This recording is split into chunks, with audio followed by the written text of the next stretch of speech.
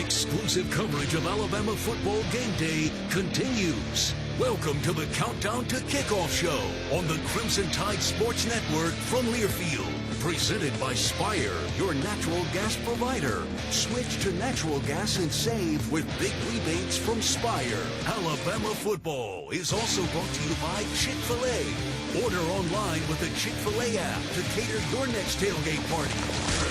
The Countdown to Kickoff show starts now. Welcome, everybody. Great to have you with us as the Crimson Tide of Alabama gets set to take on the LSU Tigers. Yes, it's Bama and the Bengal Tigers again. A little bit different feel. For one thing, LSU is not among the nation's elite. This is not a top 5 matchup, although Bama has held up its end of the bargain. But LSU, of course, a team that is struggling, a program that is struggling. They are not a rudderless ship at the moment, but they do have an interim rudder, if you will, as the Tigers have Frank Wilson as their interim head coach. Brian Kelly dismissed after they lost in a big way at home to Texas A&M. And Tyler Watts, I'm not so sure this doesn't make LSU an even more dangerous opponent than they may have been otherwise. Yeah, I believe it gives them a competitive edge that they probably would not have had Brian Kelly still been the head man and you had waited to the end of the season to fire him. I think having a new voice in that locker room kind of will galvanize that unit on both sides of the football and hopefully give them a little bit more energy if you are wearing the purple and gold. How much different do you anticipate LSU looking, especially on the offensive side, with the absence of Brian Kelly at the controls and now Frank Wilson in charge? In all honesty, I don't think you're going to see a lot of differences offensively for LSU here tonight. I think the 2 weeks of preparing for this contest versus Alabama is where you're going to see more wrinkles and maybe some adjustments and improvements on things that they haven't been doing. But they're not going to change their identity of who they are. They have struggled to run the football. They're going to attempt to do that, try to be balanced, but they probably will still struggle to run the football. Their best options and ways of winning this game are through their quarterback, Garrett Nussmeier, and his talented receiving corps. So you feel a lot of the conversation that we heard, while they're saying it, doesn't mean that they're necessarily going to be just attempting at any cost to run the football. Right. No, you can't be stubborn in these type of games and just stick to trying to pound the ball up the middle, especially if it's not working. You have to be balanced. That's where they're wanting to improve their running attack and maybe call more runs, however, just to be balanced. However, they are who they are, and their best option and way of scoring points is through the air. Atmosphere electric on a Saturday night in Tuscaloosa, Alabama, as we continue with our countdown to kickoff, presented by Spire. It's your natural gas provider. Switch to natural gas and save with big rebates from Spire. We look now at the scouting report presented by Homewood Suites by Hilton in downtown Tuscaloosa. Make yourself at home at Homewood Suites, conveniently located in downtown T-Town. Stay in comfort and enjoy the great options at the on-site 205 Bar and Restaurant. Homewood Suites Tuscaloosa is proud to be a preferred hotel partner of the Crimson Tide. Tyler Watts, what's the scout in this one for the opposition, or of the opposition? Well, for LSU, the offensive line has really been the weak link of this unit. They have struggled up front in the pass pro and especially in the running game. They've had to shuffle a couple of guys around due to injury over the last couple of weeks, and that will continue here tonight. However, they do have some weapons, not only in the backfield, but at the wide receiver position. And you can start with Aaron Anderson and Harlan Berry at the running back position, and then Trey'Dez Green, the big, tall tight end. He has really come on strong over the last month of the season. He's a tall target who can go up and win 90% of his jump balls. They love to utilize him inside of the red zone. And defensively, I think over the last several years, it's all been about Harold Perkins. They're dropping him a lot in coverage. We'll see him line up all along the defensive front and try to take advantage of what Alabama has really struggled with at the tackle position against the speed rush over the last couple of weeks. P.J. Woodland, A.J. Halsey, great defensive backs as well. Love to get in the man coverage and challenge your wide receiver core. Does Ty Simpson have enough time to throw the ball? I think that's the key tonight. That's your scouting report, again, presented by Homewood Suites by Hilton in downtown Tuscaloosa. Let's check out now the Star to Watch. It's presented by Tito's. Roll Tide with Tito's Handmade Vodka, which is teaming up with the University of Alabama to donate 150 tickets to VetTix. That's an organization offering active service members and veterans tickets to this season's Alabama Crimson Tide home games. Thank you to Tito's for their partnership with us in making those tickets available, and they also make that Star to Watch available, who this week will be Yanze Pierre. He has really been a difference maker, especially on obvious passing downs over the last couple of weeks. He's had a couple of sacks, a couple of quarterback hurries. Can he get in Garrett Nussmeier's face? Remember, you don't have to sack Nussmeier to affect his throw and his accuracy. He'll turn the ball over with just a little bit of pressure because he does not want to take the sack. Hey, if you'd like to be able to listen to us while synced up to your television at the comfort of your own home, go to syncmygame.com. That's syncmygame.com to find out how. When we come back, we'll take a look at the projected starting lineups for today's ball game. It's Alabama and LSU, and it's right here on the Crimson Tide Sports Network from Learfield. Get a true taste of Alabama at Baumhauer's Victory Grill. We're proud to serve fresh, local ingredients from sweet-grown Alabama farms. Straight from our state's farms to your plate. Support local, eat delicious. Only at Baumhauer's Victory Grill. Now with 10 locations to serve you. Visit us online at baumhauers.com. Bama fans, why wait to start your college journey? With the University of Alabama Early College, high school students can earn college credit from UA now, online or on campus. Students are eligible after completing the 9th grade with a 3.0 GPA or higher. Thousands of students across Alabama and the United States are already part of the Crimson Tide tradition. So don't just cheer for the Tide, join it. UA Early College. Legends start here. Visit earlycollege.ua.edu to learn more. Roll Tide. Game day is about big plays and big energy, but it's also about the little things. It's about the energy of a community coming together to cheer for our heroes on the field, the tireless work that goes into every game from the front gate to the 50-yard line, and making memories that last a lifetime. Alabama Power knows that dedication makes all the difference. That's why we're here to keep you moving with reliable power and the programs that help you save. Now that's big. Alabama Power, proud sponsor of the Alabama Crimson Tide. Game day is back, and you know what that means. Every down, every drive, and every snack counts. That's why Golden Flake is always the go-to, the real MVP when it comes to bold flavor. For over 68 years, Golden Flake has been the South's go-to snack for Saturdays. So if you want a game-winning bite, reach for everyone's favorite snacks. Golden Flake, proud to be the official potato chip of Alabama football.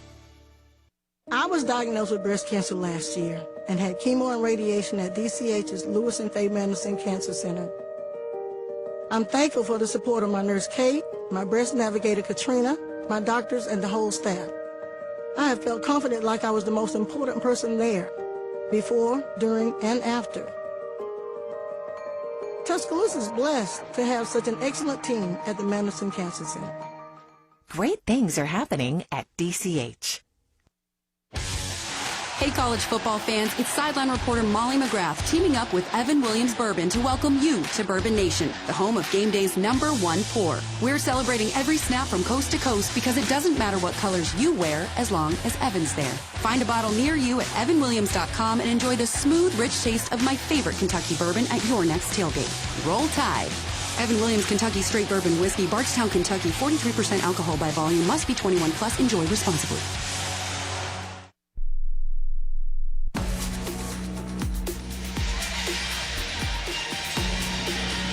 Today's West Shore home warrior of the game honoree is Master Chief Chris Leonard.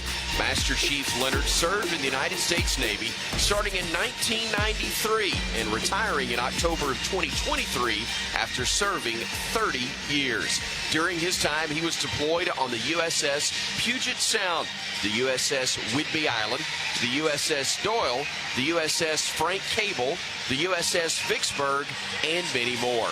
Master Chief Leonard is the recipient of numerous awards and decorations, including the Meritorious Service Medal, Navy Marine Corps Commendation Medals, the Military Outstanding Volunteer Service Medal, and numerous other campaign and service awards. Thank you, Master Chief Chris Leonard, for your dedicated service. The Warrior of the Game is presented by West Shore Home. For new windows, doors, showers, or bathtubs, visit westshorehome.com. You're listening to our Countdown to Kickoff presented by Spire, your natural gas provider. Switch to natural gas and save up to $800 with rebates from Spire. Learn more at spireenergy.com/Roll Tide. I'm Chris Stewart alongside Tyler Watts as we look now at the starting lineups presented by Transamerica, helping Tide fans to create financial freedom so they can live their best life. We start with the Alabama defense. The Bandit is L.T. Overton, nose tackle Tim Keenan III, and James Smith will be at defensive tackle, although Tyler will call the names, I should say, of Jordan Renaud, Keon Keeley, London Simmons, Isaiah Faga, and Edric Hill quite a bit as well. This defensive unit continues to get better and better every week up front in their ability to stop the run without the help of linebackers. The linebacking core, Yanze Pierre at the Wolf, Deontay Lawson, the Stinger, and Justin Jefferson is the Mike linebacker as well for the Crimson Tide, but a lot of play as of late for Nakai Hill-Green. He's become a real playmaker. We're seeing more of Justin Hill and QB Reese as well. And I love how we continue to just funnel guys in and out. We've got 5 or 6 linebackers that we're rotating through to keep guys fresh throughout the course of 4 quarters. In the secondary, Damani Jackson, Xavier Brown, Bray Hubbard, going 2 corners and a free safety with Keon Sabb as the strong safety. Deshaun Jones is the starter at the Husky spot. Yeah, Deshaun Jones with that pick 6 2 weeks ago versus South Carolina. And if you'll recall, just a year ago, Bray Hubbard had an outstanding game down in Baton Rouge against the LSU Tigers. Deshaun Lee, also a corner that we're seeing quite a bit. On one side, he is becoming one of the top freshmen in the secondary in the country. He continues to work in, got the start versus Tennessee. They're hoping he continues to make trends towards becoming a full-time starter. Also, guys, in the back half of the defense, Cam Calhoun, Xavier Mincy, Red Morgan, we've talked a lot about at a Husky slot for several snaps as well.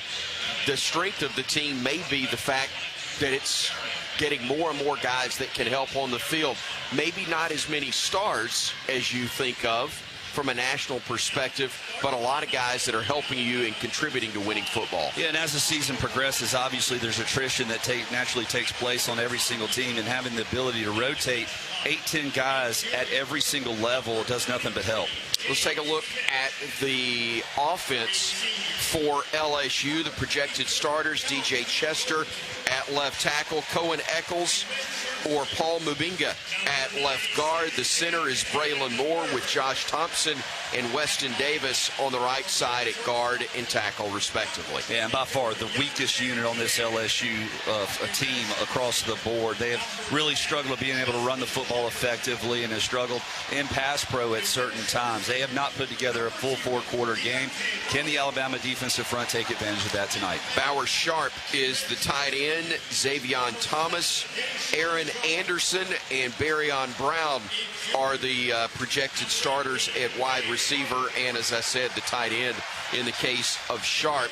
It's a pretty talented group, although maybe not as explosive as we've seen in many years. Yeah, but they're still really good with the ball in hands in space, especially Aaron Anderson, one of the fastest guys on the field here this evening on either side of the sidelines. He is a guy that loves to get the ball on little quick slants and be able to create explosive plays off of them. Amazing when you look at LSU's numbers. We talked about this earlier in pregame, Tyler, the fact that the Tigers are 15th in rushing in the Southeastern Conference right now. Harlem Berry expected to get the start, but we'll see some of Caden Durham as well. And you do wonder if they'll go 3 and 4 deep with Juwan Johnson and Caleb Jackson as well. As we've heard, again, their interim head coach discuss the fact they're going to run it, and try to run it some more if at all possible. Those are the words from interim head man Frank Wilson. Well, they can want to, but if the Alabama offense gives up 2 or 3 scores in this game, then all of a sudden that changes everything. But if they want to keep it a good, close contest, they know that Alabama loves to play ball control the clock. They have to keep their offense on the field, and how you do that is by continuing to run the football regardless of the situation. The quarterback, Garrett Nussmeier, a guy who's got a lot of talent, a lot of respect for his father, Doug, former OC and assistant coach at the University of Alabama several years ago under Nick Saban as well. When he is in rhythm, he is as good as anybody in the country. The problem is he has been put off of his spot a lot over the course of the year, and he does not like taking sacks. Those are your projected starters for LSU's offense. For the Tigers on the defensive side, at the edge rusher, Patrick Payton will get the start. Jacobian Guillory, the second at defensive tackle, and either Bernard Gooden or Ahmad Bro will be at the other defensive tackle, with the other edge being Jack Pyburn along that LSU front. Completely different football team than what we saw a year ago, where Alabama was able to run all over them. This front four is really good as long as they're healthy, but they like to rotate guys in. They put a lot of pressure on the quarterback. That'll be a key for the Alabama offensive line. They've got a couple of linebackers they go with. Whit Weeks, questionable because of injury. Either he or Devon Keys will be at the weak side linebacker, with West Weeks and Devon Keys being at the middle linebacker. Obviously, Witt's availability will determine where or if Devon starts. Good linebacker core, not as deep, especially with Whit Weeks potentially out. If he's not on the field here for LSU, it takes a certain energy level away from that unit that has been consistent all season long. The star by position and also by what he's been at times, Harold Perkins Jr.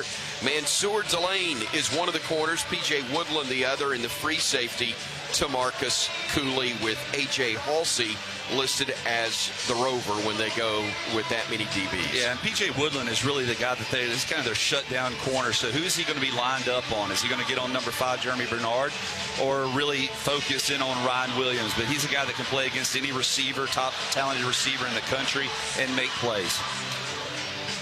Crimson Tide leaving the field after pregame warm-ups. They huddled as a squad in the end zone to our right, of course, the north end of the stadium, and now making their way back up the tunnel to their locker room, where they will have a few final moments as a squad and get some final words from head coach Kalen DeBoer before we see them back out on the field in about 15 or 20 minutes from right now. So we've taken a look at the starters, projected starters defensively for LSU. Let's look at the projected starters for the Alabama offense across the front. A familiar look: Caden Proctor, Cam Dewberry on the left side at tackle and guard, Parker Brailsford at center, with either Jade Roberts or Gino Vandemark at right guard, Wilkin Formby at right tackle, even though we know we'll see a lot of Michael Carroll, and perhaps they slide Formby in for a few snaps at right guard. We've seen that a good bit as of late as well.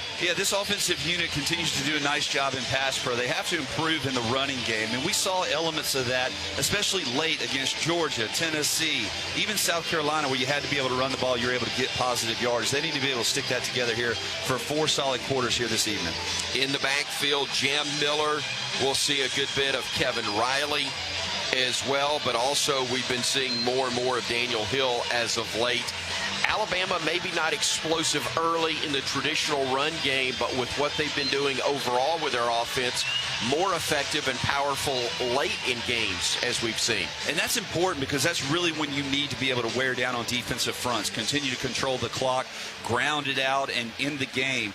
And, this backfield for Alabama, along with the offensive line, continues to improve, especially with Daniel Hill getting more and more reps. They love to utilize him out of the backfield in the passing game as well, where he has been a huge weapon.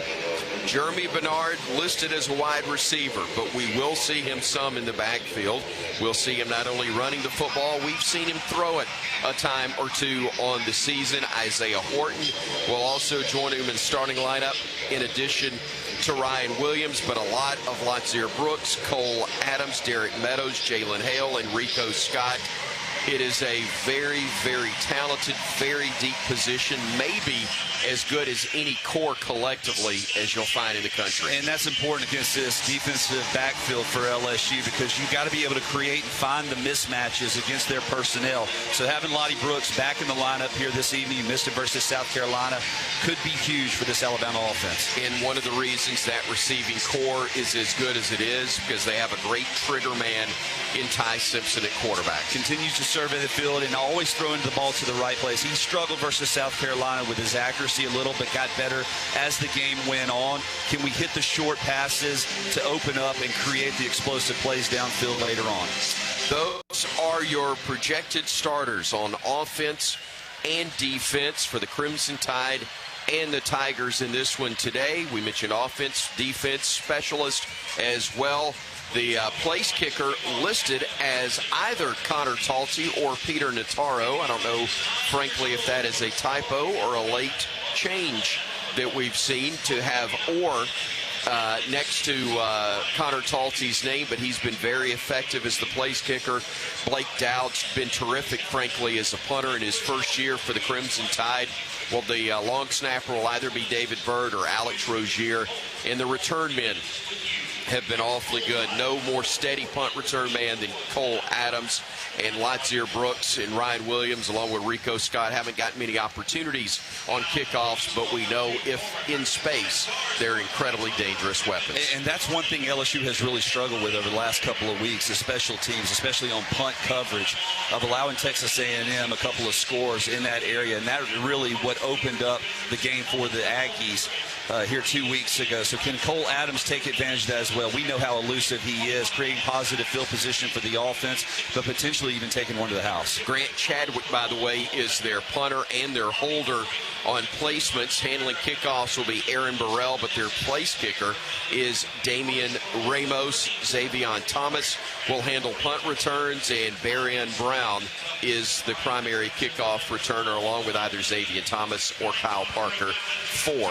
the LSU Tigers. Again, that is a look at your starting lineups presented by Transamerica, helping Tide fans create financial freedom so they can live their best life. That's been your Countdown to Kickoff, presented by Spire, your natural gas provider. Switch to natural gas and save with big rebates from Spire.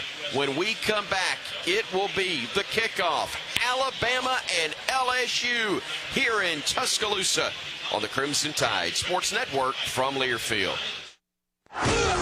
This has been the Countdown to Kickoff show, presented by Spire, your natural gas provider. Switch to natural gas and save with big rebates from Spire. Alabama football is also brought to you by Guthrie's, home of the original chicken finger and proud partner of the Alabama Crimson Tide.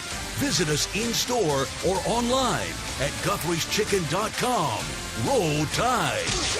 Coming up next, Alabama Crimson Tide football on the Crimson Tide Sports Network from Learfield. Get power to spare with a Honda generator for the ultimate tailgate experience. Honda gives you economical, portable power when and where it's needed most. It's perfect for powering a TV, crock pot, blender, or a variety of other party favors. And best of all, these gasoline-powered generators all have easy-starting, dependable Honda engines. We'll get the party started and keep it going. Get turned on to a reliable Honda generator. It's perfect for the ultimate tailgate experience.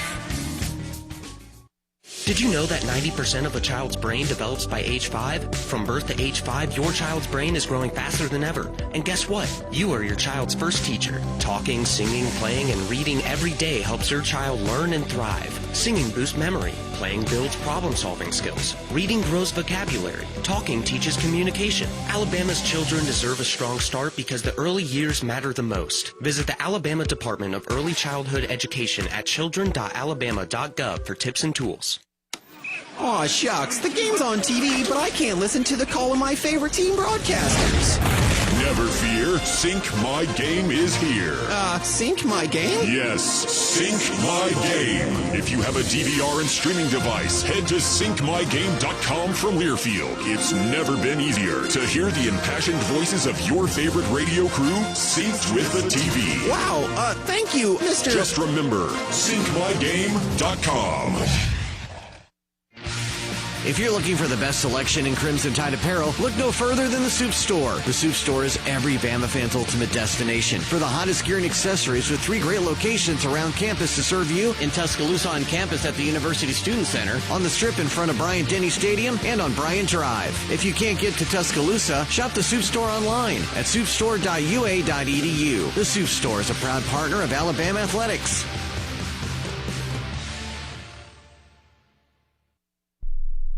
Stay cool with York Ice Company, the official ice supplier of the Crimson Tide. Whether you need ice in bulk on a construction site, in your restaurant or convenience store, or just at home for your next family event or tailgate, be sure to trust the same exceptional service the Tide does with a locally owned company. York Ice has been keeping Alabama cool since 1990 and can help with your needs across the state, all from their convenient location in downtown Tuscaloosa. York Ice Company is a proud supporter of the Crimson Tide. Visit them at yorkicecompany.com for more information. Are you ready for your winning moment? Find it at Wind Creek Casino, where the action never stops. Hottest games, loosest spins, more ways to win. We've got the highest payouts and the most epic rewards. At Wind Creek, there's a win waiting for you around every corner. Wind Creek Casino. Find your winning moment. Gambling problem? Call 1-800-GAMBLER.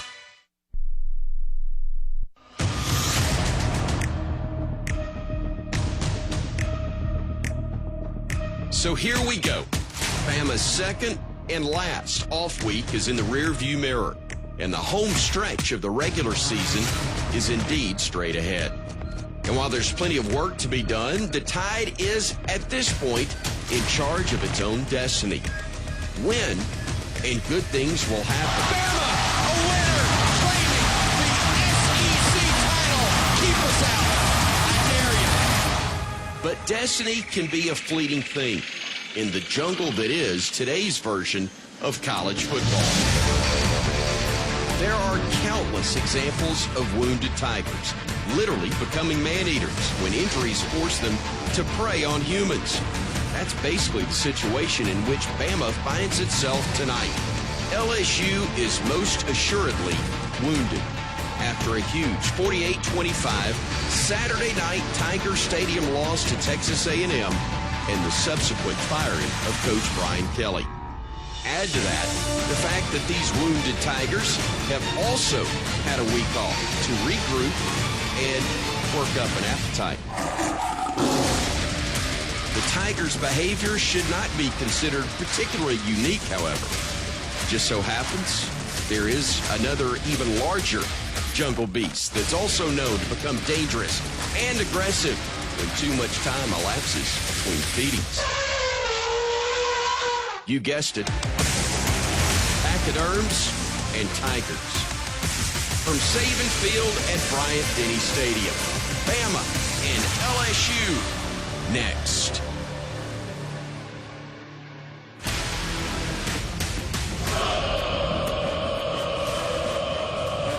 Here we go.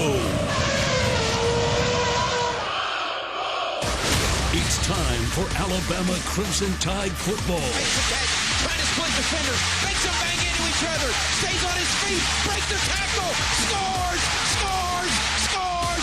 On the Crimson Tide Sports Network from Learfield, brought to you by Golden Flake, the official potato chip of the Alabama Crimson Tide. All-State, you're in good hands. Bud Light, proud sponsor of Alabama Athletics. Easy to drink, easy to enjoy. Cadence Bank. Cadence Bank is a proud partner of the Crimson Tide. Alabama football is also brought to you by Coca-Cola. Fan work is thirsty work. Enjoy a Coca-Cola. Chick-fil-A. Order online with the Chick-fil-A app to cater your next tailgate party. Toyota. Visit your local Toyota dealers today. Toyota. Let's go places. Guthrie's, home of the original chicken finger and proud partner of the Alabama Crimson Tide. Visit us in-store or online at Guthrie'sChicken.com. Roll Tide. Ford, proud partner of the Crimson Tide. Hellman's Real Mayonnaise. Do dip with Hellman's and do no wrong. And by Barkley GMC. Barkley Buick GMC, where Barkley makes it easy. Go Bama! Roll Tide! Now, here's the voice of the Alabama Crimson Tide, Chris Stewart. What's turned out to be a beautiful night in Tuscaloosa is the site for Alabama and LSU, one of the best rivalries in the Southeast, therefore one of the best in the country. And these two squads set to do battle again, somewhat unfamiliar in that only one of the teams is ranked. Alabama, the one we care about, fourth in America. LSU, a squad that is not among the nation's elite, but dangerous nonetheless. As the professional announcer told you, my name is Chris Stewart. It's my honor to be the play-by-play announcer for our broadcast with the Vice President and General Manager of the Crimson Tide Sports Network, Jim Carabin. Coming up late tonight, our post-game host will be Gray Robertson and Christian Miller. You'll hear scoreboard updates throughout the night from Jet Ainsworth, who's handling things back in the studio there. Of course, our spotter is the best anywhere in Butch Owens. We'll also hear from my broadcast partner and former Alabama quarterback, Tyler Watts, who is our color analyst. Roger Hoover is the broadcast host here in the booth. Back in our studios, Jerry Kelly is the engineer. Ethan Carabin handles the video production for all of our social media feeds. I believe I did mention the boss, Jim Carabin, Vice President and GM for the network, but it's okay to mention him twice. If you're going to mention somebody twice, by golly, it does need to be Jim Carabin, but also we need to make sure we mention the producer, engineer, celebrating the 40th anniversary of his 29th birthday tonight. Tom Stipe, happy birthday, producer, engineer, and also we are pleased to welcome in our Cook's Pest Control sideline reporter, Corey Reamer, down on the field. Man, a perfect night, Corey, and hopefully a perfect performance for the Crimson Tide as well. Right now it's electric. You can tell these Alabama fans have shown up. You can also tell LSU is ready to play just watching these warm-ups. They're not going to lay down just because their coach is no longer with them. They got something to play for. This is still going to be an intense matchup. I'm excited to see what we get tonight. Very excited indeed, Corey. We look forward to hearing more from you in just a few moments. But right now we're going to send it down to the field and hear the introduction of Alabama's $1 Million Band as pregame continues here in Tuscaloosa.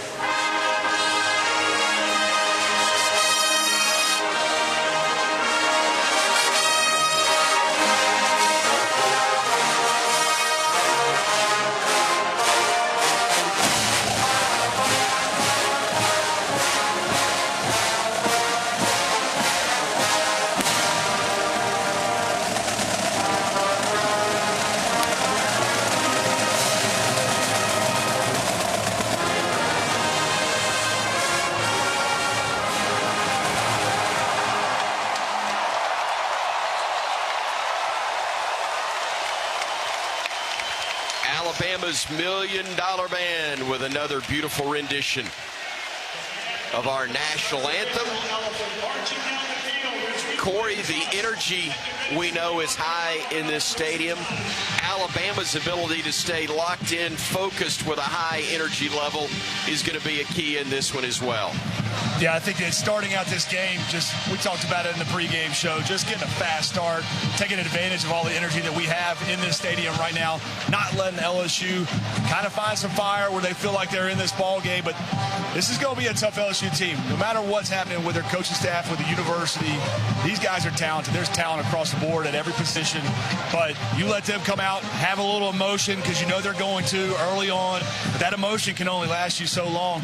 We stick to our guns and take care of business tonight. Stick to our guns, take care of business, and Tyler Watts, hopefully major success as we had a year ago in that blowout victory down on the Bayou. Yeah, and a year ago it started off with explosively offensively with Jalen Milroe taking the ball right down the field, and then defensively forcing a couple of turnovers. Going to have to stay aggressive on that side of the ball all night long. Going to have to stay aggressive indeed, and Tide hopeful that aggression will lead to another victory, find a way to remain perfect in Southeastern Conference play.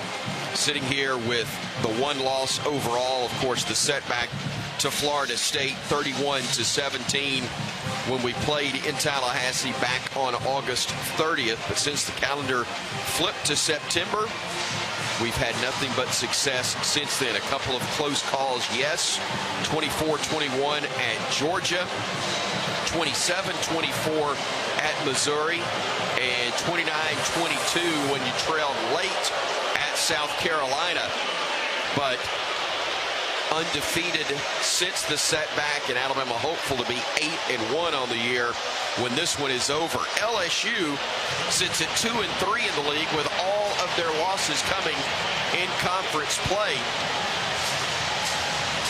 But again, the first time for Frank Wilson as their interim head coach, and the Tigers taking the field as we speak for the first time under his direction. And the Crimson Tide is just about set to make its appearance through the tunnel in the north end of Bryant-Denny Stadium, and we'll let you listen in as the excitement builds for the Tide taking the turf, Saban Field at Bryant-Denny Stadium.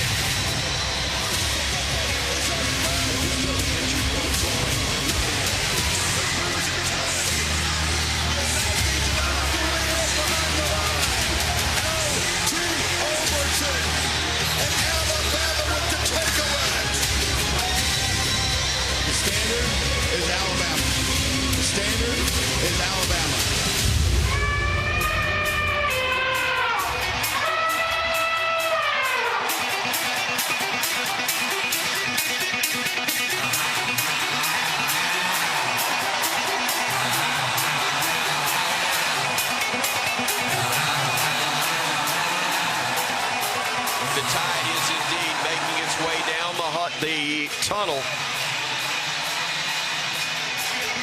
led by their second-year head coach, Kalen DeVore, yes indeed, sporting the black hoodie as the Tide is about to roll on to Saban Field.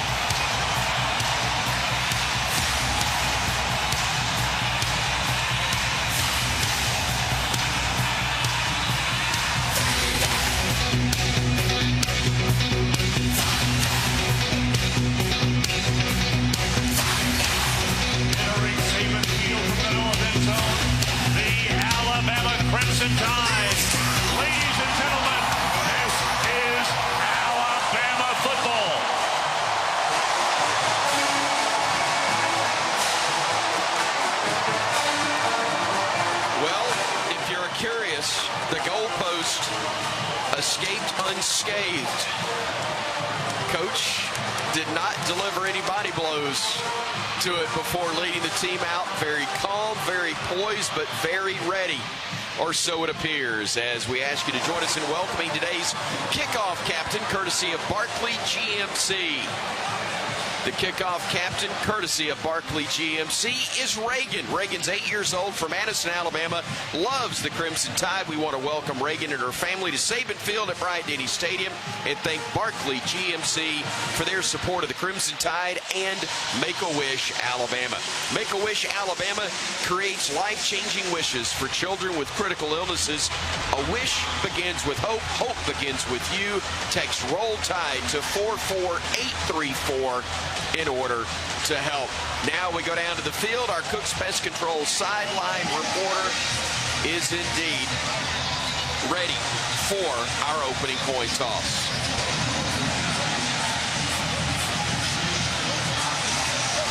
All right, guys, I'm Matt Leffler, your referee. Stand by your umpire. Here's our standard SEC coin. That's heads, and this is tails. LSU to the visitor. Call it heads. It's going to hit the ground. In his head, you're going to defer. You're going to defer. You're going to take the ball, right? Yep, you're going to take the ball. Okay, put your back to the ball. All right, come stand with me. LSU wins the toss and defers to the second half. Alabama will receive on this end. Good luck, gentlemen. Well, Corey Reamer allowing you to hear Matt Leffler's instructions in the coin toss, and Bama will get the ball first to start the game. Our weather and field conditions are presented by Alpha Insurance. Auto, home, life, business, Alpha Insurance covers it all. AlphaInsurance.com. The playing surface in excellent shape here at Saban Field at Bryant-Denny Stadium. The temperature outstanding, 69 degrees. We are expected to get a few light rain showers perhaps in the next hour, but not expected to have anything heavy over the course of the evening or very long lasting, but hopefully weather won't be a factor, and the team wearing crimson uniforms will find a way to get it done. It's about coming out fast and allowing this fan base that has packed in here at Bryant-Denny Stadium to be a part of this game early on. You want to create doubt in this LSU sideline and let them know Alabama. They're not welcome. Kickoffs presented by Coca-Cola. Passionate fans and an ice cold Coca-Cola. That is a winning combo. Fan work is thirsty work. Enjoy a Coca-Cola today. Just about set to get things going as Aaron Burrell will kick it off for LSU. Cole Adams and Latsier Brooks are the deep men for the Crimson Tide. The kickoff, a good one, sailing towards the end zone. Brooks will field it 3 yards deep, and he's going to bring it out to the 5, to the 10. Trip to the 15, stays on his feet, 20, and gets to the 26-yard line, I believe, before he gets pushed out of bounds. Bama starting off aggressive in special teams. Yeah, oftentimes when you pull it out of the end zone, the way that Latsier Brooks just did, you're going to get pinned down inside the 20-yard line. Very fortunate there. Great starting field position. Bama across the 25, or is it? No, they're going to spot it right at there. So almost exactly where it would have been placed had he just taken the touchback, but Bama applying some pressure early on. Rico Scott, Latsier Brooks will be in the slot to the left side with the freshman Derek Meadows split wide to the near side of the field. In the backfield was Jeremy Bernard. They will fake swinging it to him and going to reverse to Brooks. Coming up the near side, got to the 26, almost the 27. Knocked down as he stays in bounds. Boy, that's a different wrinkle, but LSU didn't bite. No, Jack Pyburn, the linebacker for LSU, came shooting through there on the misdirection play and almost blew it up. Kind of missed block there on the right side. Very fortunate just to gain a yard. A.J. Halsey, the Rover, was able to make the tackle. So second down and 8 upcoming for the Tide. Jam Miller started wide to the near side of the field. Now we'll join Ty Simpson in the backfield. 2 wideouts left, 1 to the right side of the formation. As the handoff will go to Jam, he'll try to get to the edge right side, scoots forward, and will get to the 28, maybe the 29-yard line, depending on the generosity of the spot. Defensive tackle Bernard Gooden got him to the turf. It'll be 3rd long for Alabama right here, 3rd and about 6.5 for the Tide. 3 wideouts left, 1 right in Jam Miller. Let's see, he does indeed shift back to the right of Simpson, who works from the pistol. Yard to gain for the first would be the 35. Simpson with time, checks down to Jam. He's got the first down and a little bit more before he gets bumped out of bounds. Your first, bank first down of the game for the Crimson Tide, and it moves the sticks across the 37. It's all about keeping Ty Simpson's jersey clean. If this offensive line can keep a clean pocket, he will dissect this defensive backfield for LSU. Jam Miller releases, he's on a linebacker, easy pitch and catch, advancing the chains. Ryan Williams in the ball game, goes wide to the far side of the field. That's the left side of the formation. They'll bring the tight end Edwards in tight to the right side. Cuevas is tight to the left. Jeremy is wide to the near side of the field with Jam in the backfield. Ty will check down with a play clock at 3. At 2, they get the snap off at 1. Pressure coming. Bama picks it up. They fire a strike across the middle of Ryan. Great catch. Gets down across midfield in LSU territory. Give him a first down to the 49. A 14-yard pickup for that bank first down. LSU bluffed with a safety blitz. Ty Simpson checked out of it, and then LSU vacated the pressure as well. Still a huge open, not afraid to go across the middle of the field to Ryan Williams. Bernard and Ryan wide to the right side. That's the near side of the field for Bama, as Bama operates from the center of the field. A handoff to Jam. He breaks one tackle, bounces it outside, almost broke another, and stretches forward near the 40 of LSU. It's a gain of 7.5 or 8. It'll be second and short upcoming for the Crimson Tide. Patrick Payton got spun around. Jack Pyburn finally got him down, Corey. It's good to see Jam Miller coming out strong. If you get runs like that on first down, getting 7 or 8 yards, it's going to be a long night for this LSU defense, but this offensive line is looking good early. About 2.5 needed to move the sticks, as they'll go with Ryan to the far side of the field. Rico Scott in the slot to the near side. Now moves over tight next to Josh Cuevas with Jam in the backfield and Ty operating under center. Stretch handoff. Jam working. Hesitates. Now goes forward and got 1.5 yards, but it's going to be 3rd and 1 upcoming. Had to delay right before he picked a hole to run through, and he exploded through it. I thought he was going to be able to pick up the first down. However, he was met with a wall of LSU defenders for only 1-yard gain. Guillory got credit for the stop. At the moment, Jam is one of 3 men wide to the right side, 2 to the left in Edwards. And Bama's going to go quarterback sneak, and they're not going to get the first down. They got 1/2 yard, but no more. Bama split everybody wide, and it looked like Ty was going to walk up and just check off under center. Instead, he tried to run it and only got 1/2 yard, but it's going to be 4th and a foot from the 38.5 of LSU, and Kalen DeBoer says we're going for it. So 2 yards have only netted, 2 plays, netting 2 yards. Bama needs 1/2 yard to keep the drive alive. Now we're going to go from the Wildcat, and the snap goes directly to Jam. He will fight forward, and he did not get there. He did not get the first down. We ran 3 plays from 2.5 yards needed for a first down, and Bama didn't get it. He hesitated, Tyler, and West Weeks, the middle linebacker, is going to get credit for the stop, and Bama's going to turn it over on downs. Well, once again, I think it was Jack Pyburn who really blew the play up, as we had a tight end going across the formation, and he did not allow that hole to open up the middle, which caused the hesitation by Jam Miller as he tried to kick it to the outside. So the crowd got real quiet for a moment, but now they'll make a little more noise as Nussmeier brings the Tiger offense out. Harlem Berry is the single setback to his left. They'll bring a receiver in motion to the right side of the field, and the right tackle move to the Bama faithful, making noise early, already creating problems for LSU. Number 75, 5-yard penalty. It is first down. Weston Davis, the redshirt freshman from Beaumont, Texas, started off to the right to throw a block, but he was the only guy on the field that was moving. Back him up 5, 1st and 15 from the 34 now. For LSU, their own into the field. Once again, Thomas goes in motion to the right side, leaving 2 to the left. Single setback, handoff, nowhere to go. As coming down is Hubbard. Ball is stripped, scramble, loose ball, and LSU got it and somehow gained about 8 yards on the fumble. Wow. terrible break there for the Tide. Boy, Bray Hubbard came off the edge, though, and stuffed that play in the backfield for no gain, and he did strip the ball loose. And as you mentioned, about 3 or 4 Tide defenders had their hands on it, and how in the world did they pick up 12 yards on a fumble?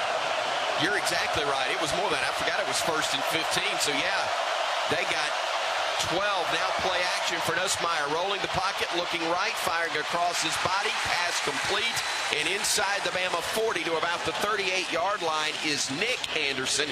It was Aaron Anderson that recorded the fumble earlier, but Nick Anderson makes that grab, and they're able to move the sticks with, I believe, 14 on the gain.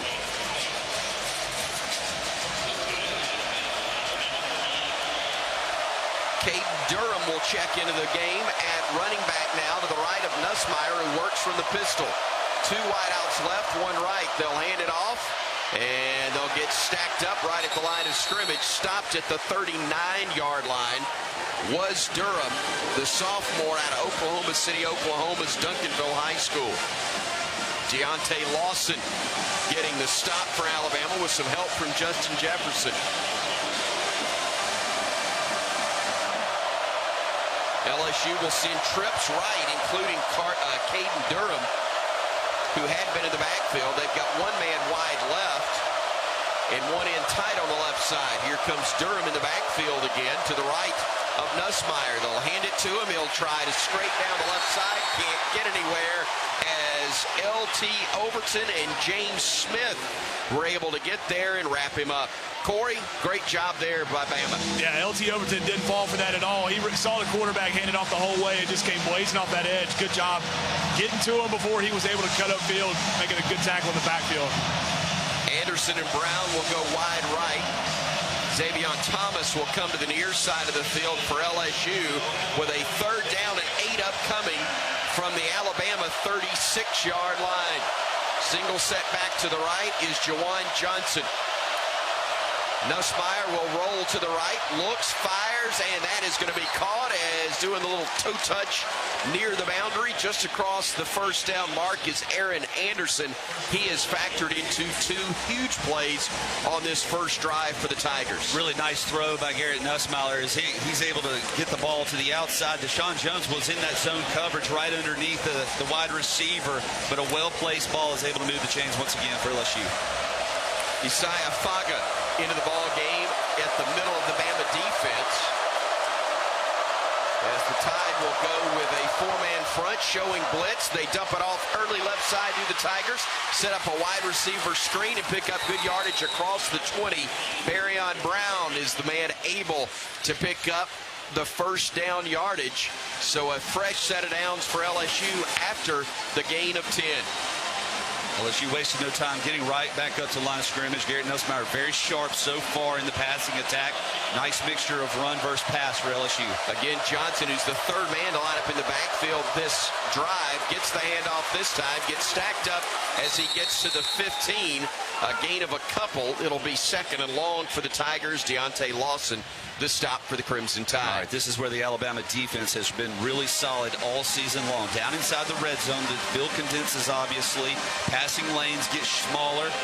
Can the defense force a field goal? Freshman linebacker Justin Hill checks in for Alabama. He will join Jefferson as linebackers for the Tide. Johnson will be the running back to the right of Nussmeier. 2 wideouts to the right side of the formation with a couple of tight ends. Play action, pressure coming. Nussmeier dumps it off on the delay to Johnson. He is stood up. Huge hit there at the 15-yard line. Justin Jefferson met him face mask to face mask, and Corey wouldn't let him go anywhere. That's exactly what you need tonight from Justin Jefferson. Does a great job of beating his block on that screen. Didn't have a chance for that play. Met him right there with a big hit as soon as he turned upfield trying to get north and south. 1st down marker is, I believe, just shy of the 5-yard line. Tough to tell from our angle, but it's going to be 3rd down from the 15. Yanze Pierre in the game for Alabama, shifting from the left side of the formation to the right side as the edge rusher. Caden Durham is the running back, and a timeout early for LSU. They'll talk things over, and we'll take the break as well. A fast-moving opening quarter. No score. Alabama and LSU. 5:34 remains in the first quarter of play. Glad you're with us here in Tuscaloosa on the Crimson Tide Sports Network from Learfield. It's 6:30 and the branch is closed. Yep. And you couldn't find your debit card. Nope. But you're going to get cash. Yep. Cadence Bank Live Teller has extended hours, and I can get cash from my account with my driver's license. My bank can't do that. Nope. With over 300 Live Teller locations with extended hours, there's opportunity here. Find a Live Teller near you at cadencebank.com/liveteller. Equal opportunity lender, member FDIC. Hey, college football fans, I know you'd do anything for a win on game day and an ice-cold Bud Light. Because whether you're tailgating in the parking lot or parked on the couch, sitting on your lucky stool at the bar, or standing in the fan section all game long, the clean, crisp taste of Bud Light turns a win into a win-win. And there's nothing easier to enjoy than that. Bud Light. Easy to drink, easy to enjoy. Enjoy responsibly. Anheuser-Busch Bud Light Beer, St. Louis, Missouri. It takes hard work to be the best in the game. Planning, commitment, resilience, sweat. That's why Old Dominion Freight Line, the #1 national LTL carrier for quality, works hard to be the best in the game and is proud to support those striving to be the best in theirs. Old Dominion Freight Line, official freight carrier of Alabama Athletics, helping the world keep promises.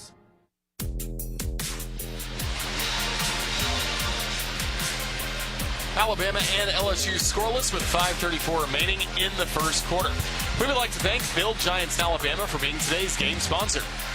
Build Giants Alabama, a statewide workforce initiative with the U.S. Navy's Maritime Industrial Base, connecting Alabamians to careers and training to build the next generation of Navy vessels. Learn more at BuildGiantsAlabama.com.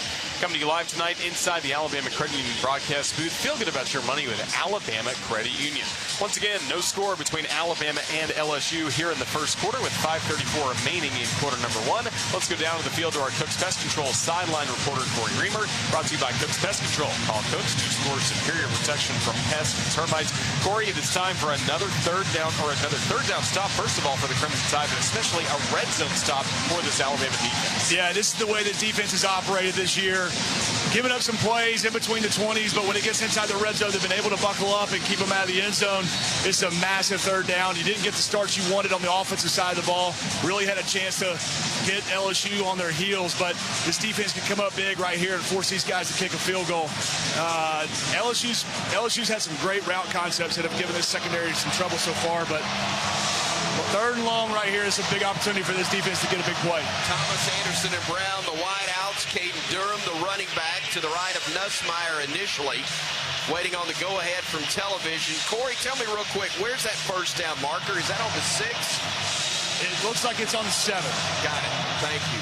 Line of scrimmage just inside the 15 of Alabama. LSU again with Nussmeier from the pistol. Brings a man in motion left side. Gets the snap. Looking left. Now has to step up in the pocket. He will roll to his right. He'll get knocked out of bounds. A nice play by the Crimson Tide's Deontay Lawson right around the 10-yard line. It'll be shy of the first down, and LSU is going to settle for a 3-point try here as they spot him all the way back, I should say, at the 13-yard line. It's a win for the defense right there. Staying in good zone concepts, clogging all the throwing lanes up, and Deontay staying at home on the backside and delivered a shot to Jared Nussmeier. Damian Ramos on to try the field goal from 31 yards out, right on the far hash. The right hash, snap, placement's down, the kick is up, and he missed it. So LSU's defense forces a turnover on downs. The Tiger offense drives to the edge of the red zone, but they miss the field goal from 31 yards out, and we remain scoreless with 4:49 to go in the first quarter of play. Alabama and LSU here on the Crimson Tide Sports Network from Learfield. Today's highlight is brought to you by Toyota. At home or on the road, they're never the underdog. Toyota. Let's go places. Lease a new 2025 Toyota Tacoma SR5 for $279 a month for 36 months. Offer valid through December 1st, 2025. Well-qualified lessees with approved credit through Southeast Toyota Finance. $42.78 to its signing. No security deposit. With select equipment. $350 disposition fee. Excludes tax, tag, registration, title, and dealer fees. See dealer for details. Big Al, Remmer Jammer, and the $1 Million Band. This is Alabama Crimson Tide football from Learfield. Fall in Alabama means two things to me: Crimson Tide football and enjoying the great outdoors. This is John Parker Wilson here to talk about my favorite Alabama-based outdoor brand, Tom Beckby. They're celebrating 10 years as Alabama's premier outfitter. Whether you're getting outfitted for your next great adventure or suiting up for your tailgate, Tom Beckby has you covered with great gear, all designed right here in Alabama. Visit Tom Beckby in Birmingham, Tuscaloosa, and online at tombeckby.com.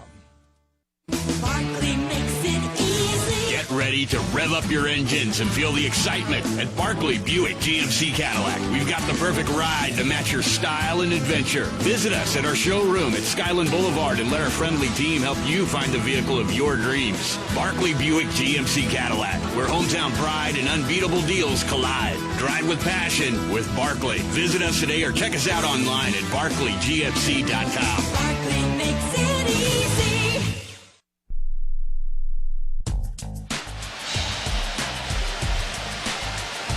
4:49 remaining in the first quarter. No score between Alabama and LSU. Crimson Tide, great stop in the red zone. That big-time stop by Bama, presented by Truckworks, the official commercial truck dealer of the Crimson Tide, with 17 locations all throughout Alabama, Mississippi, and the Florida Panhandle, including right here in Tuscaloosa. Before we continue, let's pause 10 seconds for station identification. This is the Crimson Tide Sports Network.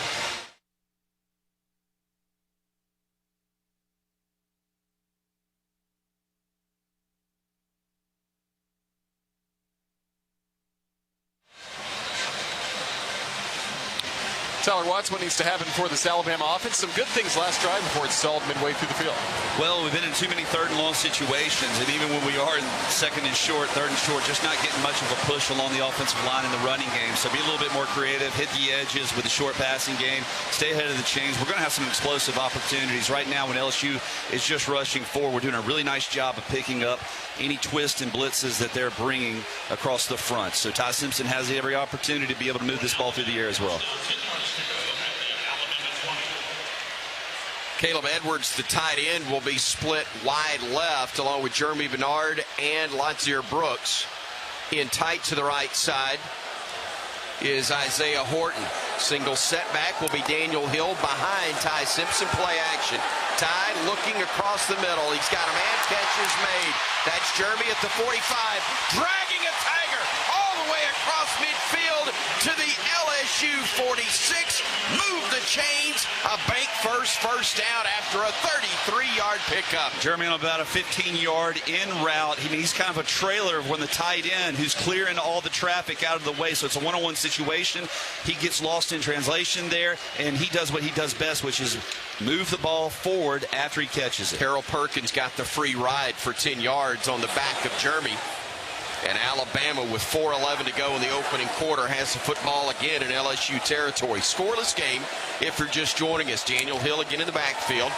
Play action from Ty, drops it across the middle, and unfortunately it was dropped by Daniel after it hit him right in the middle of number 4 on the front of his jersey. It would have been about a 2-3 yard pickup at the most anyway, but still now it's 2nd and 10. Yeah, but you're ahead of the chains and the ball is in a running back's hands, and who knows if he's able to make a guy miss or not. But one where he just took his eyes off the ball as he's trying to advance it before he caught it. We'll go 2 wideouts left. Jeremy and Latsier there.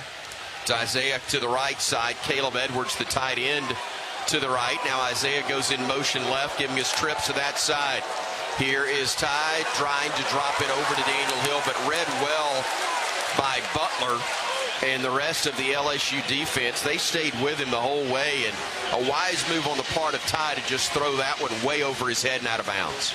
A lot of man concepts right now for LSU so far, and as you mentioned, because of the pressure up the middle, Ty had to get rid of the football quickly before the play really had an opportunity to develop and allow those linemen downfield. Bama 1 of 2 on third downs. You may recall the first drive, or if you're just joining us, I should tell you the first drive ended with a turnover on downs. LSU putting 6 men up front, showing pressure. Hill in the backfield. Snap going to Ty, stepping up in the pocket, wanted to run, unloads it at the last moment, incomplete. Bernard was in the area, but it's an incomplete pass. He was really just trying to get rid of that one. And thankfully, there was a man in the area. Do we have a flag down? Nope. Just an incomplete pass. And now the offense will run off the field. And we will see the Alabama punter come on in young man who's been really good in Blake Dowd for the Crimson Tide. Xavion Thomas is back to return it, standing on his own 8-yard line at the moment.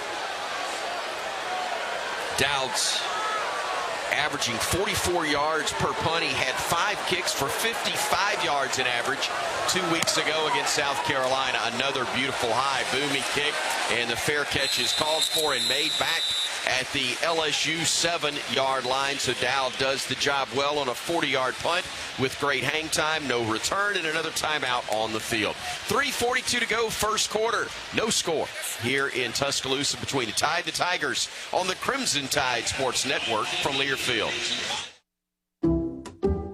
Some people just know you can save money on car insurance by checking Allstate first. Like you know to check Kirk Herbstreit's pregame analysis first, before talking to your brother-in-law. In this game, the key thing to watch will be the offensive line versus the front seven. If they can get pressure without blitzing, this could be a long night. Okay, Kirk. I know stuff. Ooh, checking first is smart. So check Allstate first and see what you could save. You're in good hands with Allstate. Potential savings vary, including based on how you buy, subject to terms, conditions, and availability. Allstate North American Insurance Company and affiliates, Northbrook, Illinois. Did you know that at Chevron, you can fuel up on unbeatable mileage and savings? With Chevron Rewards, you'll get 25 cents off per gallon on your next 5 visits. All you have to do is download the Chevron app and join to start saving on fuel. Then you can keep fueling up on other things like adventure, memories, vacations, daycations, quality time, and so many other possibilities. Head to your nearest Chevron station to fuel up and get rewarded today. Terms apply. See ChevronTexcoRewards.com for more details. There's Team Pride, and then there's Extra Tide Pride. When I'm carrying the University of Alabama Regions Visa debit card or prepaid Regions Now card, that's exactly what I get. Whether I'm grabbing some extra Bama gear or picking up an extra dozen wings for the game, this card always brings it. Sometimes I get an extra Roll Tide from the cashier too. Visit Regions.com/GoBama to get yours. Extra changes everything. And at Regions, Extra is our ordinary. Official bank of the SEC. Member FDIC.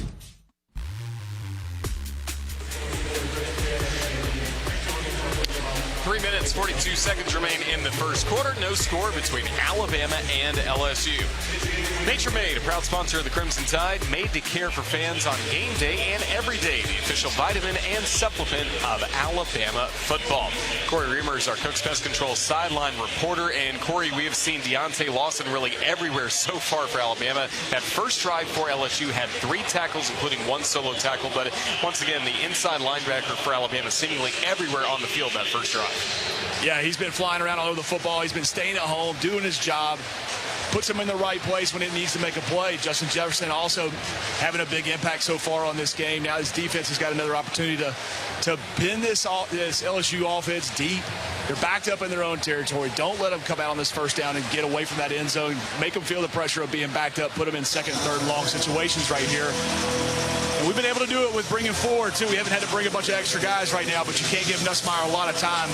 Same thing when we're on offense. Don't give these guys time to let these route concepts unfold. Because these wide receivers are good. They're going to find some open space. Don't like Tyler, the extended drive that LSU had a few minutes ago, even though thankfully it ended without points. Well, but let's think about how it all started. They get the false start. They got first and 15, and then they fumble the ball forward for 13 yards. Great so point. It very easily could have ended different had they not caught a break with the bounce of the ball. So Alabama defense now has an opportunity. You win first down. You worry about second down next. Let's put them at third in long situation and hopefully get great field position out of this. Harlem Berry is the running back for LSU, or will be when they break the huddle. Bauer Sharp, the tight end, Nick Anderson, Berry and Brown, the wideouts. It'll be Anderson who goes to the right side of the formation, Brown to the left. They'll operate from the pistol with Nussmeier. Standing on his own 2, he will hand it off, and there's only a yard at most available for the man who carried it up the gut, Harlem Berry, freshman from New Orleans, out of St. Martin's Episcopal School. Nakai Hill-Green, the graduate transfer from Colorado, is the man who gets credit for the first hit. Red Morgan in the game at the Husky position, one of 5 DBs out there for the Crimson Tide. As they'll go play action, Nussmeier dumps it off to a man right side who makes one man miss and then gets slung out of bounds around the 12-yard line. Dejon Lee is the man who made the tackle on Xavion Thomas. After he broke that first tackle, I was afraid it might be a big pickup. Instead, he only gets about 3.5. Tigers 1 of 2 on third down thus far. They're working from their 11. And the first down mark is somewhere around the 17. Tigers operating from inside their own territory with Brown and Parker wide to the right side. Tight end is offset to the right as well, and Thomas to the left side of the formation. Single setback for Nussmeier, who gets the snap, sets up the screen across the middle of the tight end. He's got a first down and more. Ball's knocked loose, fumble recovered by Bama. And that is fantastic because the guy that forced it is the guy that got it. Nakai Hill-Green, a huge hit on the tight end Sharp, who had the first down, but he didn't have the pigskin, and Bama's got it inside the 25 of LSU. Boy, and Corey, already this defense flying around. You give up a big play on the tight end screen, but Nakai Hill-Green on the replay just punches that ball loose. Yeah, I couldn't tell where that ball came out because it was a massive collision right there between 3 Alabama defenders and the LSU tight end. But you're right, he punched it out and was able just to jump right onto it. Look what I found. Doesn't happen a lot. The guy that forces it winds up with it. But that was poetic justice right there as Bauer had it knocked away after he had the first down. Jam Miller in the backfield for the Crimson Tide. Tripp stacked left with the tight end in front of the triplet set. Now they'll break that and bring Horton to the near side. They'll hand it off to Jam. He gets stacked up and loses 2 yards on that play, maybe more. Devon Keys, the sophomore from Aledo, Texas, is able to wrap him up from his weak side linebacker position. And they brought more than we could block. Halsey came in from the secondary on a pressure package run blitz and was right in the hole to stop it up for Jam Miller. So now you're behind the chains once again. Ryan Williams goes wide left. Trips to the near side, at least at the moment, but now they're going to bring Jam in to join Simpson in the backfield, who operates from the pistol. Cuevas, the tight end, offset right, facing a 4-man front from LSU on second down and a long 12. Snap to Ty, looking. Look over there, you got Jam. He finds him late, and he dropped it incomplete. Took his eyes off the football. I know it's easy to say from here. If he checks down initially, he's got at least 7 or 8 yards. Well, the ball would have had been thrown awfully quick because LSU was in his own coverage. They were deep. They were rallying it. But when Ty Simpson spun out, they converged on Jam Miller, and it would have been a gain for very short. So third down and about a dozen. As now Bama's got 2 wideouts left, 2 men in tight to the right side of the formation. Ty walks up to talk to his line of scrimmage, and now we'll go back to the pistol with Jam to his left. This is a big 3rd and 12 with 1:30 to go in the first quarter. Scoreless game. Play clock down to 2. We get the snap off in time. Pressure coming. Ty scrambling left. Ty on the run. Looking downfield. field, fires, and incomplete. He was trying to connect with Latsier Brooks, but he was well covered across the way. And again, in man coverage, the Tigers this time with a corner, P.J. Woodland, there to make sure there was no chance to make the grab. Well, Ty Simpson runs this play clock all the way down to about 2 seconds before he snaps it because he's trying to identify where the pressure is coming. We still didn't pick it up. Thank goodness he was able to escape the pocket. Who cares about the incomplete pass? We saved about 8 to 9 yards and salvaged a field goal opportunity here. So now you do have a 45-yard try upcoming for Connor Talty, who's 9 of 13. Bama doesn't have enough men on the field and trying to hurry to get another lineman out there. Play clock's at 8. At 7. Now we got everybody set as William Sanders was late getting on. 3, 2, 1. And Kalen DeBoer says the points are too important. Let's get the timeout right here and get it set up right with a minute 22 remaining in the first quarter of play. We're going to keep it right here. That's frustration on the part of the Bama special teams, just not having enough men on the field at that time. Yeah, William Sanders was the late arrival and not sure what he's doing because he wasn't on the previous play, so he's not shouldn't have been with the offensive lineman. Know your assignment. Corey, what do you got? Yeah, Connor Talty right there was set and ready to go, and then offensive line's turning around yelling at him that we don't have enough people. Once we finally got Sanders back up there lined up, Talty went back to the football to reposition himself and to walk his steps off again, and that's what ended up costing us time. If he'd have stayed where he was, might even don't kick it, but, you know, kicker's got to be comfortable. Do indeed, and now we've got enough players on and almost in the middle of the field. Talty to kick it from the hold of Dowd. Snap and spot are good. The kick is up. It's got plenty of leg, and the kick is good. So LSU has missed a field goal, and Alabama drills one. Your Bromberg's scoring drive upcoming. 4 plays, lost 2 yards, only took it a minute off the clock, and not exactly textbook, but glad to get the points with a minute 20 to go in this first quarter, and Alabama draws first blood. Well, defense has already put the ball on the ground twice for LSU's offense. They've struggled. They are moving the football a little bit, but now another opportunity to see how you can close out this first quarter. But so far, defense has answered the bell once again as the offense has been a little sluggish, moving the ball between the 20s, but getting inside the 30-yard line or across midfield has really struggled. And it's been first and second down. When you win those battles, you're able to move the chains. When you get behind the chains, though, this LSU defense is tough on 3rd and long. Barryon Brown is the deep man for LSU, standing on his own goal line. Talty the kickoff, another good one. This one's going to sail into and through the back of the end zone. So it'll be a touchback. Starting at the 25 will be the Tigers. 1st and 10 with, again, 1 minute, 20 seconds to go in the first quarter of play. Frank Wilson is the interim head coach. He's been a head man twice. After coaching running backs at LSU, he then moved to Texas San Antonio and spent, I believe, 4 years as their head coach. Then 2 years at McNeese State before he came back to work on the staff of Brian Kelly at LSU, and now is the interim head man and trying to engineer the upset. Bama on top, though, 3-0 as LSU has 1st and 10. Play action by Nussmeier, checking down to his tight end, I believe, who will get across the 25 and near the 30-yard line. The tight end, Bauer Sharp, is the man who was able to make the grab and pick up about 4 yards. Ball was caught behind the line of scrimmage. On 1st down.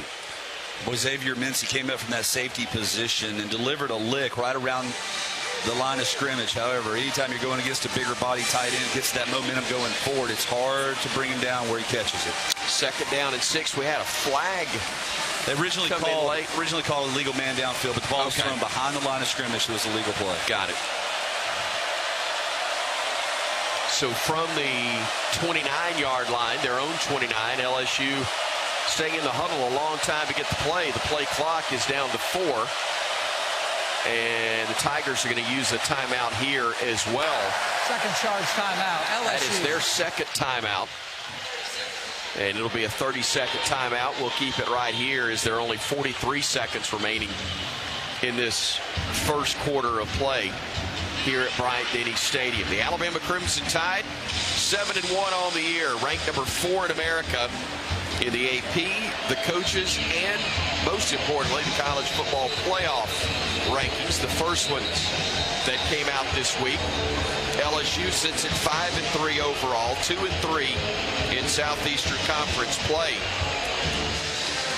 And an LSU squad that started things off with a victory in their opener against Clemson, followed with a win against Louisiana Tech, Florida, and then Southeastern Louisiana, but then dropped 3 of their last 4, including a blowout loss at home to Texas A&M and the ensuing firing of Brian Kelly as their head coach. Snap, handoff, right side running, picking up about 8 yards is Harlem Berry. That'll move the sticks for an LSU first down unless the flag wipes this one off. Kyle Hill-Green got tackled. It was either him or Justin Hill. Either way, that's not legal. Holding offense, number 56. 10-yard penalty from the spot of the foul. 3 plays, second down. Josh Thompson, the right guard, a senior who's a transfer from Northwestern, should be smart enough not to know not to do that. They'll back him up. Second penalty, total of 15 yards. Yeah, that was an obvious one. And it definitely factored into the game for the Tigers. So they'll back him up to the 21 of LSU. They'll set up a little bubble screen left side. Pass is complete, gaining a first down or no, just shy of it. But all of the yardage back and then some. Berry and Brown made the catch and then followed his blockers nicely before Dejon Lee finally got him to the turf. But he's going to be about 1.5 yards shy of the first down, and that will be the end of the first quarter. That's what I was trying to tell him. Final play of the first quarter here in Tuscaloosa as Alabama leads LSU by a score of 3-0. We head to the second 15 minutes of action in Tuscaloosa when we return to the Crimson Tide Sports Network from Learfield. The mix of salty sea air and burnt rubber. The big skies, high banks, and grandstands. The rumble in your chest. That's what we love about the Daytona 500. Honoring history and making it. At the biggest race of the year on the biggest stage of a lifetime. The Daytona 500. You gotta see it to believe it. February 15th, 2026. Secure your experience now at Daytona500.com. From the first whistle to the final play, being a part of the Crimson Tide calls for commitment and support. Nature Made vitamins are your winning play. From the #1 pharmacist-recommended vitamin and supplement brand, Nature Made is made to care for fans on game day and every day. So you can go all in on big wins, tough losses, and still show up for your team every time. Nature Made, the official vitamin and supplement of Alabama football, based on a survey of pharmacists who recommend branded vitamins and supplements. Kohl's Black Friday dropped early, and you might want to stretch before shopping, because with up to 50% off beauty faves, cozy coats, home finds, and more, you'll be lunging for deals, loading your cart, and moving muscles you forgot you had. All while earning $10 Kohl's cash for every $50 spent. Shop Kohl's early Black Friday deals now. Just try not to pull anything. Select styles, offers end November 9th. Some exclusions apply. Coupons and Kohl's cash do not apply to Sephora. See store or Kohls.com for details.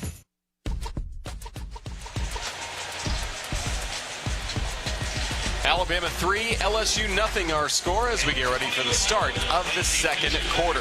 This is Roger Hoover with an Alabama Power scoreboard update. In the SEC, one other game currently in progress, just underway in the second quarter from the Bluegrass. It's Kentucky with a 10-7 lead against the Florida Gators. Earlier today in the SEC, third-ranked Texas A&M goes to Missouri, picks up a 38-17 win over Mizzou. Took overtime on the West End, but Vanderbilt wins at home against Auburn, 45-38 the final score as Vanderbilt improves to 8-2 with the win, 4-2 in SEC play. Fifth-ranked Georgia picking up a 41-21 win in Starkville against Mississippi State, and Ole Miss blanked the Citadel 49-0 earlier today in Oxford. We would like to thank Build Giants Alabama for being today's game sponsor. Build Giants Alabama, a statewide workforce initiative with the U.S. Navy's Maritime Industrial Base, connecting Alabamians to careers and training to build the next generation of great Navy vessels. Learn more at BuildGiantsAlabama.com. Again, the Crimson Tide with a 3-0 lead over LSU as we start the second quarter. We're coming to you live inside the Alabama Credit Union broadcast booth. Feel good about your money with Alabama Credit Union. On the call here in the second quarter, voice of the Crimson Tide, Chris Stewart. Roger, thank you so very much. Alabama enjoying that 3-0 edge, but have been very fortunate. Tides turned it over on downs. They have knocked the ball loose from LSU a couple of times, recovered one of them. And the first drive of the game for the Tigers, they fumbled, but gained yardage out of it. Thankfully, they ultimately missed a 30-yard field goal. Then Alabama took it the other way and was able to put its first points on the board on a 35-yard field goal. Actually, longer than that. From Connor Talty, as the Tigers will, on third and a couple, get it to the 35-yard line and pick up the Tigers' first down. That field goal earlier, 45 yards. I cheated Connor out of about 10 on that play. Thank you for the save there, Tom Stipes. Now the Tigers will have first and 10. Barry in the backfield. Two wideouts left, one right. Tight ends offset. They'll hand it off and go with Barry, and he's got a lot of running room across midfield in a foot race, and he is going to be knocked out of bounds. Thankfully, it was Keon Sabb who got him to the turf for the boundary, but not until he got deep into Alabama territory. A 48-yard rush, and that'll set things up for LSU all the way to the Alabama 27-yard line, 28-yard line, excuse me. They brought Barry and Brown, the wide receiver, on an end around, and it was a misdirection, and that kind of got the middle linebacker's eyes a little out of whack of where they should have been. It was a big hitter once again for Harlan Barry. Sharp and Parker to the near side of the field. Now the tight end Sharp goes in tight to the right side. They've also got a wide receiver left. They'll dump it off, though, underneath to the man out of the backfield, and he will get stacked up. But I think he still got the first down. Caden Durham is the man who got it. I'm sorry, he's looking at the wrong sticks. Forgive me. Thankfully, I feel a lot better about that. It was only a gain of about a yard and a half. I got stuck on the binoculars there and saw the wrong end of the chains. Justin Hill is the man who got the tackle near the line of scrimmage.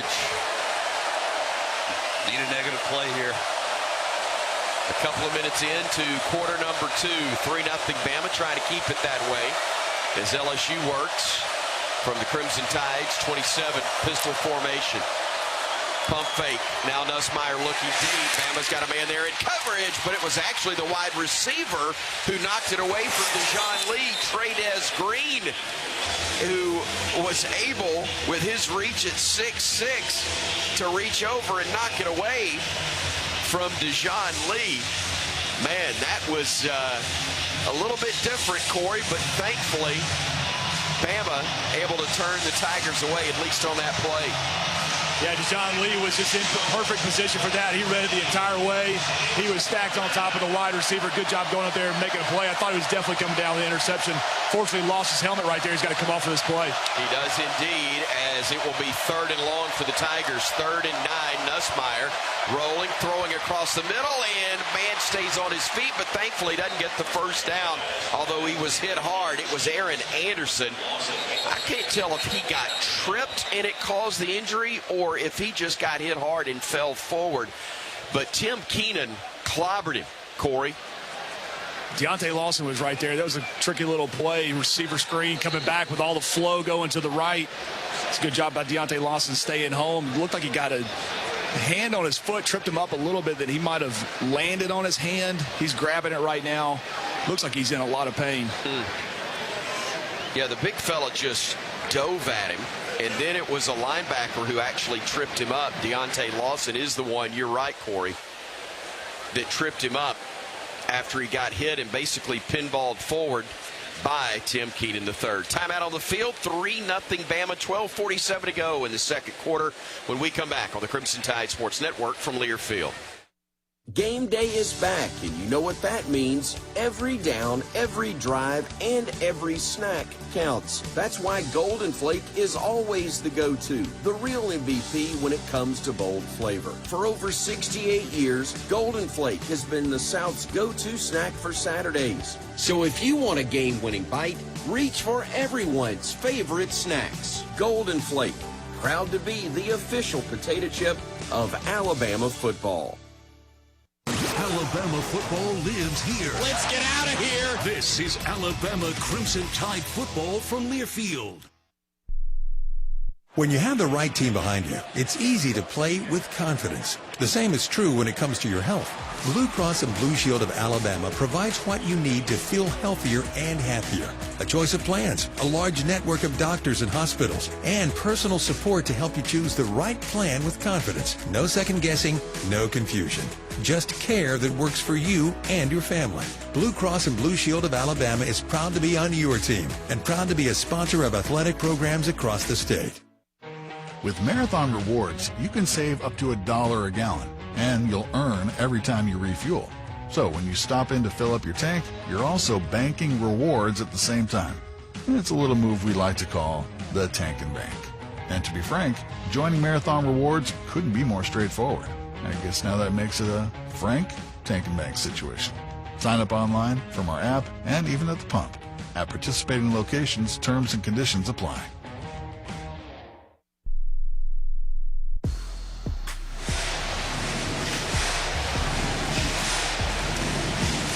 12:47 remaining in this second quarter. 3-0 Alabama leads LSU. We just had an injury timeout brought to you by Andrews Sports Medicine, whose team of doctors help you achieve victory over injury. Andrews Sports Medicine, the official sports medicine provider for the Crimson Tide, and was good to see Aaron Anderson get back to his feet and be helped back to the LSU sideline after that very tough contact that he had just a moment ago. And now the Tigers left 4th down and 2 on the Crimson Tide 20. Tell you what, you can talk about a lot of places around the country and the noise and all that, but Saturday night here at Saban Field at Bryant-Denny Stadium when the Tide's rolling, about as raucous as any is. Damian Ramos is on to try another field goal, 37 yards this time. He missed one earlier from a similar range, 30-yarder actually, which reminds me on the miss earlier on. So 37 from the far hash. Crowd making a lot of noise here with 12:33 and ticking left in the second quarter. For the Tide, the kick is up, and it is good. Silences the crowd here momentarily as that one went through, and the Tigers have knotted the score at 3 apiece, 12:27 remaining in this first half of play. Would love to see the offense, Corey, look more like this Bama offense has. We've had a big play or two, but nothing sustained drive-wise like we're accustomed to. And that's what we saw against South Carolina, too. You know, he just has some big plays, move the chains here and there, but we kind of just stumble when we get the next set of downs. Need to find some rhythm here. Offensive line is doing a phenomenal job of giving Ty Simpson some time when it is obvious passing down situations. We've been able to connect there, but we can get the running game going. We just got to find a way to keep moving these chains. We're making good plays, just not consistently. Vontae Brooks, Cole Adams deep as Aaron Burrell is set to kick it off. Burrell's kick high and will sail into the end zone, and this time Latier will just let it stay right there, and Bama will have it 1st and 10 from their own 25-yard line. We've talked about the struggles of LSU running the football on the year. Alabama the same. The Tigers, thanks in large measure to a 48-yard carry, have 59 total yards. Bama only 11 in this first half. Tides unpenalized thus far. LSU twice for 15. Bama's going to go with a couple of tight ends, along with the freshman wideout from Las Vegas, Derek Meadows, who's to the right side of the formation. Jam is the single setback to the left of Ty Simpson. A tight end to each side. One of them, Cuevas, is offset. Handoff to Jam, bounces it right, keeps his feet somehow, and again makes chicken salad on about a 2-yard gain, as that one was going to be a 2-yard loss. Devon Keys, excuse me, is the man who gets credit for the stop. Again, could have been about a 3-yard loss. Instead, it's a 2-yard gain. Jam will come back to join Ty in the backfield with 2 wideouts to the right, 1 to the left. Facing a 5-man front as they walk guys up from the edge, swing it out right side. Catch is made, tight end Edwards. He's got a first down and more. Move the sticks thanks to a bank first down. Derek Meadows through the block for Caleb Edwards, the freshman from El Dorado Hills, California's Oak Ridge High School. The nice 11-yard gain on that play to move the chains for Bama up to the 37-yard line. 2 wideouts left, nobody to the right side. Tight end to the left, and the single setback is Jam. Play action to him. Ty keeps it himself. Now throws it left side. Cuevas. He'll make a man miss. Stretch forward. Gets near the 45. They'll spot him at the 44, but a nice first down pickup on the RPO there. Yeah, it was a little zone option read there. Really a run pass option for Ty Simpson. He pulls it out of the belly of Jam Miller when he sees the end crashing down, and then he has the option to throw it out to the tight end or run it. He does the smart thing. You don't want the quarterback to take a hit. Pitches it out there. Great gain on first down. I think it was almost it may have been a lateral. I think he may have thrown it behind him because he had actually gotten just past the line of scrimmage. Empty set as Ty will look downfield. He'll throw it left side. Cuevas catch 30 down to about the 23-yard line. Another bank first down. They got the talented tight end isolated on a linebacker for a 34-yard gain. Remember, this game is all about matchups. So when you take Jam Miller, that pitch is you know exactly it's man coverage because you have a linebacker on the tight end. It's 1-on-1.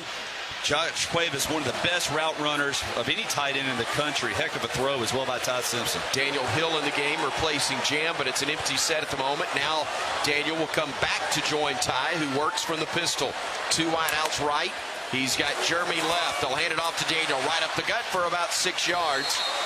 Check that. They're going to say he got 4 on that play. 2nd down and 6 upcoming as Jaden Roberts helped open the hole there. Staying ahead of the chains, though, and now this offensive line starting to lean on this LSU front 4. At least for the moment, Hill is wide right. 1 of 3 to that side of the formation. 2 men are wide left. They'll keep it that way. The snap going to Ty. Throws it behind the intended receiver on that play. Ryan Williams, it's incomplete. We're kind of fortunate that it was off the mark. And I think that's one where Ty Simpson wanted to get rid of the ball quick, and it wasn't initially there. He felt a little frantic. He didn't have to vacate the pocket as quickly as he did. He tried to roll to his right and actually ran into a little bit more pressure by doing so. So 3rd down upcoming for Alabama. It'll be 3rd and 6 for the Crimson Tide. They're 1 of 4 on 3rd down so far. Pistol formation with a running back behind him and Daniel Hill. Trips to the right side. Brooks, Bernard, and Williams. Play clock is at 2, and a timeout called as Bama didn't get in the right spot. And second charge timeout. Ty Simpson with a word for Parker Brailsford. We didn't have a repeat of Barrett and AJ right there. They just discussed things. And with 9:38 to go in the 2nd quarter, we've got a timeout on the field. Tied up 3 apiece, Alabama and LSU. But the Tide trying to change that when we come back to T-Town on the Crimson Tide Sports Network from Learfield. Game day is about big plays and big energy, but it's also about the little things. It's about the energy of a community coming together to cheer for our heroes on the field, the tireless work that goes into every game from the front gate to the 50-yard line, and making memories that last a lifetime. Alabama Power knows that dedication makes all the difference. That's why we're here to keep you moving with reliable power and the programs that help you save. Now that's big. Alabama Power, proud sponsor of the Alabama Crimson Tide.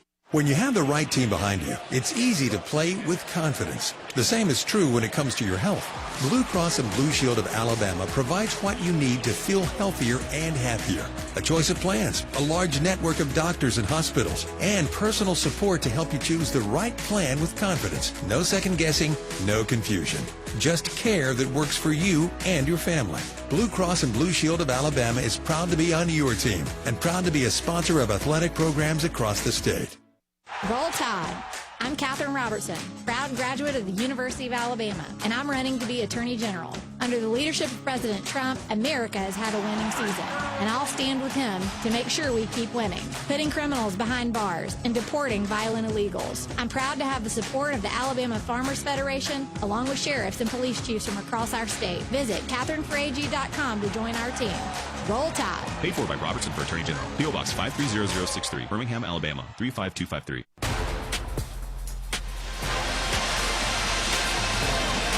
Crimson Tide and the LSU Tigers all even at 3 with still 9:38 remaining in the second quarter. Across the conference presented by Homewood Suites. Went over the scores earlier on the Alabama Power scoreboard update, but third-ranked Texas A&M improving to 9-0 on the season, including 6-0 in the SEC with their road victory against Missouri. Again, 38-17 was the final score for Texas A&M the last 3 times they played the Mizzou Tigers, winning all 3 matchups while outscoring the Tigers 114-41. So again, Texas A&M stays undefeated in SEC play with the win today over the Missouri Tigers. Right now, Crimson Tide all even at 3 with still 9:38 remaining here in this second quarter. And coming up, Tyler, a critical third down for Alabama. Yeah, this is huge right now, and you know that if this offense is able to get it down to 4th and 1, Coach will at least consider going for it on 4th down, depending on what his feel is for this offensive unit and what kind of play call they got. But points are at a premium right now so far early in this contest. Alabama looking in good shape. Got to make sure that you don't turn the ball over if you're Ty Simpson and you don't take a sack. So 3rd down and 6 upcoming. The football resting just inside the 20. That's the Chick-fil-A red zone that Alabama operates from. Isaiah Horton, Jeremy Bernard, Latzir Brooks are in the huddle at the moment, along with Daniel Hill for the Crimson Tide. Josh Cuevas appears to be the lone tight end, as Horton is to the right side of the formation and now will split wide right along with Jeremy. Bama's got trips stacked to the left. Empty backfield except for the quarterback, Ty, who looks, throws, fade, and that's going to be pass interference, isn't it? Yes, it is.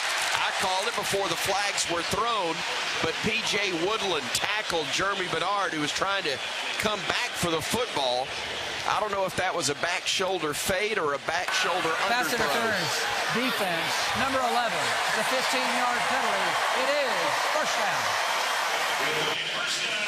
And it is a bank first down for the Crimson Tide. Well, the thing is you had man coverage on the play, and had the ball been thrown out front, there was plenty of space in the corner of the end zone for the ball to be delivered. But Jeremy Bernard had a step on him. Yeah. Would have been a touchdown. However, you're just trying to throw a catchable ball that either Bernard can come back to or you draw the pass interference, and Alabama setting up shop inside the 5-yard line. A really big 1st and goal from just inside the 5 for Alabama. Danny Lewis in the game along with Josh Cuevas and Daniel Hill as well for the Crimson Tide. Pistol formation. Simpson looking to his right. Waiting. Now Daniel steps right beside him. They'll hand it off to him. And Daniel up the middle, carrying a tackler to the goal line. Is he in? No signal yet. Touchdown, Alabama. It took a while to get there, but we got the news we wanted. A 5-yard touchdown run from Daniel Hill, and Alabama regains the lead. It's 9-3 with 9:25 to go in quarter number 2. Chris, just looking at the replay here, they're probably going to take another peek at this to see where the knee was down in comparison to the ball. I don't think they can overturn it, though. And this is really the first time all season long that Alabama's been able to pound it inside the 5-yard line and get great push by that offensive line with a big back in Daniel Hill, toting a couple of defenders along the way. Second touchdown of the year for Daniel, as Talty is on to try the extra point. Snap and spot are good. The kick is up, and it is good as well. Your Bromberg's scoring drive recap, 7 plays, 75 yards, 3:02 off the game clock. That is more like it from the Alabama offense as they take the 10-3 lead. Boy, heck of a job, though, right down here inside the 5. Alabama struggled all season long moving guys around, but you got Roberts pulling around, and you got Hill taking on a linebacker and a safety. running over a couple of guys, and once again, dragging Harold Perkins along with a defensive back across the goal line, lowering the pads. I love to see that 245-pound frame drag people around. There's twice we've said it. You didn't say it a lot.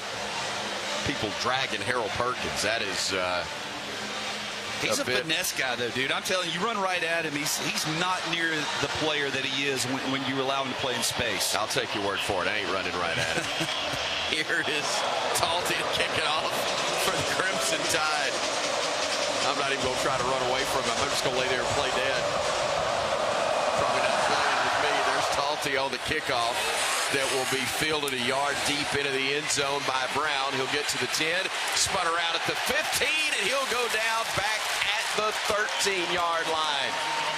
Great job by Alabama and Bray Hubbard, the first man to greet him, as the Crimson Tide does a great job in special teams.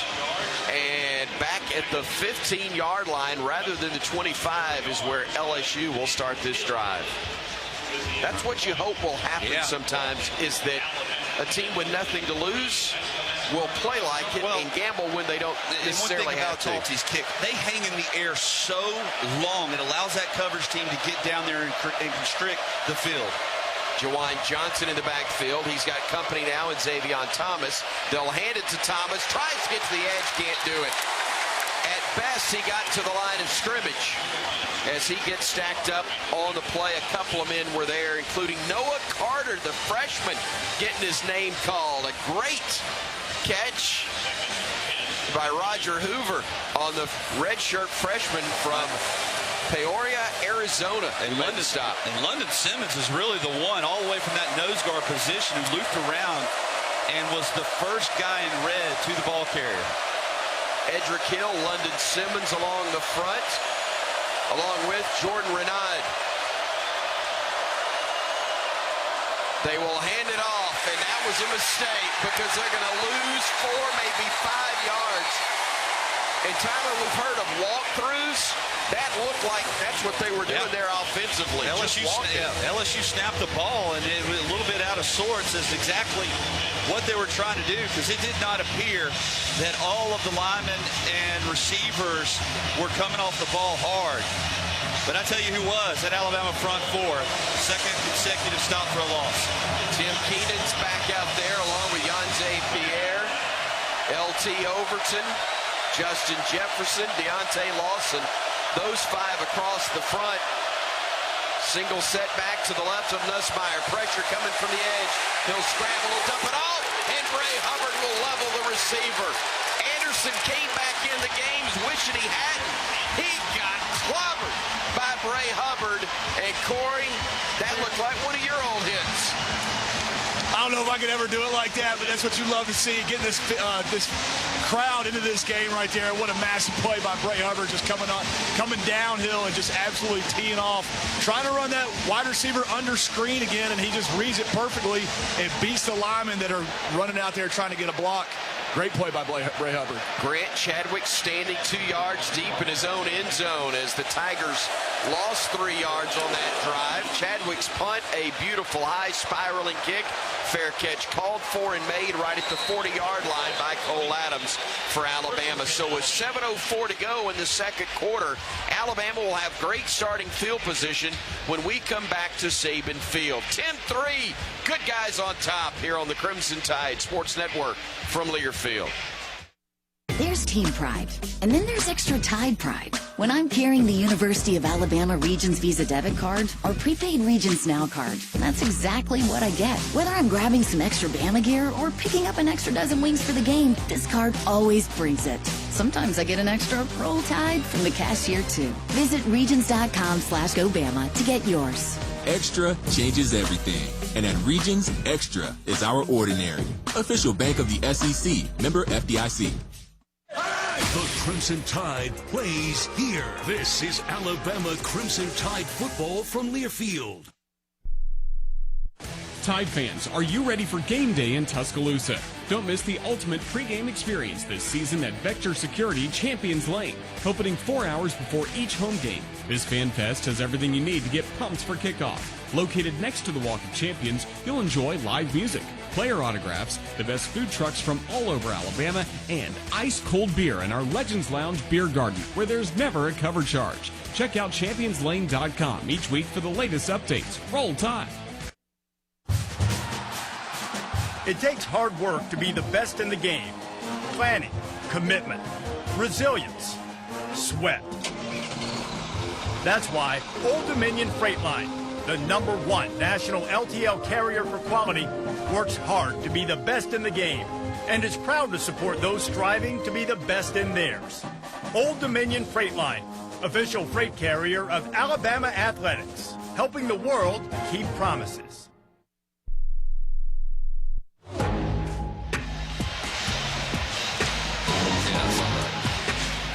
7:04 before halftime. It's Alabama with a 10-3 lead against LSU.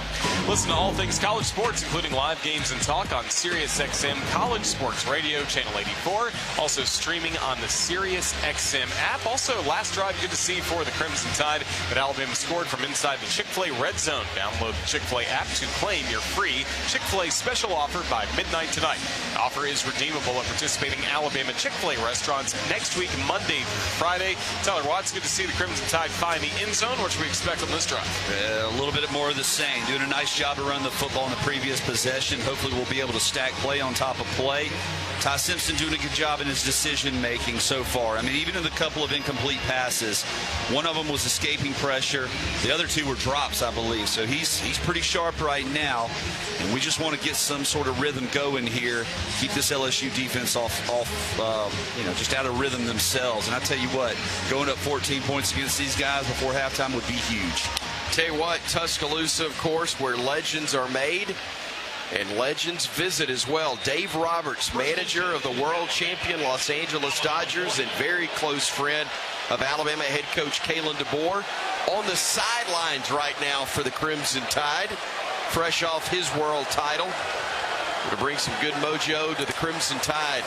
Alabama 1st and 10 from the 40. Handoff goes to Kevin Riley, and his first carry of the day nets 4 yards up the gut. It will be 2nd and 6 upcoming. Actually, maybe 2nd and 5 with a little generosity on the spot. I like the push, though, up front. And right now we're sealing off the edges, not allowing a collapse from the perimeter. And then we're getting bodies on bodies up to the second level and running right downhill in this LSU defense. Josh Cuevas, Caleb Edwards, the tight ends. Daniel Hill in the game. And if we got a fullback out there, oh my goodness, Martin Houston and Baron Huber are losing their minds right now as we show fullback with Josh Cuevas. Play action, looking deep, stepping up, firing across the middle, catch is made. Bernard breaks the tackle, hesitates, and then did the math and got out of bounds as there were 3 Tigers circling around him, and he found the boundary, but not until he picks up another bank first down. Boy, A.J. Halsey, the defensive safety, went for the interception, and I'm not sure how he didn't get it. But Ty Simpson throwing a nice play there, and Bernard able to advance it after the catch once again. Daniel Hill again in the backfield, now leaves the backfield as Simpson gets the snap. Looking, firing, and it's incomplete. And the reason my voice got more than a little carried away there is because the pass intended for Daniel Hill almost wound up in the hands of DJ Pickett, the corner for the Tigers, and there was nothing but green grass in front of him and the end zone had he been able to reel that one in. Yeah, fortunately, though, Pickett was going for the hit. Once he saw the ball released, he went down playing in zone coverage, went immediately to Hill, and wasn't concerned about where the ball was. 2nd and 10 upcoming for the Crimson Tide from the 25 of LSU. Quick release outside to Horton, gets a block, gets inside the 20, and gets to the 19-yard line. Jeremy Bernard was trying to spring him for a little bit longer game, but Pickett and Harold Perkins were there to make sure he only got about 5 on the play. It'll be 3rd and 5 upcoming. Still a manageable situation. Now Alabama goes much lighter. Ryan Williams checks in. Lottie Brooks checks in. Horton goes out. Empty backfield at the moment for Simpson, with Cuevas, the tight end, offset to the right. Simpson with Miller coming in tight to the left side. Gets the snap, pressure coming. They dump it off to Jam. He has got the first down. That's deep inside that Chick-fil-A red zone around the 13. Bama did the math. They saw the blitz coming, Tyler, and called the perfect play. Well, the similar situation on the first drive where Jam Miller rotates in and you catch LSU in zone, and he just kind of goes out to the flat and sits it down. He gets lost in coverage once again because of the vertical by the slot receiver, forcing that corner off a little bit, playing a softer coverage, and you're able to move the ball once again inside the 15-yard line. Empty backfield at the moment. Nope, here comes Jeremy to the right of Ty. Ty will flip it to Ladzier Brooks, who breaks a tackle in the backfield and then gets stacked up trying to get to the edge. A little misdirection there as they line Jam up in the backfield, faked as though they were going to hand it to him, but instead the little flip to Brooks coming across into formation, and he may have lost a yard on the play. Yeah, we're all the way back to close to about the 16-yard line there, so 17-yard line, so big loss. Right now, Alabama having much more success running right at this LSU front as opposed to trying to get to the edge. A lot of speed. We're in yellow. 2 wideouts left, and Daniel Hill to the left side of Ty Simpson. The freshman Meadows is the wide out to the right side. Ty with pressure coming, tops it off to Daniel, who gets hit immediately and is brought down at the 20-yard line. It'll be 3rd and long upcoming for Alabama as Jack Piber in the edge applied the hit. You know, kind of unusual to see that edge defender. He plays a defensive end traditionally, kind of sitting back, waiting for the running back on a little screen. If he's able to catch that and get vertical and we don't catch him in that coverage, it's probably a big play. But right now, LSU in all of our screen game has had the answers. Timeout called by Kalen DeBoer as Alabama now is sitting here looking. Final timeout, Alabama. At a 3rd down and 18 to go. The ball on the 20. And again, 3 minutes and 17 seconds remaining in this first half of action. A 10-3 Alabama lead over LSU, but the Tigers trying to make sure Bama gets away with nothing more than a field goal try here. Yeah, you know you're probably going to catch a soft zone by LSU. They're not going to risk anything by going man and getting a pass interference. So you got to be smart with where you are. However, anytime you run zone coverage down here inside the 20, there are vertical seams that will become open if you're able to find. The ball has to be thrown on time, though, in rhythm and accurately. First down marker again well inside the 5 at the 2. The line of scrimmage right at the 20-yard line. Ryan Williams is wide right. Ladzier Brooks is in the backfield to the left of Simpson with 3 wideouts left, including the tight end Josh Cuevas. They'll swing it out left side. Jeremy wants to throw it. Does back right side to Brooks. Gets a block. Ladzier Brooks 10 and down to about the 8-yard line. They didn't get it all back, but they got a lot of it as Jeremy caught the lateral from Simpson, who then Bernard threw the forward pass, and they got a bunch of it back, but not enough for the first down. It was an 11-yard gain, and we will have a 27-yard field goal try from the foot of Connor Talty. He made one from 45 earlier. Again, this one from 27. High snap, placement's down, kick is up, and the kick is no good. Something's wrong with that goalpost. Yeah, I think so. 2 short field goals, one by each side, have been missed on that end of the field, and Bama, unfortunately, misses a golden opportunity to extend a 10-3 lead with 2:28 to go in this second quarter of action, and that one was just hooked to the left of the upright. While we've got a moment, why don't we pause 10 seconds for station identification. This is the Crimson Tide Sports Network.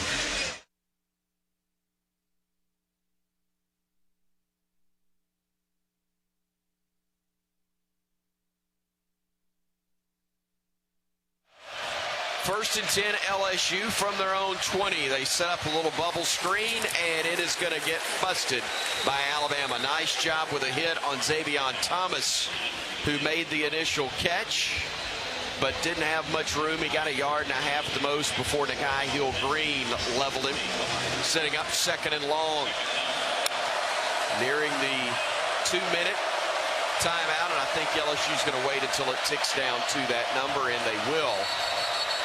Tigers will have one timeout in their hip pocket, but they use one right here on 2nd down and 8 upcoming when we come back. Timeout on the field with Bama up 10-3. 2 minutes to go before halftime on the Crimson Tide Sports Network from Learfield. Hey, college football fans, I know you'd do anything for a win on game day and an ice-cold Bud Light. Because whether you're tailgating in the parking lot or parked on the couch, sitting on your lucky stool at the bar, or standing in the fan section all game long, the clean, crisp taste of Bud Light turns a win into a win-win. And there's nothing easier to enjoy than that. Bud Light. Easy to drink, easy to enjoy. Enjoy responsibly. Anheuser-Busch Bud Light Beer, St. Louis, Missouri. Are you ready for your winning moment? Find it at Wind Creek Casino, where the action never stops.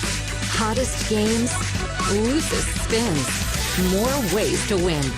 We've got the highest payouts and the most epic rewards. At Wind Creek, there's a win waiting for you around every corner.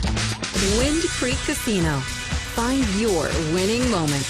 Gambling problem? Call 1-800-GAMBLER.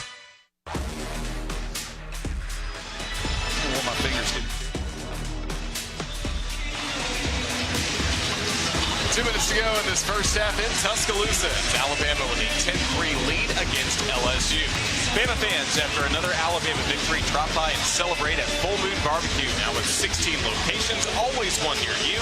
It's the best little pork house in Alabama. Join us coming up for the Full Moon Barbecue halftime report. Right now, LSU with football in 10-3. Alabama with the lead against the LSU Tigers. And Corey, certainly would be nice to see another stop from this Alabama defense before halftime.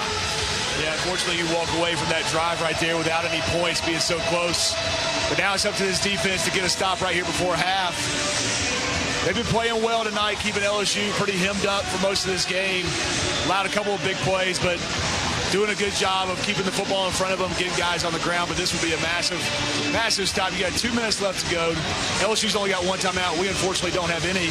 But if you can get a chance somehow to get the ball back with good field position, we might get an opportunity to put some more points on the board before halftime. Yeah, but it's going to be interesting what LSU does here on 2nd and about 8 or so, because theoretically they could come close to running this clock out, and they do not want to give the ball back to Alabama prior to half. Now, LSU does get the ball coming out of halftime, so that is calculated into this. So look for some sort of run right here, high percentage throw.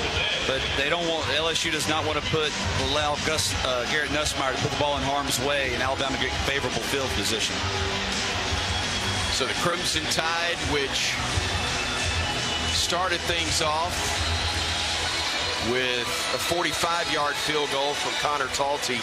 1:20 to go in the first quarter, saw the Tigers tie it on a 37-yarder from Ramos early in quarter number 2. Daniel Hill's 4-yard touchdown run with 9:25 to go in the second. The extra point from Talty gave us the score we have now, because Talty's try again from 27 missed the mark wide left. So finally television says play on. Well, I hope they do throw, because we have Keon Keeley and Yanze Pierre at the edges, and one of them is going to have an opportunity to get home.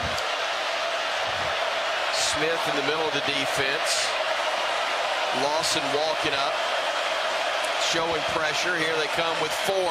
Keeley flushes him out of the pocket, chasing him. They dump it off late, and coming up to make a great play is Nakai Hill-Green on Caden Durham.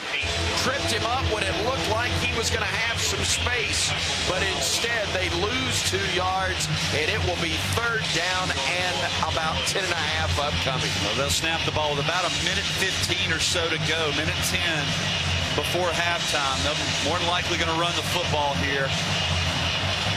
Yeah, they're not in a hurry, as you would expect. They've got 2 men wide right, 1 wide left. Alabama hoping to get a stop and a quick one and force the Tigers to punt.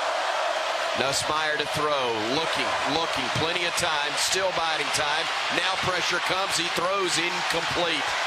Nearest men in the area were wearing crimson jerseys. The closest Tiger was Barryon Brown. If they run the ball right there, they're kicking it with about 35 to 40 seconds to go. Instead, Alabama now will get the ball close to midfield with just over a minute to go in the half. Still plenty of time to get back in field goal range or even get a touchdown.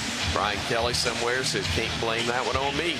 Chadwick on to punt, as standing back at his own 36-yard line is Cole Adams, the Owasso, Oklahoma native. The punt, a spiraling, booming kick that'll send him back to the 22.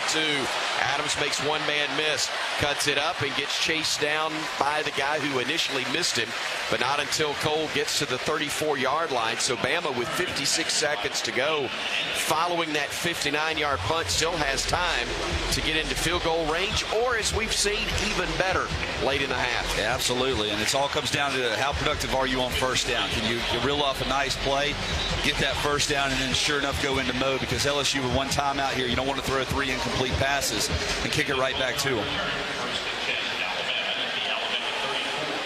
I'll be a little surprised if Alabama is conservative, though, especially on first down. Ryan Williams has a favorable matchup. He does, on the near side of the field, 1-on-1. As Bama's got 4 men in formation, 2 to each side, jams in the backfield with ties. Snap goes to the quarterback, looking, firing near side, and diving and not able to come up with it is Lonzier Brooks. He had good coverage by a defender. That was P.J. Woodland. Bernard Gooden was applying the pressure on Ty and made him throw it a little quicker than he probably would have liked. It'll be 2nd down and 10 with 52 seconds remaining in this opening half.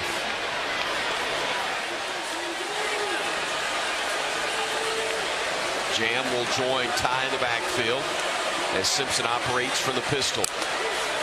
Gets the snap, looking, stepping up in the pocket, firing deep downfield. Got a man, Lonzier Brooks makes the catch, tripped up at the 12, then he fumbles, where they're going to mark him down at the 12, maybe the 13-yard line.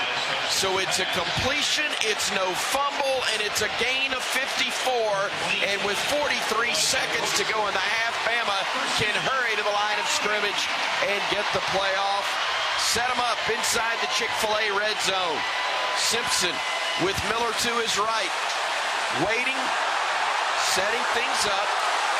33 seconds to go, and again, no timeouts left. Ty taking a lot of time, but gets the snap off, looks, fires, catch, touchdown Alabama. Ryan Williams making the grab.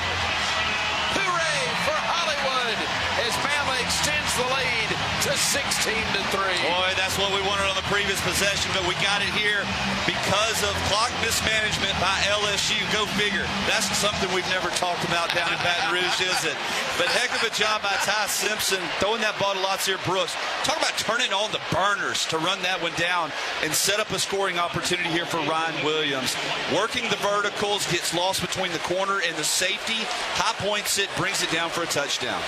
Timeouts. We don't need no stinking timeouts. Alabama able to score quickly and make it a 16-3 lead. 22 seconds remaining here in the first half as Talty is on to try the extra point.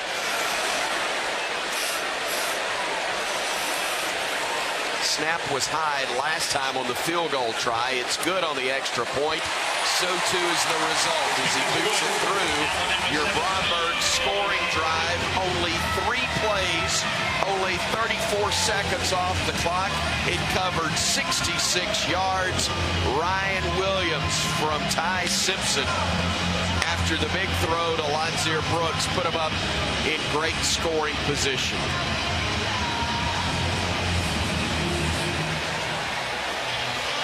So 22 seconds left.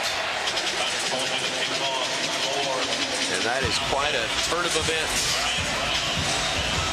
Barryon Brown is deep with Talty. Ready to kick it off for the Crimson Tide. LSU's going to get it first to begin the third quarter. I wouldn't be shocked if They try to return this one. Nope, they're going to let it go into the end zone. It was sailed all the way through the back of it. Thought they may try to return it and did take a knee, but couldn't get that one. It was way over his head.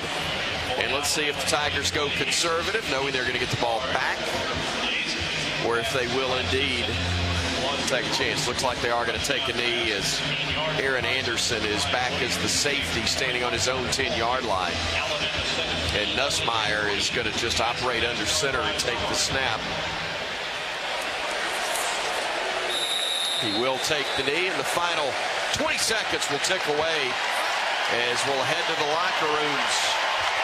And Alabama will take a 17-3 lead to the locker room. Tyler Watts, not a thing of perfection, but 17-3 at the half is still a very good position to be in. He'll take it against this, especially the way that the first two possessions for LSU started off, moving the ball right down the field, hit us on a couple of screens. The tight end was very effective.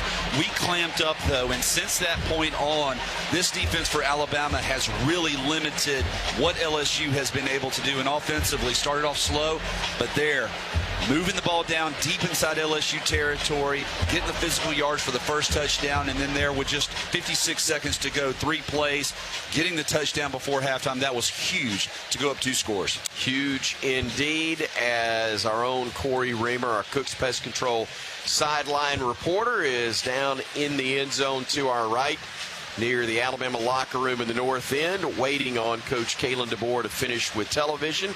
He has done so, and here's the coach with Corey. Coach, offense did a phenomenal job right there with a minute left to go before half, putting points on the board in what has been a very defensive game so far. What have you seen from this team in this first half? We just got to do some of the simple things better. You know, there's just some stuff where catching the ball in the early drives, you know, 3rd and 1, 4th and 1, we got to convert, you know, the first drive. And so great to get the takeaways. The ball's been on the ground twice. We got one. And so, you know, we got to continue to attack the ball. They get the ball to start with. Simple things, you know, make the field goal. Starts with a snap. We got to get a better snap. Obviously, you got to try to cover up when you're kicking. But, you know, there's some points that were left on the field there for sure. Thanks, Coach. Roll time. Thank you, Coach. Thank you, Corey. And thank you also to T-Mobile. They bring us Coach DeBoer at the half. Alabama rolls with T-Mobile, the best mobile network in the U.S., according to Ookla Speed Test. 17-3, Alabama leading LSU at intermission here in Tuscaloosa. Roger Hoover is coming to you next here on the Crimson Tide Sports Network from Learfield. The mix of salty sea air and burnt rubber. The big skies, high banks, and grandstands. The rumble in your chest. That's what we love about the Daytona 500. Honoring history and making it. At the biggest race of the year on the biggest stage of a lifetime. The Daytona 500. You gotta see it to believe it. February 15th, 2026. Secure your experience now at Daytona500.com. There's team pride, and then there's extra Tide pride. When I'm carrying the University of Alabama Regions Visa debit card or prepaid Regions Now card, that's exactly what I get. Whether I'm grabbing some extra Bama gear or picking up an extra dozen wings for the game, this card always brings it. Sometimes I get an extra Roll Tide from the cashier too. Visit Regions.com/GoBama to get yours. Extra changes everything. And at Regions, Extra is our ordinary. Official bank of the SEC. Member FDIC. We're just about ready for kickoff. Score 0-0. And suddenly, I'm in the mood for a Coke Zero Sugar. Real Coke taste, zero sugar. That hits the spot. When it comes to great taste, Coke Zero Sugar's always on the scoreboard. Coke Zero Sugar. Real Coke taste, zero sugar. Hi, this is Coach Kalen DeBoer. Coke Zero Sugar is the Coke taste you love with zero sugar. Try it today and roll Tide. Kohl's Black Friday dropped early, and you might want to stretch before shopping, because with up to 50% off beauty faves, cozy coats, home finds, and more, you'll be lunging for deals, loading your cart, and moving muscles you forgot you had. All while earning $10 Kohl's cash for every $50 spent. Shop Kohl's early Black Friday deals now. Just try not to pull anything. Select styles, offers end November 9th. Some exclusions apply. Coupons and Kohl's cash do not apply to Sephora. See store or Kohl's.com for details. This is the Full Moon Barbecue Halftime Report on the Crimson Tide Sports Network from Learfield. Full Moon Barbecue, the best little pork house in Alabama. Alabama football is also brought to you by Coca-Cola. Fan work is thirsty work. Enjoy a Coca-Cola. Golden Flake, the official potato chip of the Alabama Crimson Tide. All-State, you're in good hands. Bud Light, proud sponsor of Alabama athletics. Easy to drink, easy to enjoy. And by Ford, proud partner of the Crimson Tide. The Full Moon Barbecue Halftime Report starts now. Halftime in Tuscaloosa. Our score, Alabama 17 and LSU 3. Welcome to the Full Moon Barbecue Halftime Report. I'm Roger Hoover. The game stats and facts are brought to you by Cadence Bank. Cadence Bank is a proud partner of the Alabama Crimson Tide. Cadence, there's opportunity here. Alabama up 17-3 over LSU. The Crimson Tide outscored the Tigers 3-0 in the first quarter, then 14-3 in the second quarter. Individually, Ty Simpson 12 of 20 passing, 199 yards, 1 touchdown for the Crimson Tide. Top rusher to this point, Jam Miller, 6 carries for 11 yards in this ball game. Alabama with 34 yards on the ground, 210 yards through the air. Most of that with Ty Simpson. There was also an 11-yard completion by Jeremy Bernard. Top receiver to this point, 3 catches, 59 yards for Lazier Brooks. Long was that 53-yard catch that he had. Also Jeremy Bernard, 2 catches for 64 yards, and there was 1 touchdown by Ryan Williams. Again, the Crimson Tide, 244 yards of total offense compared to just 131 yards of total offense for the LSU Tigers. The Domino's Drive for Dough is presented by your locally owned and operated Domino's in Tuscaloosa. If Bama scores on its first drive of the second half, Tanner Allen from Birmingham will win a gift card for the amount of yards in the scoring drive. Enter to win on the RolledTide.com contest page to be the next Domino's Drive for Dough winner. Crimson Tide 17, LSU Tigers 3 at the break. In football, there's always a winner and a loser. But when it comes to great Southern barbecue, there is only one winner. Full Moon Barbecue, voted one of America's top 10 barbecue joints, and now with 16 locations to serve you. You're listening to the Full Moon Barbecue Halftime Report. Up next, we'll check scores from around the country and the SEC with Jet Ainsworth at our studios giving you the Alabama Power scoreboard update. Our score at halftime at Saban Field at Bryant-Denny Stadium, Alabama 17, LSU 3. This is the Crimson Tide Sports Network from Learfield. Dad, are you going to make s'mores or not? Air mattress inflated, tablet charged. Yes, ready. I thought the point of camping was to get away from it all. I've been really responsible with my savings. Have to spoil myself un poquito. Mother Nature. Meet my dad, the Glamping King. Glamp your way to financial growth with a checking or savings account from Cadence Bank. There's opportunity here. Find a branch near you at cadencebank.com. Equal opportunity lender, member FDIC. Hello, Tide fans. This is Chris Stewart for Conecuh Sausage. Conecuh's an Alabama fan favorite we all know and love. It's made from the finest cuts of pork, their patented blend of seasonings, and smoked over a pure hickory fire for that true hickory smoked southern flavor. Conecuh Sausage is always great on the grill and perfect for tailgating. Pick up a pack and enjoy your family's favorite recipes at any meal of the day. Conecuh Sausage, a game day tradition, and the official smoked sausage of the Crimson Tide. This is Alabama Crimson Tide football from Learfield. Did you know that your largest organ is your skin? The Wound Care Center at DCH is an outpatient clinic focused on modern treatments for chronic wounds and non-healing sores. Our team is staffed with dedicated physicians, nurses, and therapists who specialize in treating chronic wounds and identifying their complex causes, circumstances, and challenges. When you need more than a Band-Aid, there's the DCH Wound Care Center.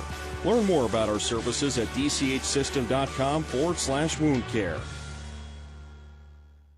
Domino's delivers game days across Tuscaloosa and the surrounding area. Locally owned and operated in Tuscaloosa for over 30 years, the team at Domino's is proud to be a supporter of Alabama football and athletics across the capstone. Domino's would like to thank our customers for supporting our local business for over 30 years. Make Domino's your choice on game days year-round and enter our weekly Drive for Dough contest this football season. Domino's is proud to deliver your Alabama Crimson Tide game days anytime. Visit RollDomino's.com. Thanks from Domino's and Roll Tide.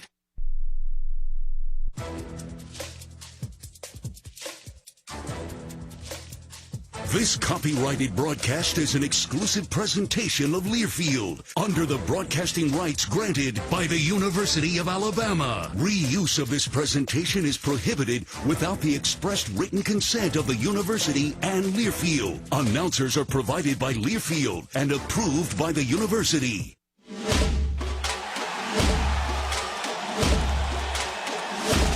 Live from the Learfield Network studios, this is the College Scoreboard. We're at the half in Tuscaloosa. Bama leading LSU 17-3. I'm Jed Ainsworth. This is your Alabama Power scoreboard update with the latest scores from the SEC and around the nation. When you cheer, we cheer. Alabama Power is a proud supporter of the Alabama Crimson Tide. One other score in progress in the SEC. Kentucky leading at home in Lexington, 24-7 right now over Florida. They are at the half. Alabama's halftime highlights are presented by Hellman's Real Mayonnaise. Hellman's Real Mayonnaise. Do dip with Hellman's and do no wrong. Just like in past weeks, Alabama started this battle with LSU on defense. Nussmeier, who gets the snap, sets up the screen across the middle of the tight end. He's got a first down and more. Ball's knocked loose, fumble recovered by Bama. And that is fantastic because the guy that forced it is the guy that got it. Nakai Hill-Green, a huge hit on the tight end Sharp, who had the first down, but he didn't have the pigskin, and Bama's got it inside the 25 of LSU. The Crimson Tide would then add the first points of the game. Talty to kick it from the hold of Dowd. Snap and spot are good. The kick is up. It's got plenty of leg, and the kick is good. So LSU has missed a field goal, and Alabama drills one. LSU gets on the scoreboard in the second quarter, tying it at 3, but a big pass play to Cuevas gives Bama an advantage. Empty set as Ty will look downfield. He'll throw it left side. Cuevas catch 30, down to about the 23-yard line. The Crimson Tide would then stuff one in. Now Daniel steps right beside him. They'll hand it off to him. And Daniel up the middle, carrying a tackler to the goal line. Is he in? No signal yet. Touchdown, Alabama. And then when less than 30 seconds to go in the first half, the Tide strike again. 33 seconds to go, and again, no timeouts left. Tide taking a lot of time, but gets the snap off. Looks, fires, catch. Touchdown, Alabama. Ryan Williams making the grab. Hooray for Hollywood as Bama extends the lead to 16-3. 14 unanswered, and Alabama leads at the half 17-3. Alabama's halftime highlights are presented by Hellman's Real Mayonnaise. On the other side of this break, we'll take a look at scores from around the nation. This is the Crimson Tide Sports Network from Learfield.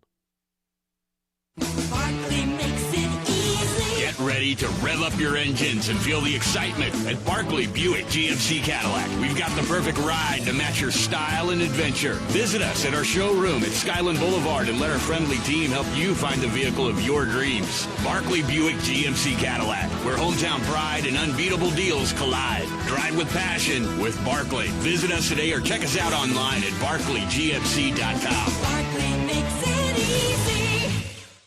Roll Tide.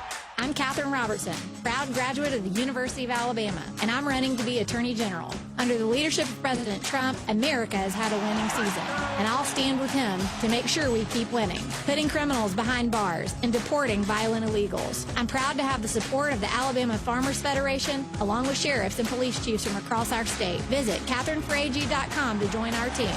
Roll Tide. Paid for by Robertson for Attorney General. P.O. Box 530063, Birmingham, Alabama 35253. This is Crimson and White Country. This is Alabama Crimson Tide football from Learfield.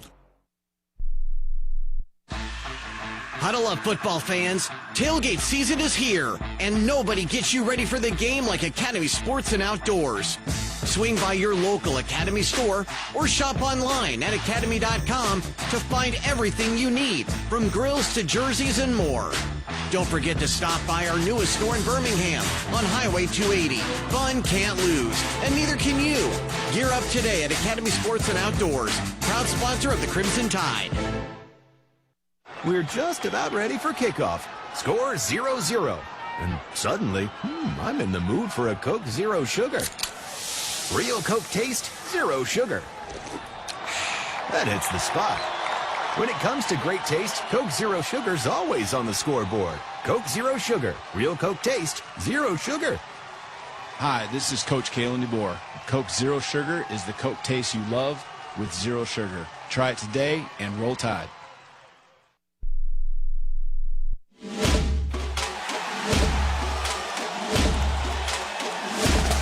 Live from the Learfield Network Studios, this is the College Scoreboard.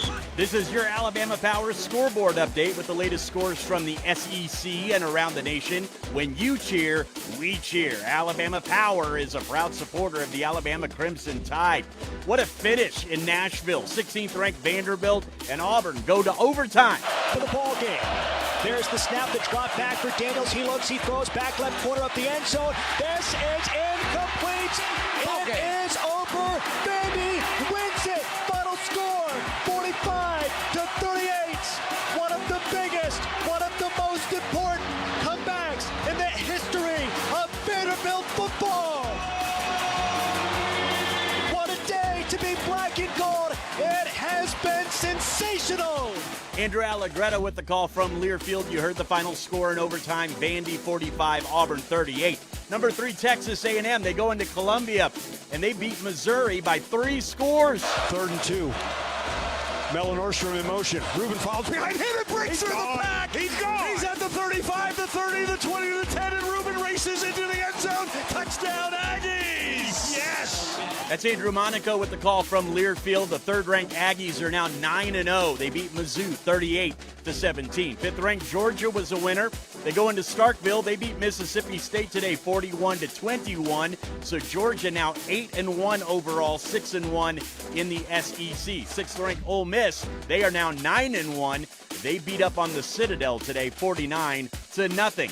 Next up, the second half kickoff with Chris Stewart, Tyler Watts, Roger Hoover, and Corey Reamer. I'm Jed Ainsworth. This is the Crimson Tide Sports Network from Learfield. Today's highlight is brought to you by Toyota. At home or on the road, they're never the underdog. Toyota. Let's go places. Get 1.99% APR for 36 months on a new 2025 Toyota Tacoma Hybrid. Offer valid through December 1st, 2025. Zero down for well-qualified buyers with approved credit and financing through Southeast Toyota Finance. $28.64 monthly payment for every $1,000 financed. Excludes tax tag, registration, title, and dealer fees. See dealer for details. Hey, college football fans, it's sideline reporter Molly McGrath teaming up with Evan Williams Bourbon to welcome you to Bourbon Nation, the home of game day's #1 pour. We're celebrating every snap from coast to coast because it doesn't matter what colors you wear as long as Evan's there. Find a bottle near you at evanwilliams.com and enjoy the smooth, rich taste of my favorite Kentucky bourbon at your next tailgate. Roll Tide. Evan Williams Kentucky Straight Bourbon Whiskey, Bardstown, Kentucky, 43% alcohol by volume, must be 21 plus, enjoy responsibly. If you're looking for the best selection in Crimson Tide apparel, look no further than the Soup Store. The Soup Store is every Bama fan's ultimate destination for the hottest gear and accessories, with 3 great locations around campus to serve you: in Tuscaloosa on campus at the University Student Center, on the Strip in front of Bryant-Denny Stadium, and on Bryant Drive. If you can't get to Tuscaloosa, shop the Soup Store online at soupstore.ua.edu. The Soup Store is a proud partner of Alabama Athletics.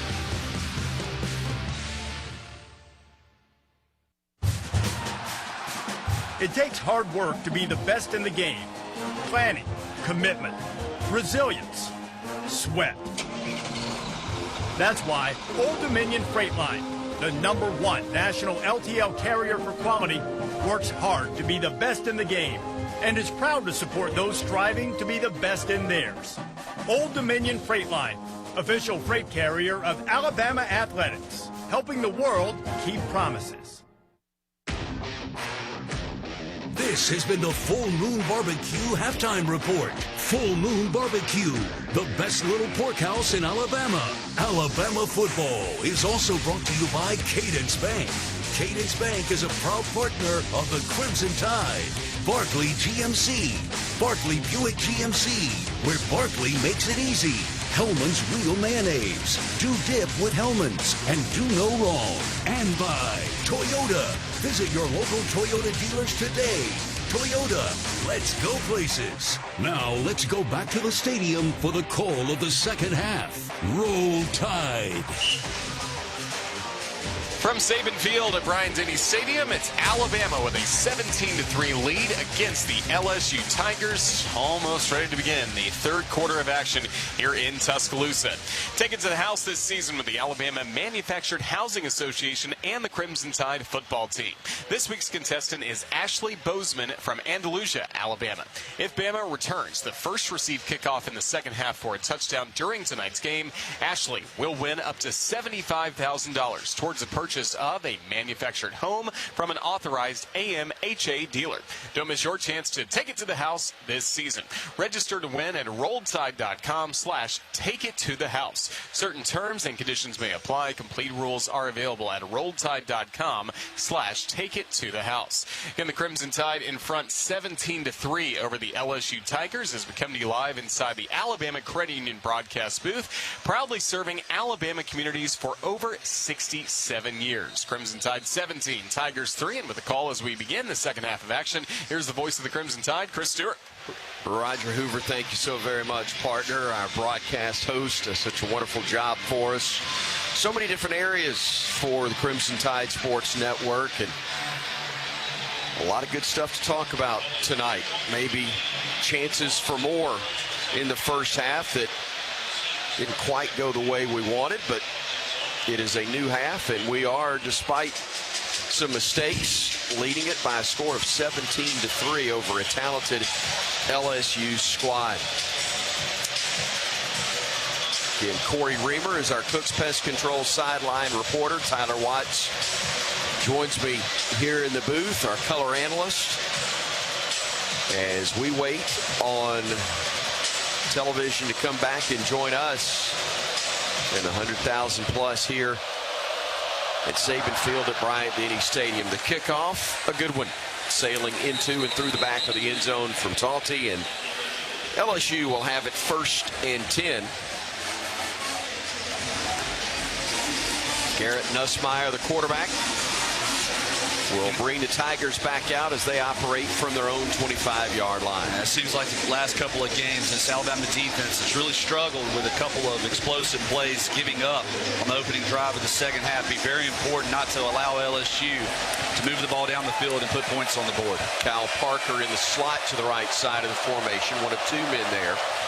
Barry and Brown being the other. They've got a man that'll be joining that side, Xavier Thomas, and a whistle and flags come in before the snap. Not the start to half number 2 LSU wanted. Offense, number 77. 5-yard penalty. It is first down. Kind of how they opened up the game to begin with. Now, if we force a fumble here, we just have to have somebody jump on it. Second false start the Tigers have had.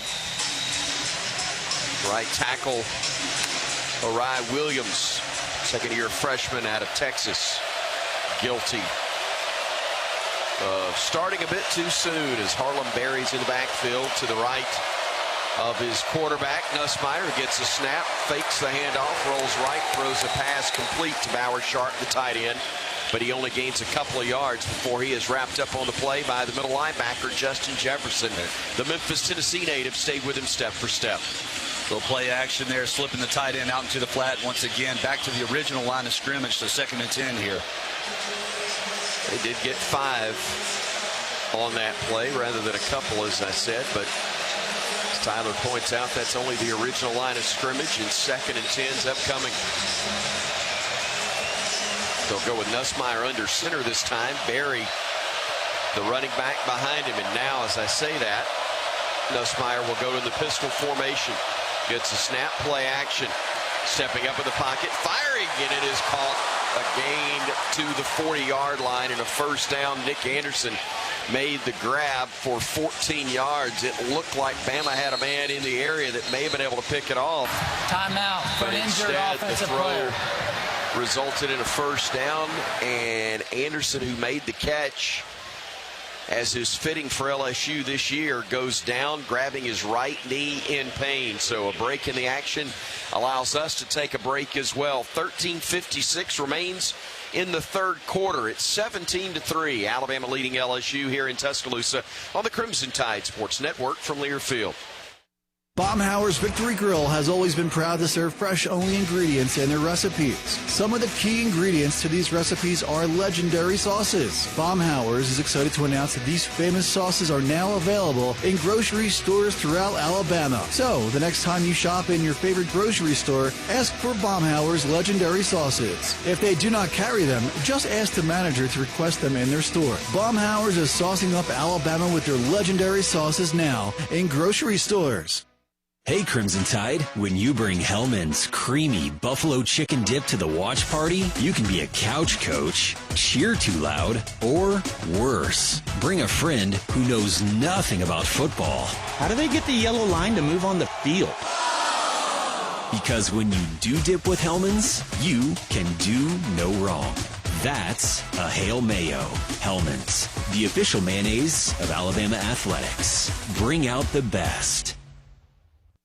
Hey, Crimson Tide fans, it's college football season, and SeatGeek is the official ticket marketplace of Hail Marys and walk-on heroes. SeatGeek makes it easy to find tickets so you can be a part of all the action this season. Whether you're buying or selling tickets to Alabama football games or to any other live event in your area, SeatGeek is the place to do it. SeatGeek is the official ticket marketplace of the Alabama Crimson Tide. Let's go Crimson Tide. SeatGeek.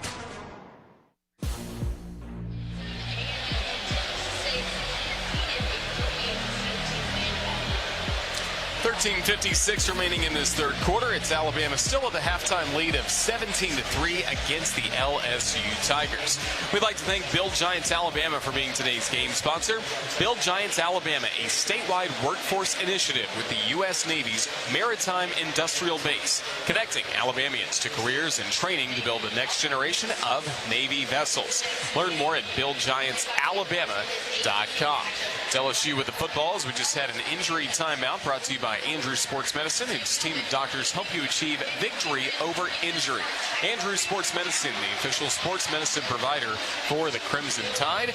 Corey Reimers, our Cook's Pest Control sideline reporter. Again, brought to you by Cook's Pest Control. Call Cook's to score superior protection from pest and termites. Corey, tell us about the locker room at halftime and the overall mood of this Crimson Tide team as we start the second half. Well, it's been a little bit more of what we've seen so far this season. They're just not pleased with the output, even though with the lead of 17-3 going into halftime. Coaches were really getting after players, and players were even trying to get after their own teammates with the energy level not being up to par for what they expect from everybody. You got half the players out there playing hard, some of them just not hustling as much as they want to see, really challenging each other to go out there in the second half and put this game away. But they just continue to say they know they haven't played their best football. We hadn't seen it yet. They're just challenging each other to put that on tape. Looking for them to do it here in the second half. LSU will have it. 1st and 10 as the clock restarts again under 13:50 to go in the third quarter. They operate from their own 40-yard line, or actually the 41 is where they spot it. Harlem Berry in the backfield to the left of Nussmeier. He's got 2 wideouts right, 1 left. He'll go play action. Actually, will hand it off, and Berry will get good yardage across the 45, and they'll spot him at the 46. Deontay Lawson made the stop for Alabama. Yeah, got to find a way to win first down. There's too much yardage run between the tackles. Setting up a second and 4 or 5. Got to keep this LSU offense behind the chains. Yeah, they did spot him back right at the 46-yard line. So 2nd and 5 upcoming. Trades Green is one of the men wide to the right side of the formation. Now he'll come in motion. All 6'7" of him. They'll put him to the left side. Play action. Nussmeier all day to throw. Looking, firing. Catch is made. Staying on his feet. Finally getting brought down at the 35-yard line is Davion Thomas, the senior from Woodmere, Louisiana, transfer from Mississippi State. Yeah, it's a deep over, and it takes time for this play to develop. And Alabama not able to get pressure. And Justin Jefferson sinks back into that hole, but there's just so much green grass to manipulate the linebacker. They set up a little bubble screen near side. Bama reads it well and able to force a loss on the play. Deontay Lawson wrapping up Barryon Brown. Keon Sabb was there as well to help. The Tide reads it very well and forces a loss of about 3. It'll be 2nd and 13 upcoming. And it's actually Deshaun Jones who blows the play up because he takes on that lead blocker at the line of scrimmage and pushes him into the backfield where the ball carrier is receiving it. London Simmons in the ball game in the middle of that Bama defense. Caden Durham is the running back. As Nussmeier walks up and down the line of scrimmage, initially is under center. Let's see if he stays there. He will, and he'll go play action, rolling to his right, looking. Now he's going to tuck it and run, and he's going to get brought down, and a flag's going to come in, and that's a tough break for Alabama and Jordan Renaud, who's guilty of grabbing the helmet. He didn't grab the face mask, I didn't think. I may be completely wrong. I know the helmet came off. Face mask, grabbing the helmet opening. Number 11 on the defense. 15-yard penalty from the previous spot. The quarterback may stay in the game due to the helmet foul. Yeah, he did. Oh, absolutely. Spun it around. I thought he got the back of the helmet just because of the way it came off, but he turned his neck like a chiropractor. Indeed. Now come back and see me in 6 weeks or less. First flag on Alabama, and that one is a big one, 15 yards. You talk about quarterbacks to keep your head on a swivel. It'll be much easier now for Nussmeier to do that, as I believe it is still spinning around.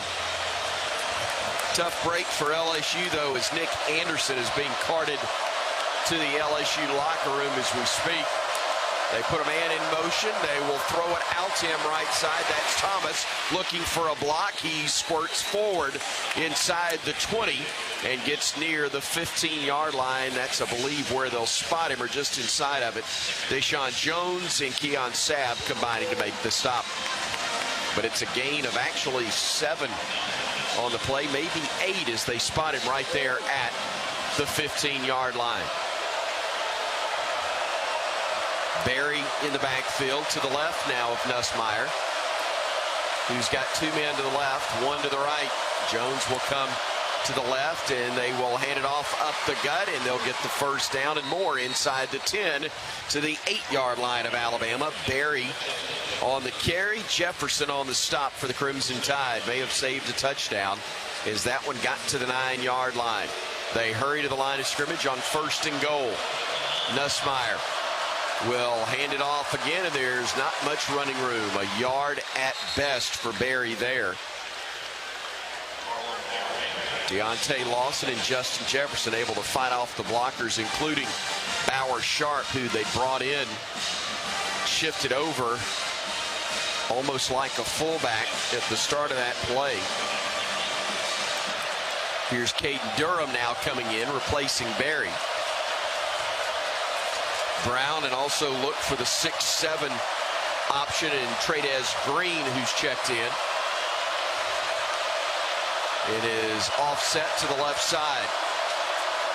Nussmeier looking, firing, tipped and almost picked off. Boy, Bray Hubbard read the eyes of Nussmeier all the way from the backside safety position and was floating across the middle. They tried to hit a deep end, and Bray Hubbard got his hands on it. Corey, what'd you see?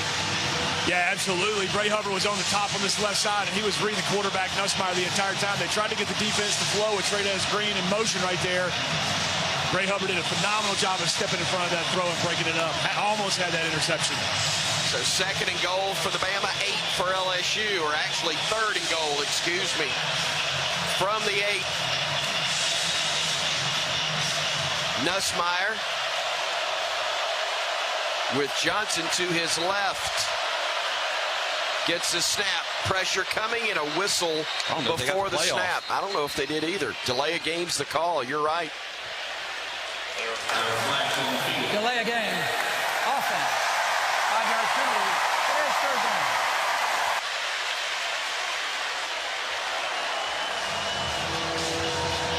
Fifth penalty total of 40 yards. Right now, Chris, it's about applying pressure to Nussmeier. There'll be more room, more space for his receivers. Although they haven't pushed the ball downfield all night long vertically, if you can get in Nussmeier's face right here, you can force the ball out quickly, rally to it, and force a field goal. 2 wideouts right, 2 left. Single setback to the right of Nussmeier, and we've got a timeout. First LSU. timeout, LSU. First timeout of the half. And an important sequence right here, Tyler, and I think Frank Wilson, the interim head coach, realizing you don't get down here very many options or many times. You got to go ahead and take advantage. And I tell you what else the conversation is right now is, hey, fellas, we don't have to throw the ball to the end zone. Let's get some of it, set ourselves up. Let's think 2 downs to score right here. You down 2 touchdowns, and as you mentioned, the way that Alabama's offense has been clicking here the last couple of possessions of the first half, you don't want to be playing from 2 scores down. And a field goal doesn't do a ton, and you're still 2 scores down. I know it's early to be thinking like that, but if you're trying to set an aggressive tone, I think that's how you're thinking.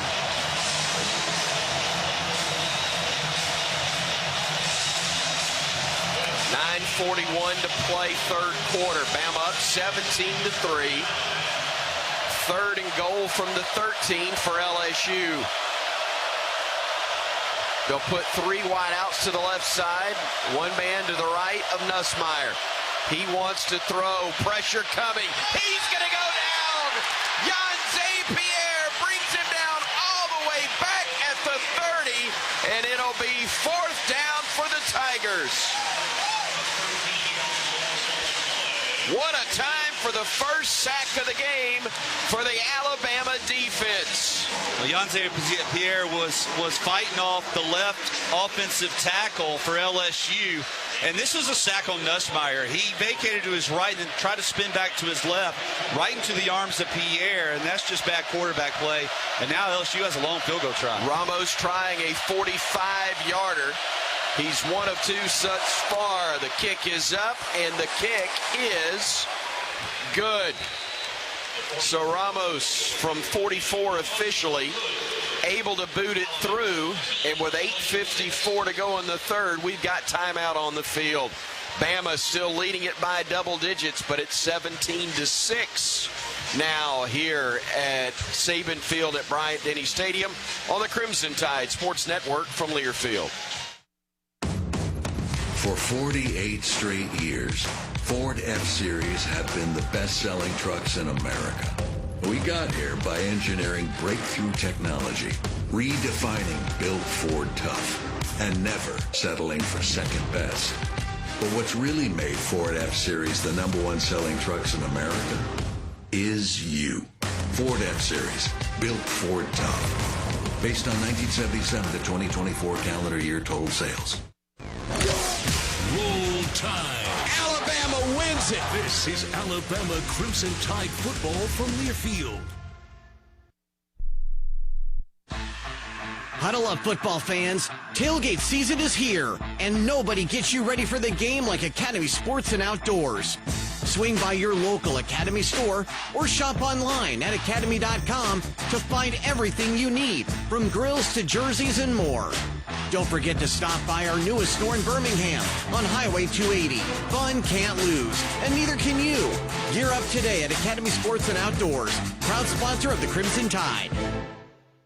From fajitas and gumbo to grilled fillets and fried fish baskets, U.S. farm-raised catfish is the ultimate ingredient for bringing people together. It's also low in calories, high in protein, and let's face it, just really, really good. Reel in the compliments with crowd-pleasing recipes from our friends at Sweet Grown Alabama. Trust me, you can't go wrong with their simple, delicious ideas for breakfast, lunch, and dinner. Learn more about U.S. farm-raised catfish today at sweetgrownalabama.org. That's sweetgrownalabama.org.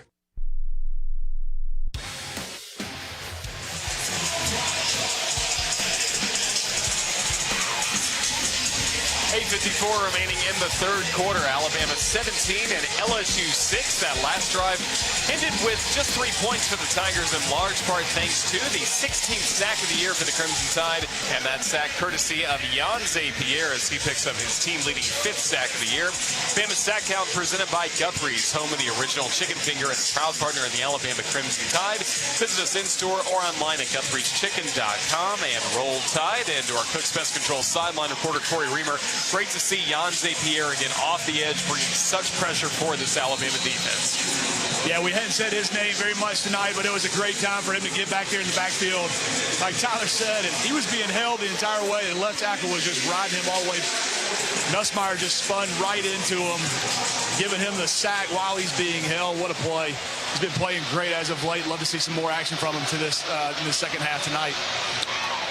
8:54 to go here in the third quarter. Alabama has its lead cut to 17-6 as Aaron Burrell is just about set to kick off for LSU. Lontier Brooks is deep for the Crimson Tide.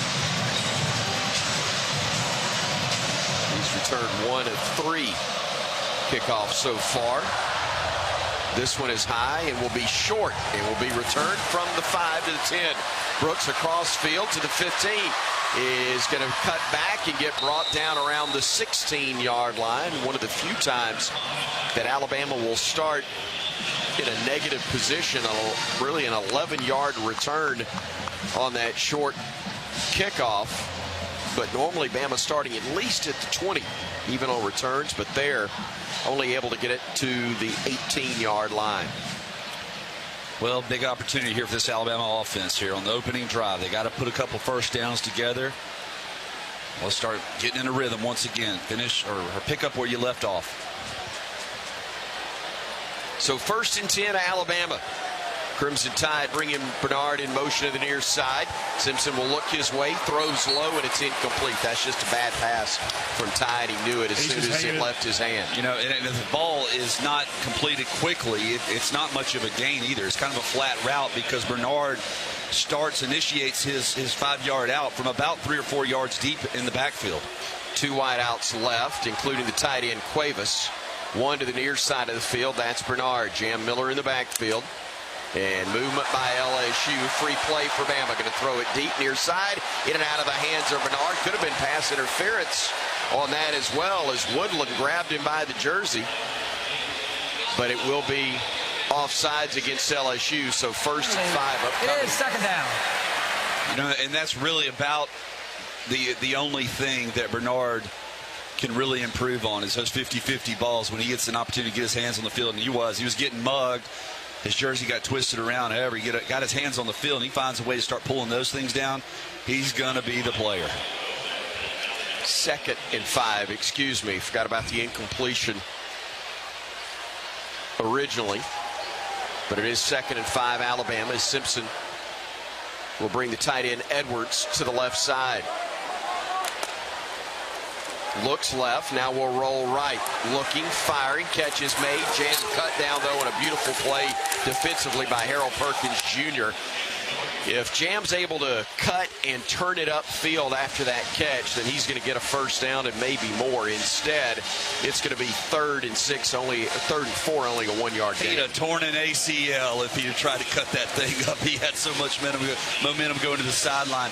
They wanted to push the ball down the field. Great coverage by LSU, though. Just take whatever they give you. You still got a manageable 3rd down here. I'd say he was going to do it immediately. He'd have gotten to where he could round it off first. Jams in the backfield to the right of Ty, who works with 2 wideouts each side on this 3rd and 5. Simpson looking left, looking, firing. Catch is made. Jeremy Bernard does so at the 39-yard line. Move the sticks on a bank first down. A gain of 15 on the play. The middle of the field continues to be open on 3rd down situations so long as there's time. LSU only brings 4. They don't have the ability to get to Ty Simpson without that exotic look and the pressure package, and he delivers another strike. Brailsford the center with Jaden Roberts to his right. And the freshman at the right tackle spot as they hand it off to Jam. He runs left side, gets hit, and brought down right at the 40-yard line. That freshman I was talking about, Michael Carroll, as Vandemark, who missed last game with an injury, I'm not sure we've called his name tonight. And he's now playing left guard. You're exactly right. That's why I called his name on the right side to get him over on the left. So Brailsford snapping it to Simpson. Looking deep downfield. It's got a man. Latzir Brooks. Pass is underthrown and it's incomplete. Bama fans wanted a flag, but I don't think there was any real contact there. No.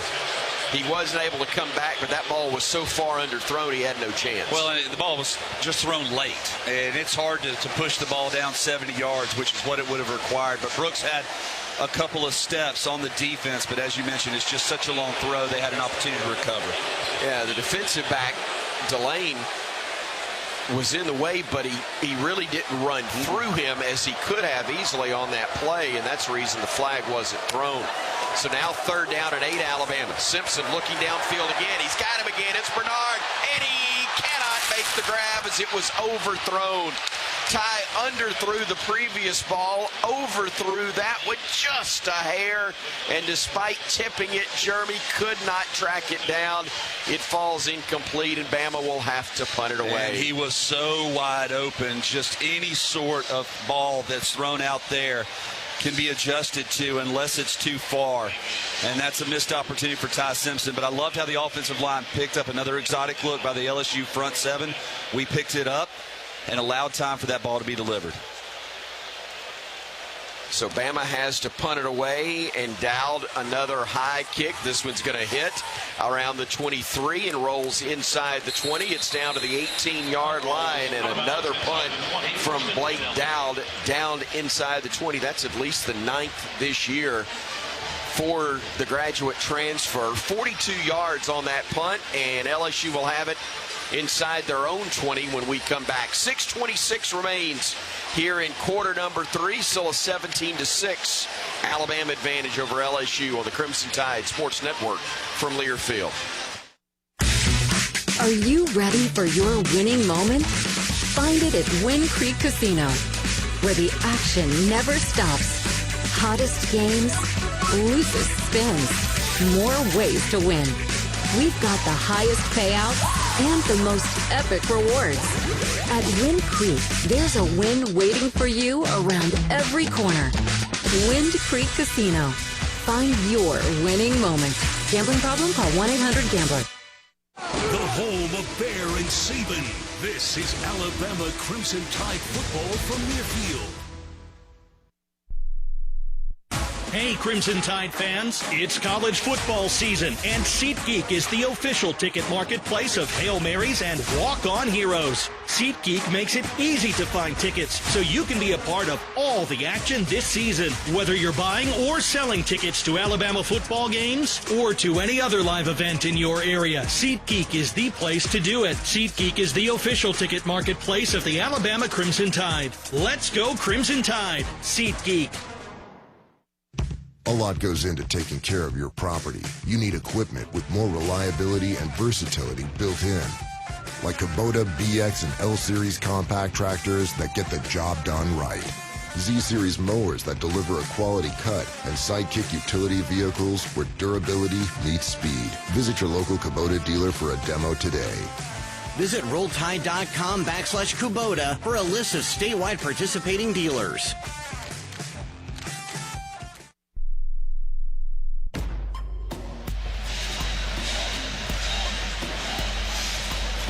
6:26 remaining in the third quarter. It's Alabama 17 and LSU 6.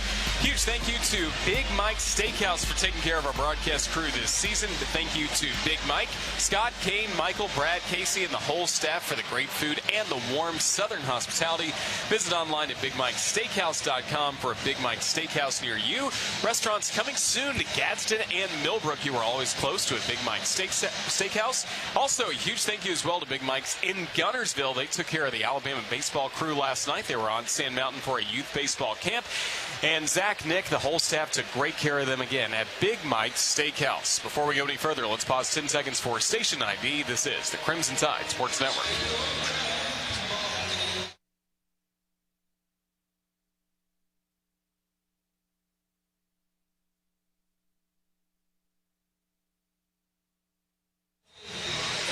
Look, I know as a radio crew, we could put away some stakes. I can only imagine the damage that even part of Rob Vaughn's baseball crew could do. Big Mike's may have had to shut down to rustle up some more cows to get ready for the next wave. Sunday lunch needed some help. 6:26 to go here in the third quarter. LSU with a football, but Alabama with a lead. 17-6 is our score. The Tigers have only managed a couple of field goals in this one, but Alabama has not scored in the second half. Might have Van Buren in at quarterback. I think you're exactly right. That is the new QB in the game. He's going to roll and dump it off, and the catch is made, and what a play by Red Morgan, upending Anderson after he made the grab, and he was slow to get up, Corey. Red Morgan is just flying downhill. I'm telling you, he is a run-stopping safety. He's looking for those opportunities. You're not going to be able to get out in front and block him when he reads it as soon as he did. Great job of getting him tripped up before he can turn upfield and make a play. Michael Van Buren, the quarterback for LSU, the transfer from Mississippi State. He's a Bowie, Maryland native, 6 feet 190. He's 13 of 16 on the year with 2 touchdowns. And they have gotten him in the game, replacing Nussmeier. He took quite a chewing from Frank Wilson after that last drive, as on the carry, getting a couple will be Van Buren. Deontay Lawson was chasing him and got him down after a gain of 1.5 yards. Deontay Lawson shed off a block from Bauer Sharp, the tight end for LSU, to make that tackle for loss. But Van Buren brings the read option look to LSU, something that causes a lot of defenses problems. And I think Coach Wilson for LSU was really frustrated with Nussmeier for not throwing the ball away on the previous drive. So 3rd down and 8 upcoming for the Tigers. Van Buren with a man to his right. 3 wideouts left, 1 right side. Van Buren looking to throw with time, fires, and that is going to be a diving attempt. And did he make the catch? Yes. Wow, what a grab from Xavion Thomas. Full extension, made the grab for 17 yards and a 1st down for the Tigers. LSU hurrying to get back to the line of scrimmage. Yeah, definitely a catch. He was able to get under it. They'll probably take another peek at it. Yeah, one more angle. This is the one that will tell us for sure. That is a phenomenal grab. Not even close. I mean, it's an absolute catch. Why are we reviewing it? But we'll take it. But the zone concepts are great, but you have to be able to apply a little bit of pressure up front. You allow a quarterback to sit back there in a comfortable pocket, he's going to pick a zone coverage apart because linebackers have no idea where wide receivers are wrapping around behind them. And that's exactly what Xavier Thomas was able to do, working around 12, 15 yards and then just find a window to sit down in. Play under review presented by Ziegler Meats. Pick up the same Ziegler Jumbo Franks served in Bryant-Denny Stadium at your local grocery store. Ziegler Meats, a tradition of great taste for over 90 years and proud to be the official hot dog of the Crimson Tide. The ruling on the field is upheld. It's a catch. It took longer for the official to get all the way down to the headset than it did for them to figure it out. That's not a knock at Matt Leffler, who would beat me in a foot race any day. But that was clear by the time he got there that was indeed an excellent catch on the part of Xavier Thomas. He too a Mississippi State transfer. Caden Durham in the backfield, to the left of Van Buren, or the right of Van Buren. He will go play action. Van Buren rolls, fires, and that one is going to be called, I believe. Yes, it is. Another low throw, but another great catch. This one from Kyle Parker, Allen, Texas native, in his 2nd year in Baton Rouge. And the Tigers are moving the sticks, 16 yards on that throw and catch. Van Buren. And are they going to review Rolling on the this one? field is a catch. The previous play is under further review. You know, one thing to keep in mind, Van Buren's not like some redshirt freshman out of high school. I mean, this kid played all 11, 12 games for Mississippi State last year and looked pretty good towards the end of the season. He was able to work the sideline. The ball was definitely underthrown, but I think Kyle Parker was able to get into this one as well. Maybe not. Well, we were shielded by green on that one, that angle that we were able to just see in the booth. Let's get one more look and see. Showing two different angles. This might come back. Yeah, I think it did. That ball hit the deck. Yeah. It wasn't by much, and he made a great effort, but that was, I think, an incompletion. I don't know who called for it, but I'm glad they did on the review. What's a little more concerning, though, is the fact that they're able to find such a window on the sideline in this zone coverage defense, and right now just kind of rolling Van Buren out right and left, cleaning up the picture for him and giving him the ability to still run the ball. Hopefully this will be a 2nd and 10. After review, is an incomplete pass. The ball hit the ground. It's going to be 2nd and 10. So back-to-back reviews on consecutive plays. I thought the first one was going to show us that it was incomplete. I thought the second one would show us it was a catch. Not surprisingly, I was wrong twice, but it works out for Alabama at least 50%. Well, and how did we set the edge versus Van Buren as they continue to try to roll him right and left? Have to apply some pressure, but you can't get too far upfield because this guy has some wheels. He can beat you with his legs. 17-6, Bama leading it. 3:56 to go, third quarter here at Bryant-Denny. 2 men wide right, tight end to the right, 2 men wide left as well. Now they'll bring one in motion to the right as Van Buren will roll. They'll throw, flag down, and the ball is dropped around the 48. Would have been a catch. And for a first down, minus the flag, Kyle Parker didn't hang on to it. And I think this is going to be on LSU anyway. Illegal shift. Illegal shift on the offense. Number 6 and number 22. That's a 5-yard penalty.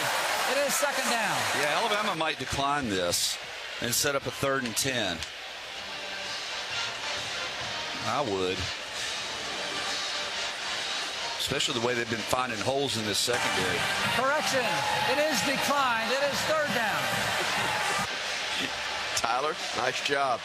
Matt Leffler, I didn't know, was tuned into our broadcast. The wiring must have gotten crossed here in the stadium. All right. 3rd down and 10 for LSU. From there, 36. Bama showing pressure, bringing about 7 men to the line of scrimmage. Play clock at 3, at 2, at 1. They just get it off in time, or did they? Timeout called by LSU. Before the snap, timeout, LSU. Only got 1 left. 30-second timeout. 3:51 remains in this 3rd quarter.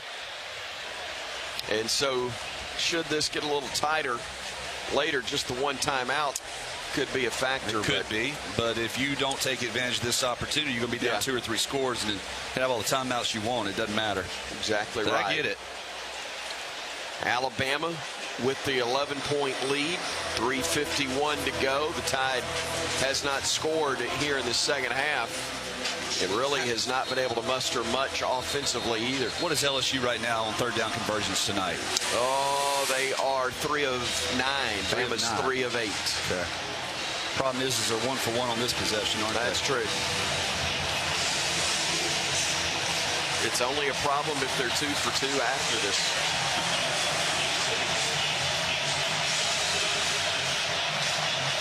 Durham in the backfield to the right of Van Buren. He's got a big old tight end coming to the left side.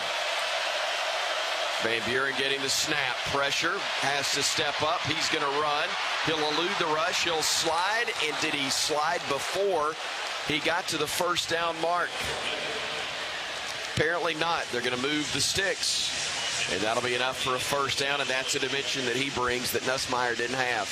Yeah, and Bray Hubbard was kind of sinking in the middle, but he goes back towards the receiver as opposed to staying around the line of scrimmage. That's what his responsibility is. And when you go against a mobile, quick quarterback, First down. The previous play is under further review. how do you even review this? I mean, it's where obviously he starts his slide, but so again a review. The numbers for the 8 o'clock worship services tomorrow are diminishing as we speak, but the 9:45 and 11 are going to start to fill up. And he started to slide around the 46-yard line. Yep. That's where they spotted it. You know, these officials, they get it right on the field about 90-95% of the time. Right.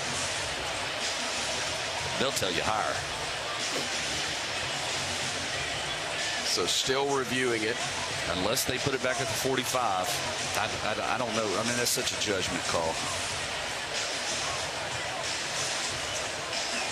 They ruled it was a first down. After review, the quarterback was going down at the 45.5-yard line. Therefore, it is fourth down at that spot. Wow. Here's the thing we get into.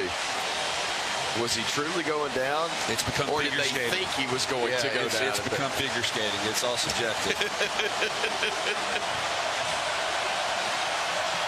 Ooh, yes. The Russian judge marked him short, Tom Stipe reminds us. As Harlem Berry's in the backfield, Tigers going to go for it.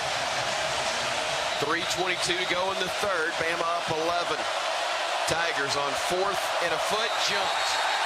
First of all, they lined up in the shotgun on 4th and inches, and the left tackle jumps. Although they're talking about it as if they may have been drawn off sides by the Bama D. Corey, what'd you see? I was just about to say the same thing. We shifted up front of a defensive line, and that's when you saw LSU jump. But I don't know how you call that on the defense right there. We're just shifting. Nothing wrong with that at all. Start. Offense, number 10. A 5-yard penalty. It is fourth down. Yeah, that was the tight end Bauer Sharp, and the crowd noise again playing a factor. That's something Kalen DeBoer asked for Please reset. at the start of the week, and especially on the radio show Wednesday night. Needed this crowd to have an impact, and they have. 2 linemen, offensive linemen, moved, the tight end and also the left tackle, who I believe was DJ Chester. You better watch. So the Tigers going to have to punt unless they do opt to fake it, as Tyler Watts just warned you against. They've got 3 up men. They do snap it to the punter, and he gets it away. And a fair catch called for and made by Cole Adams back inside the 10-yard line. The punter went down, but I think he more ran into the guy that was rushing from the edge more so than the other way around. 52-yard punt. Bama will have it inside their own, I said the 10, the 15-yard line, excuse me. I love seeing a defensive lineman wearing number 14.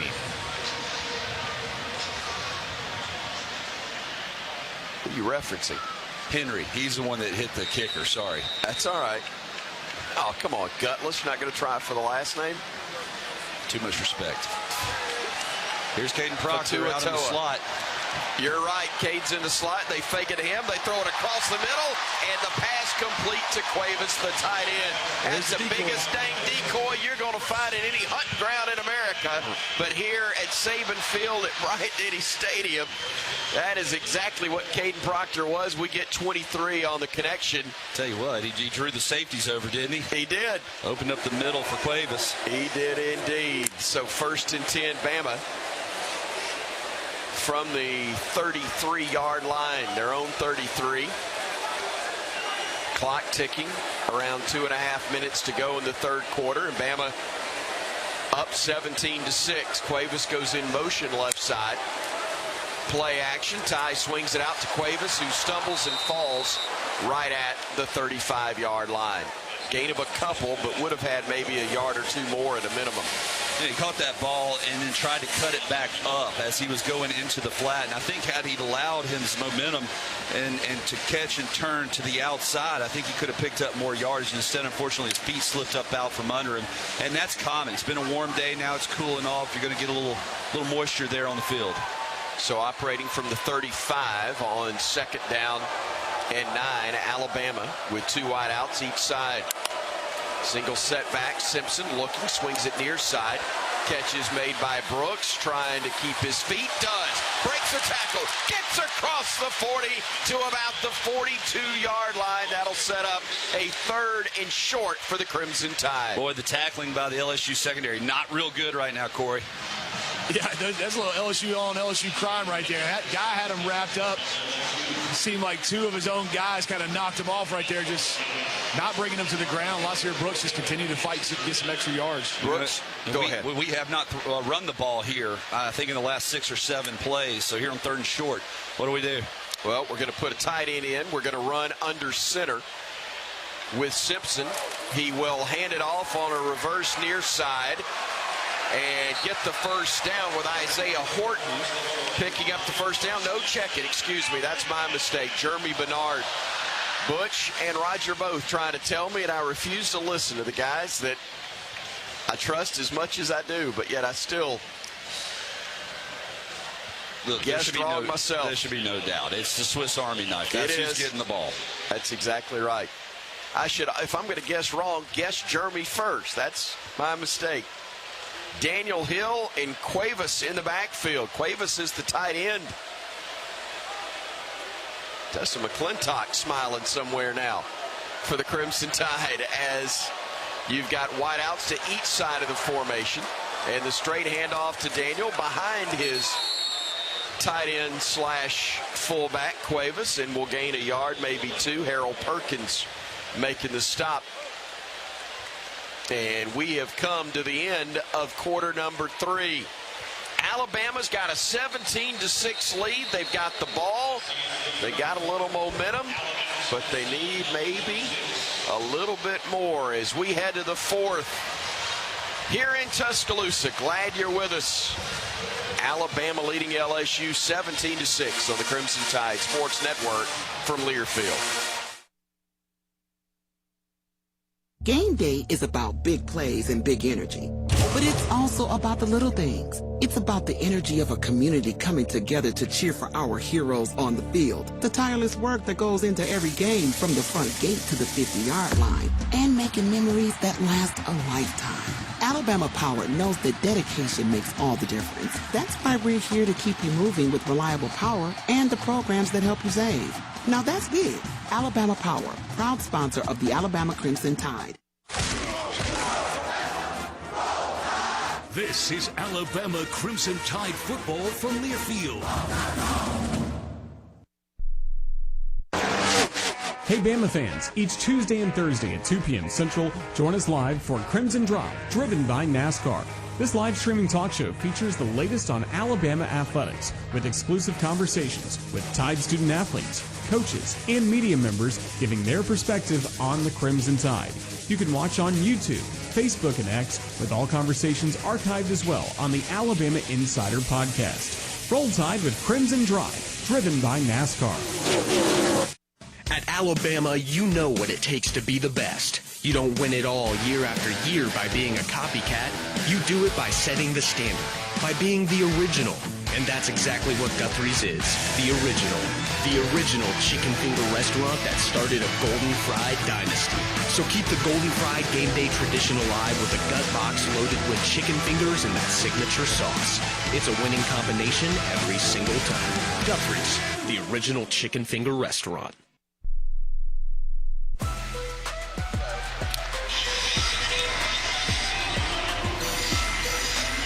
Alabama 17, LSU 6 as we get ready to start the 4th quarter here in Tuscaloosa. Roger Hooper with a look at the Alabama Power scoreboard update. Quite a surprising score, and the only other SEC game active at the moment from Kroger Field in Lexington. Kentucky 38 and the Florida Gators 7. Yes, it's been a tough year for the Gators, but remember at one point Florida had won 31 straight against Kentucky, but right now it's the Wildcats in front 38-7 with 9:29 remaining in the 4th quarter. We'd like to thank Bill Giants Alabama for being today's game sponsor. Bill Giants Alabama, a statewide workforce initiative with the U.S. Navy's Maritime Industrial Base, connecting Alabamians to careers and training to build the next generation of Navy vessels. Learn more at BillGiantsAlabama.com. Tonight, we're coming to you live inside the Alabama Credit Union broadcast booth, proudly serving Alabama communities for over 67 years. Once again, the score, Alabama 17 and LSU 6 as we get ready to start the fourth quarter here in Tuscaloosa. And back on the call to take you the rest of the way, the voice of the Crimson Tide, Chris Stewart. Roger, thank you so very much. Let's check in with our Coach Pest Control sideline reporter, Corey Reamer. The Bama defense has been really good, but man, it'd be nice to keep them off the field for a few more minutes if this Bama offense could get a little bit more going, get it across midfield, and get some more points on the board, obviously. Yeah, I'm sure they would tell you to welcome the extra time sitting on the bench and let this offense continue to do their thing. Put some extra points on the board. It's 17-6 right now. Fourth quarter, it's time for them to put this thing away right now. Defense would love some help. They've been playing great all night. 3 wideouts left, including the tight end Cuevas. Single setback is Jam Miller to the left of Ty Simpson. He'll bring Cuevas in now, tight left side.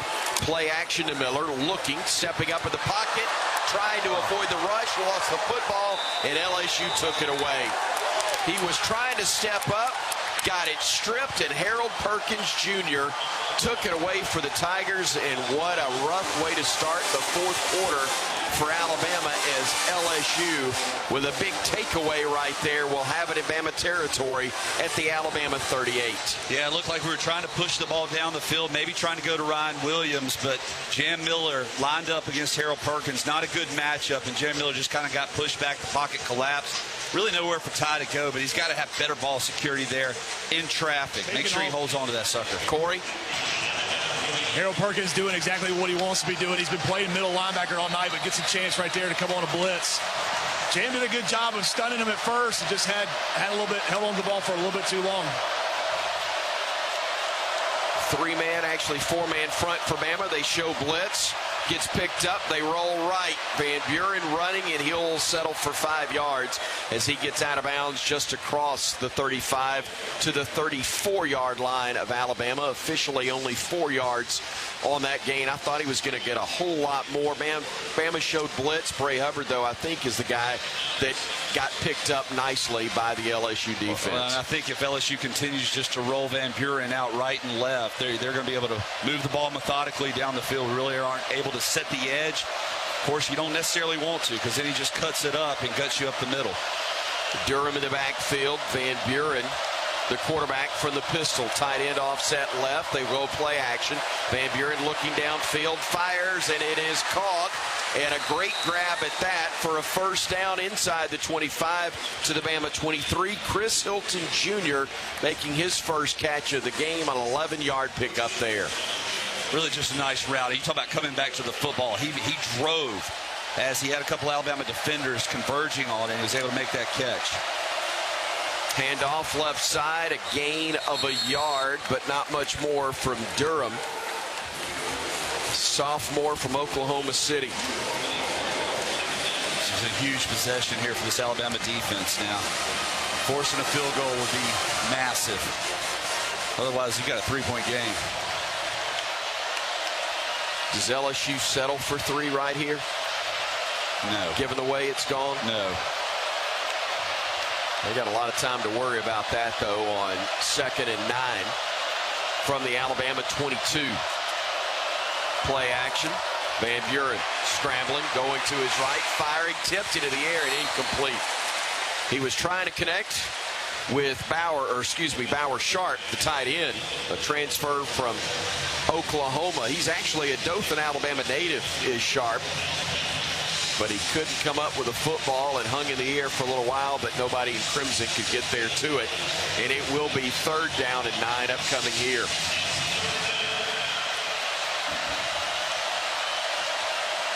Yonze Pierce to the field. They're going to. He's the one that's going to be tasked with preventing Van Buren from being able to roll out. From the pistol, they jumped again. Another procedure penalty on LSU. That's going to be false start. Offense, number 57. Yeah, Carius Kern.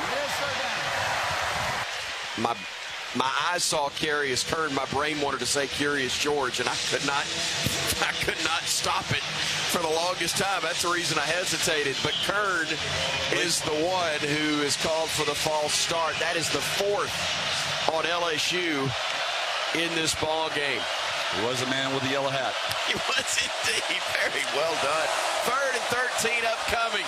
Stepping up, firing, and caught inside the 10. It's a first down for LSU. We had crimson hats everywhere, but making the catch was Barryon Brown for an LSU first down. It's 1st and goal from just outside the 7. Xavier Brown and Bray Hubbard are right there, but they're just too small of a window as that ball is just threaded in by Van Buren.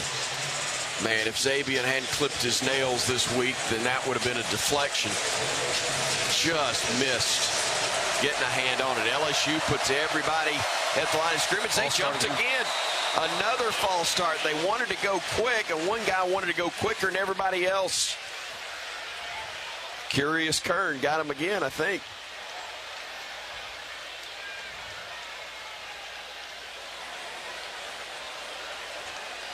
Still talking it over.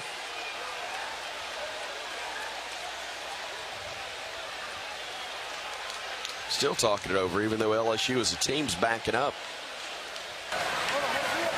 False start. Offense number 57. 5-yard penalty. It is first down. As Tyler said, the man with the yellow hat drawing the yellow flag. 9 penalties, 60 yards on the Tigers, and 5 procedure penalties. Well, they have struggled with that offensive line like we have seldom seen for the men in the Bayou. They'll operate under center on 1st and goal from now back at the 12. And did they move again? There's conversation about something. I think they're going to reset the play clock. Please reset the game clock to 12:24, and please reset the play clock to 25 seconds. And wind the clock on my ready.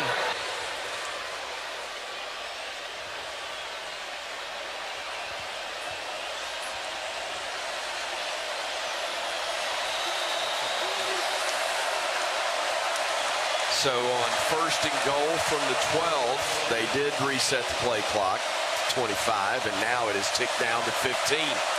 As LSU breaks the huddle, brings one man to the left side. Juwan Johnson, the running back, behind the quarterback Van Buren in the pistol formation. They bring a man in motion left, play action. That's the direction Van Buren will roll. He's going to go down. Oh, what a great play by Alabama. And L.T. Overton got him to the turf.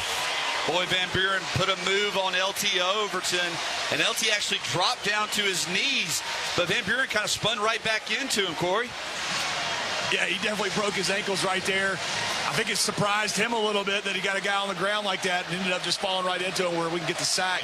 Great job by Keon Sabb. They were looking right in the middle of the deep end in the back of the end zone. Sabb was waiting on him on that in-breaking route. That's where Van Buren was looking for. Johnson and Thomas both out there for the Tigers. It'll be Johnson in the backfield. They swing it near side. Pass attempt incomplete, trying to connect with Brown. But it will be 3rd and long for the Tigers. 3rd and goal now from the 22-yard line. Tell you what, they've gone from having 1st and goal at the 7 to now, if they're not careful, they're going to be out of field goal range. Well, like you said, though, they're thinking 4 downs here, so it's 2 downs to score. They don't have to get it all back. They've been hitting us downfield with these little curl routes, finding windows in this soft zone coverage. 11:14 to play here in the 4th quarter. They will hand it off right up the gut, and stacked up at the 20 is Harlem Berry. Now you got to kick it. Yeah, they are going to kick it. It makes it an 8-possession game, or 8-point game, I should say. I wish it was an 8-possession game. I'd be a lot more relaxed right now. 10:55 and ticking. Tigers 2 for 3 on field goals. They've missed from 30, made from 37 and 45. Ramos will try this one from 38 yards.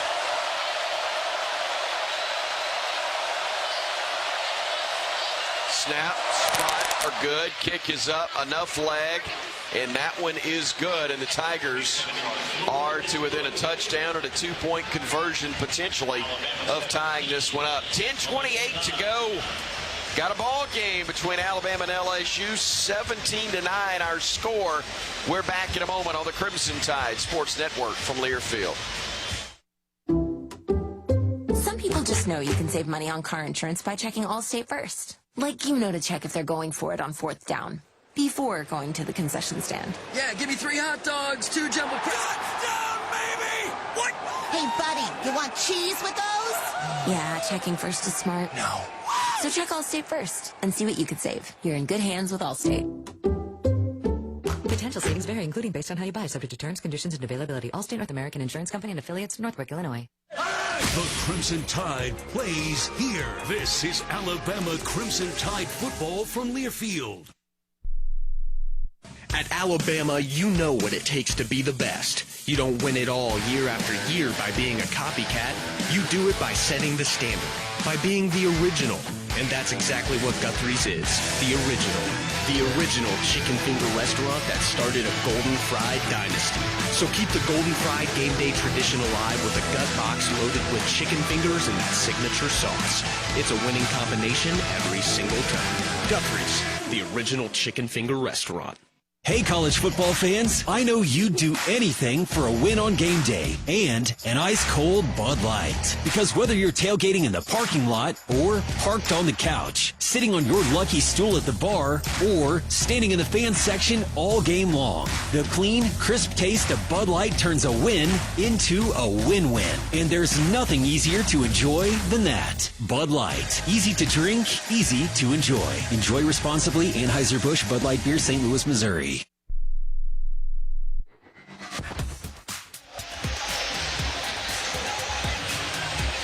10:28 to go in Tuscaloosa, Alabama with a 17-9 lead against LSU. We salute our radio affiliate of the game, WJLX 101.5 FM in Jasper, Alabama. Follow the Crimson Tide Sports Network on Facebook. Tell us where you're listening from for a chance to win 2 free meals from Jack's. Thank you to WJLX 101.5 FM in Jasper, Alabama for carrying Alabama football this season. Also, a moment ago, LT Overton with a sack for the Crimson Tide. That was number 17 of the year for Alabama. Bama's sack count always presented by Guthrie's, home of the original chicken finger and a proud partner of the Alabama Crimson Tide. Visit us in store or online at Guthrie'sChicken.com and roll Tide. So far, LSU limited to field goals in this game. Crimson Tide, Tyler, have not scored so far in the second half. What needs to happen here on this drive? You got to score. I mean, but the process is getting first downs.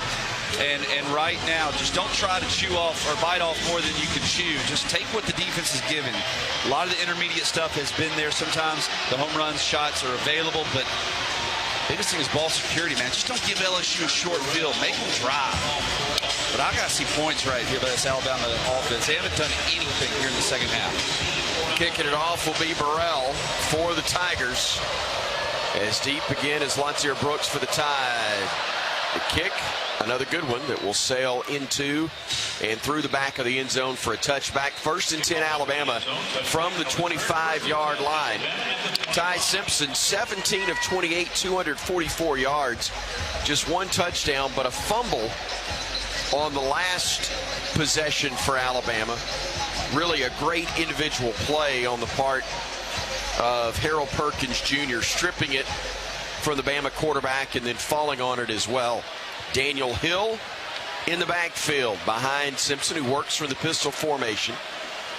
3 men to the right side of the formation, a tight end to the left in Edwards. Hill walks up to the right of Simpson. He gets the handoff, and he will keep the legs churning and fight forward for a gain of 3 on 1st down. Bernard Good, the defensive tackle, wrapped him up and held on for dear life. Yeah, contact made there at the line of scrimmage, but Daniel Hill doing a good job leaning forward and driving. It's something he's done over the last couple of weeks, more so than at the beginning of the season. Alabama has used Hill a good bit in the 4th quarter of games after they've worn down the opposition for some key runs as the quarterback keep from Simpson. He breaks a tackle, gets across the 35, across the 40, and is shoved out of bounds. A flag is down, though, back around the 25. I think this one's coming back. It was a 17-yard gain, but it looks like it's going to be nullified by a hold and maybe on Jaden Roberts, based on his reaction anyway. Personal foul, hands to the face, defense. Number 90. That penalty will be ended to the end of the run.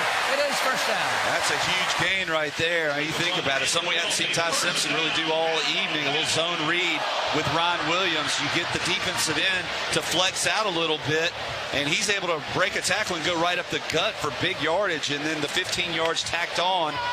Alabama's cooking.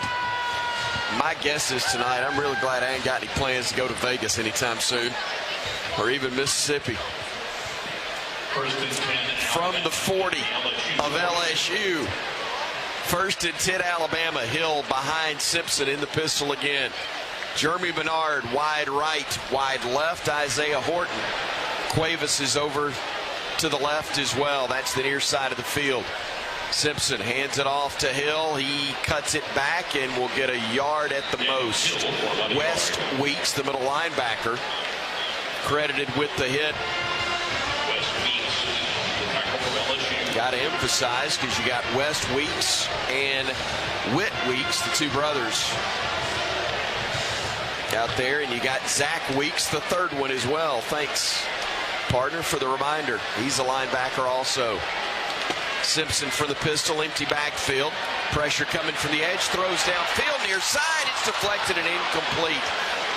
Isaiah Horton, the intended receiver. P.J. Woodland there in coverage, able to break it up at the last moment. He had him for a step, but a great job by Woodland to close late. Well, the defensive back was on Isaiah Horton's inside shoulder where his eyes were, so Ty Simpson threw it to the outside. He had to flip around.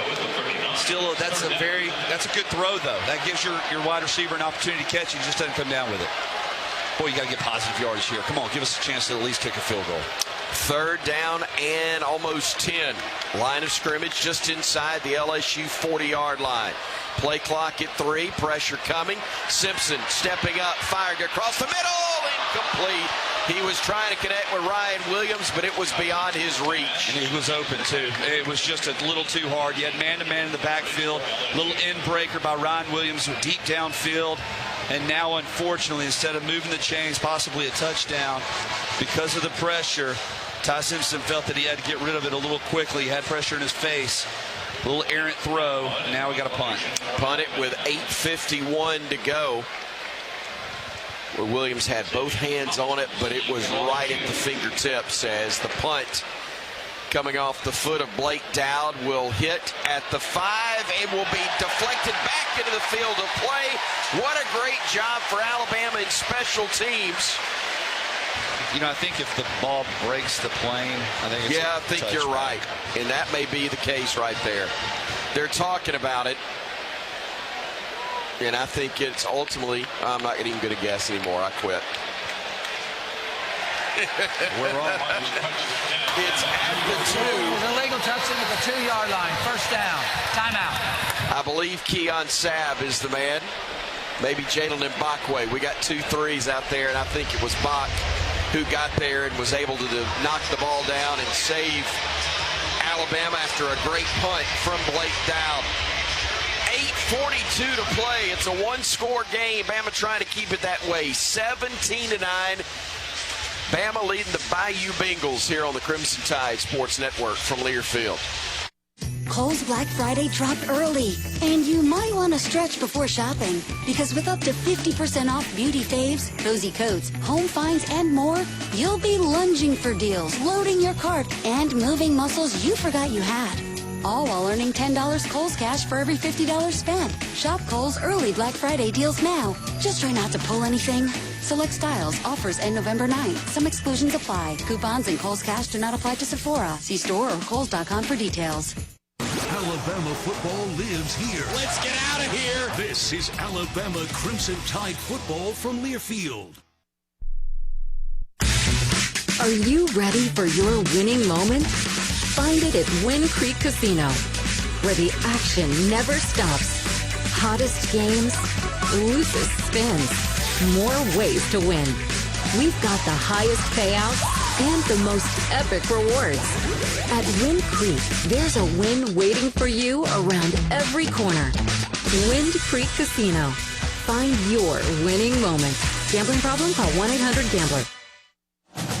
Planning a tailgate in the quad before the big game? Watching with friends at home? Sack the stress of what to serve and make Foosackly's part of your game plan. Whether you want to roll on through the drive-thru or order from the Foo app, we've got you covered. Our hand-battered chicken fingers, house-made sauces, and gallons of fresh squeezed lemonade are the perfect play call for your party. So, before kickoff, remember that football starts with Foo. Foosackly's, proud partner of the Crimson Tide.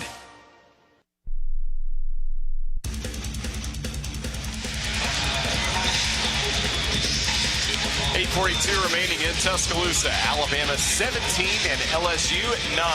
We thank Nature made to care for fans on game day and every day. The official vitamin and supplement of Alabama football. Our Cook's Pest Control sideline reporter is Corey Reamer. Again, brought to you by Cook's Pest Control. Call Cook's to score superior protection from pests and termites. Corey, how have you seen LSU's offense change with Van Buren at quarterback as opposed to what we saw earlier in the game with Nussmeier? Well, we've definitely seen him escaping out of the pocket early on, rolling him out left, rolling him out right. Alabama's got to do a good job of keeping the edge, maybe not rushing up the middle as much as we have been. Get some guys to keep him contained. He's not a big guy. Hard for him to see over this line of scrimmage. He's been able to make some pretty incredible passes from the pocket, but they're definitely trying to sprint him out one way or the other, where he's got the opportunity to use his feet to make some plays. But this defense, you got the LSU backed up on their own 2-yard line right now. Got an 8-point lead. This is where you really got to turn it up. Force them into a punting situation. Don't let them escape being backed up. They got a student section that's extremely loud right now, right behind them. Smith, Keenan, and Overton up front for Alabama, with Pierre walking up to make it a 4-man front. We're also bringing Carter from the edge as well, and on the run up the middle, it is maybe a yard. Maybe that Bray Hubbard on the stop of Harlem Berry. It wasn't a whole lot, if anything. They are going to put the ball just outside the 2.5. You got to think LSU's going to take a shot downfield, though. Try to catch either a one-on-one win or a pass interference to give themselves a little room. They operate from the pistol, standing in the end zone, Van Buren. He's got a man to his left. He'll hand it to him, and he will get out of the end zone, but no further to the 2-yard line, which was the line of scrimmage.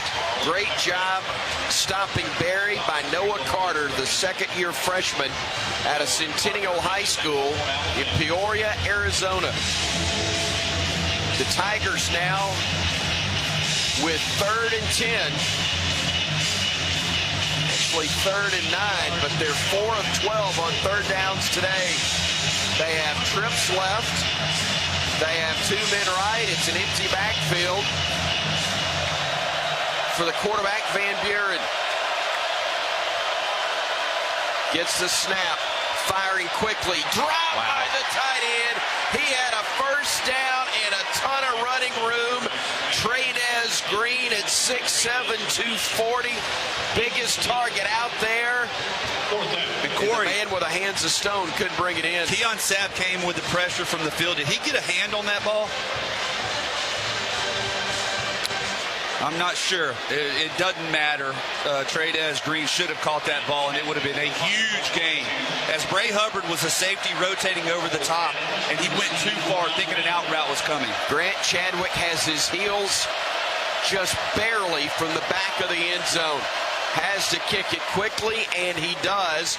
This will be returnable, and Cole Adams goes to the right. A flag is down behind the play as Cole gets across the 30 near the 25.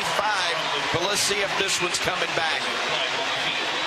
It's going to be against Alabama, a block in the back, I believe. Yeah, I think during the return, a legal block in the back. Return team number 2, 10-yard penalty.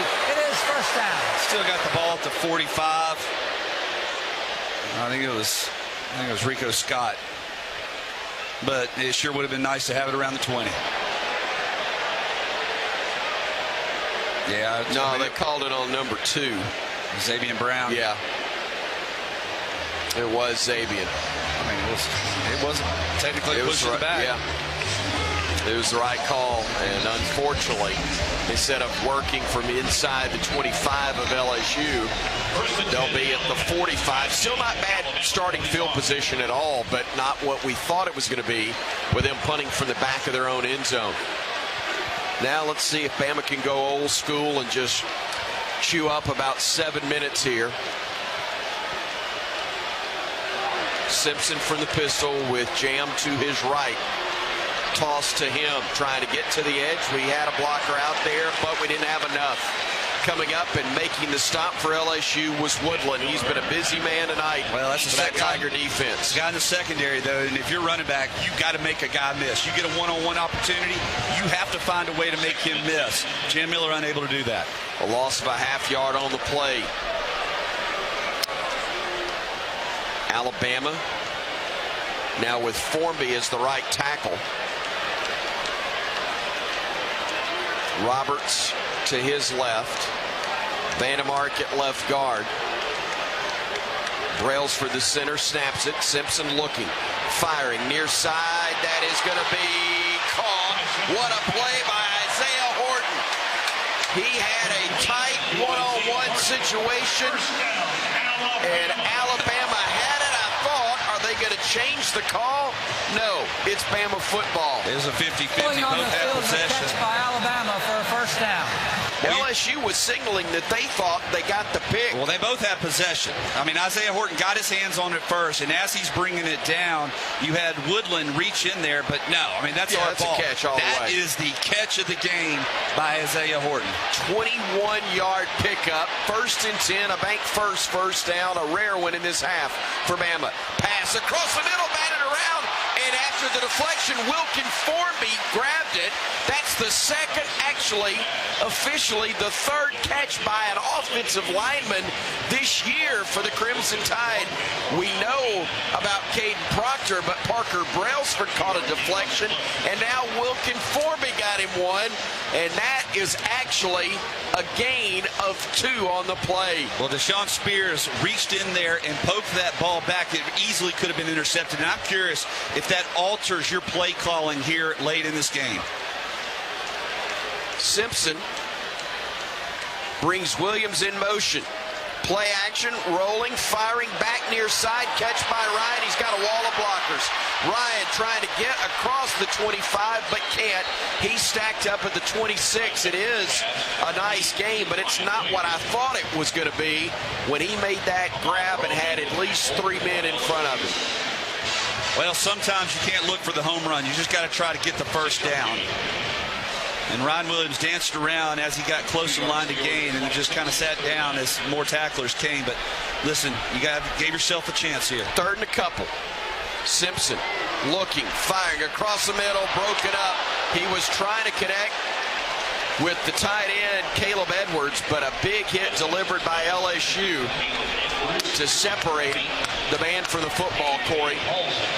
That was a really good job of really not trying to decleat him. I mean, he was set up for a big, nasty hit, but he just gets his pads on the football and breaks up the pass.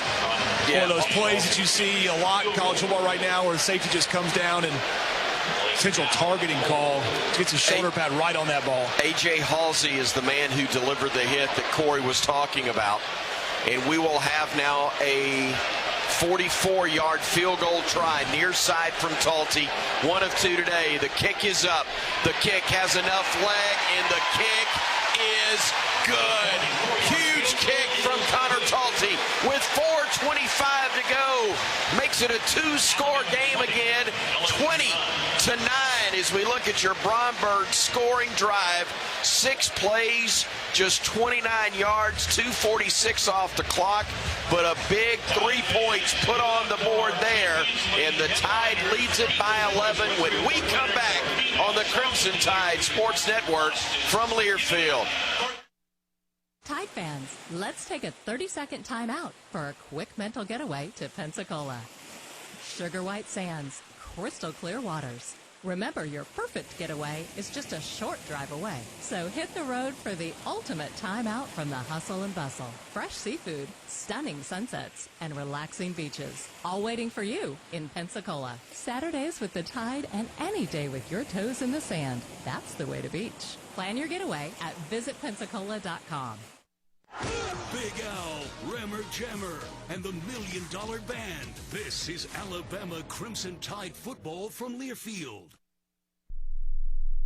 1225 is your ultimate game day destination. Catch the game on one of their 35 big-screen high-def TVs, combined with an extensive menu of mouth-watering food and refreshing drinks. Juicy burgers, crispy wings, craft beers, signature cocktails. 1225, where the energy is high, the screens are massive, and the excitement is contagious. Visit 1225 on the Strip in Tuscaloosa, less than 2 blocks from Bryant-Denny Stadium. 1225 Sports Bar, where sports, food, and fun collide.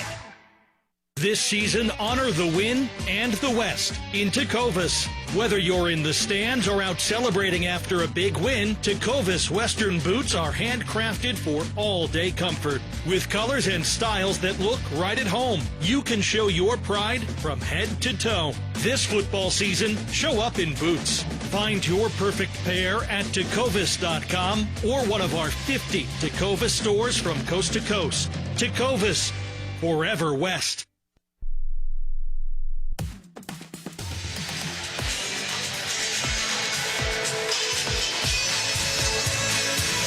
4:25 remaining in this fourth quarter. Alabama with a 20-9 lead over LSU.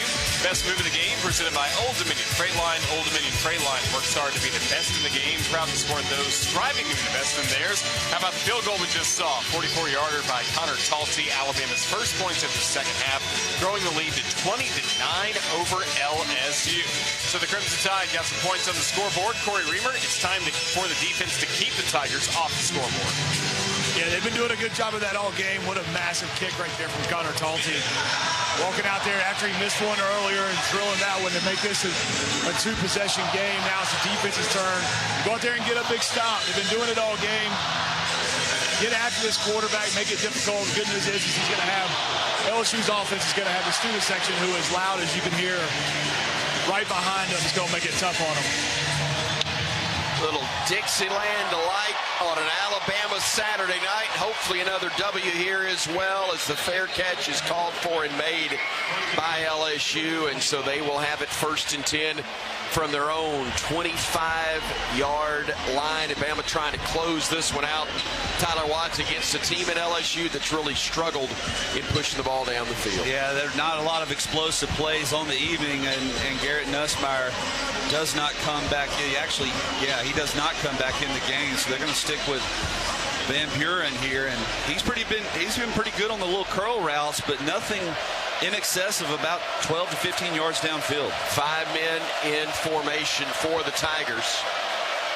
As Van Buren gets the snap, looks near side, catch is made.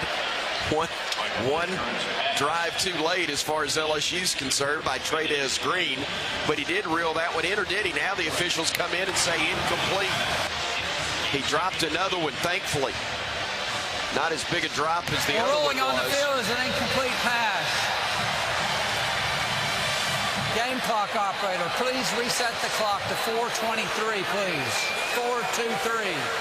We're getting benefit of the replay, and the ball was thrown behind him. He tucked it in, and as he was trying to secure it with his left hand, it does hit the ground. He did the tough part of it, though. On the front end, he had it, then just dropped it. So 2nd and 10 Tigers. With 4 men in formation, they'll throw it across the middle. They got the catch made. Trying to come to the near side and get the additional yardage, but unable to, was Barry and Brown.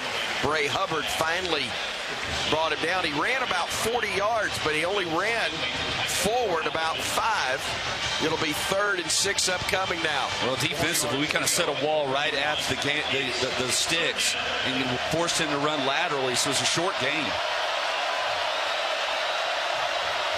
Snap to Van Buren, looking downfield. Now he'll have to tuck it and run, and he's going to be close to the 1st down mark. I think he got there. based on the initial spot, that is going to be enough for a first down. You know, Deontay Lawson's kind of rushing from the edge, and it's almost like he's tasked. Excuse me, I think that might be Justin Hill. I can't tell because of his number. No, it's Deontay Lawson. It's almost like he's tasked with being a spy on Van Buren to prevent exactly him from leaving the pocket and moving the chains. 3.5 minutes ago, actually 3:20 and ticking. The time left now. Bama on top, 20-9. Looking to throw. Van Buren had it poked away. Ball's on the deck, and Alabama's got it. Yanze Pierre knocked it away, and coming out with it for the Crimson Tide is London Simmons.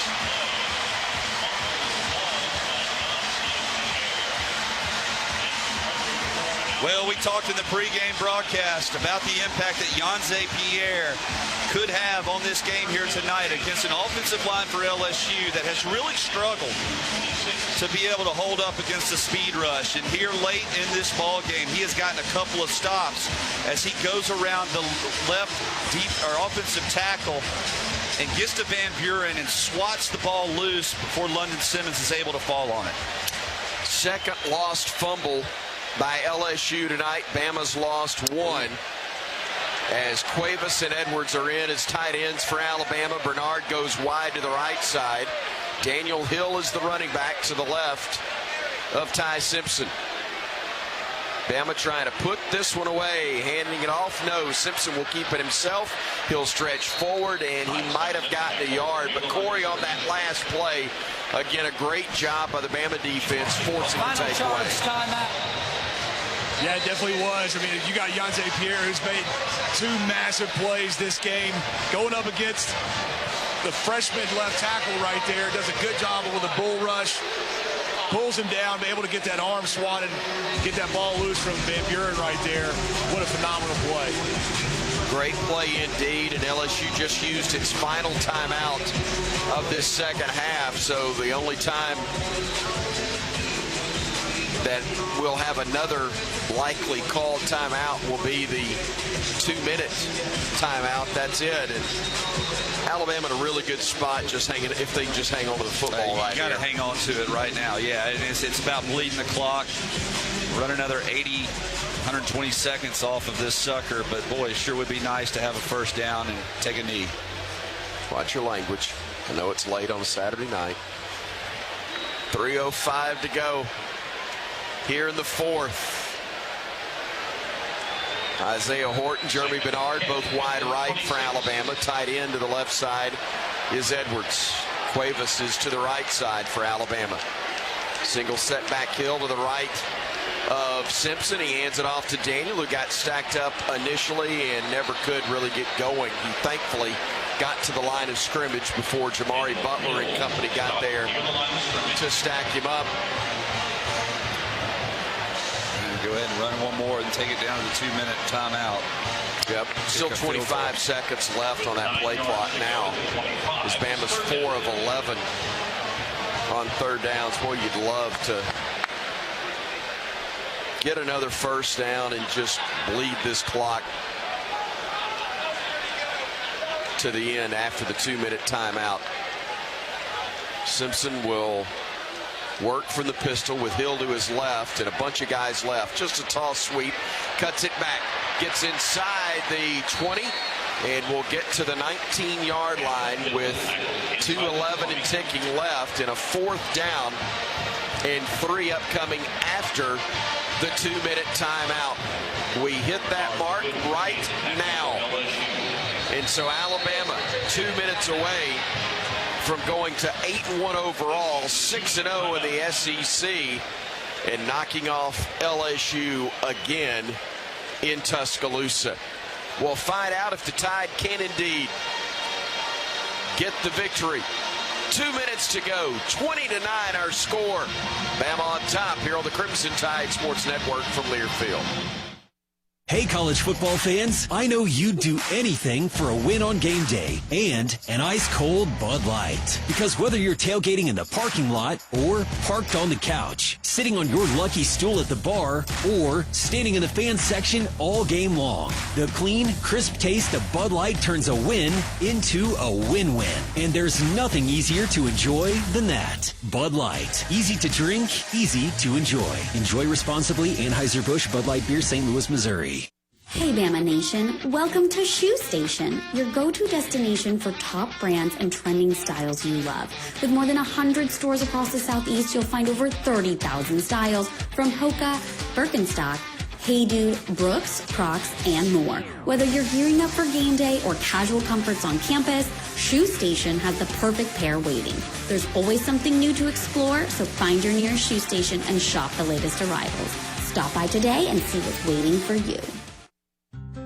What's up, Alabama? This is Ron Williams reminding you that the best offense against termites, mosquitoes, and other pests is Cook's Pest Control. I run routes and make catches on the field, but off the field, I trust Cooks to catch what I can't. Fast, precise, always getting the job done right, just like me. That's pest control you can trust. Call Cooks today for your free inspection. Roll Tide. Looky, looky, looky, here comes Cookie, Cook's Pest Control.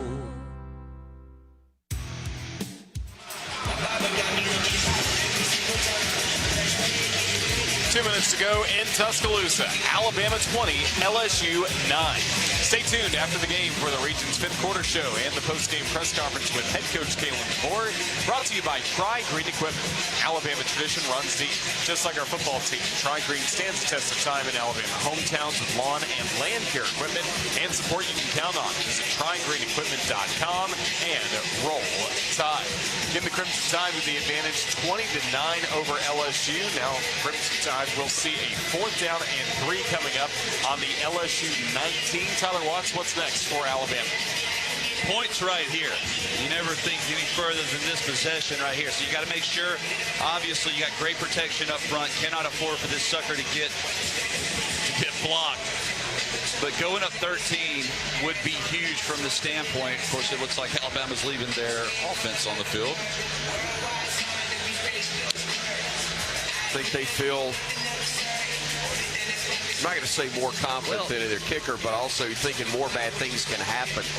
You block a kick, you have a scoop and score, and now you got a maybe a little quicker deal, but I don't know. I love the idea of kicking a field goal here and forcing LSU to score twice, 2 touchdowns, as opposed to just a touchdown and a field goal. If you don't get it, of course, if you get it, the game's over.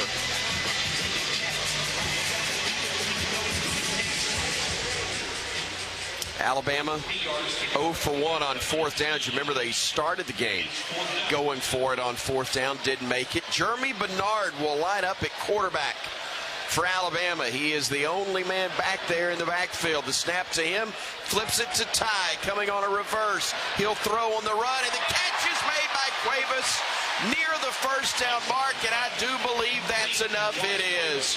Move the sticks for a bank first down, and that is likely the last one that we'll need tonight. I'll be able to sit on it now. Look, you talk about risk and reward, though. This is a dangerous throw for Ty Simpson. I mean, LSU was in zone coverage. You had a couple of DBs sitting back there waiting on it. But Cuevas able to go up and secure it. I think they wanted to slip Rico Scott out into the flat, but he got held up and wasn't able to release. Victory formation for Ty Simpson. I just wonder how many of these little creative plays Ryan Grubb has. That's what I get. I mean, how deep are we got? He's one of those guys that sits up at night drawing stuff in a notebook, like that coach on the water board.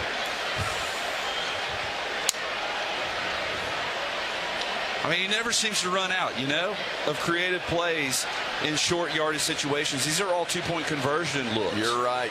And they're working. I love it.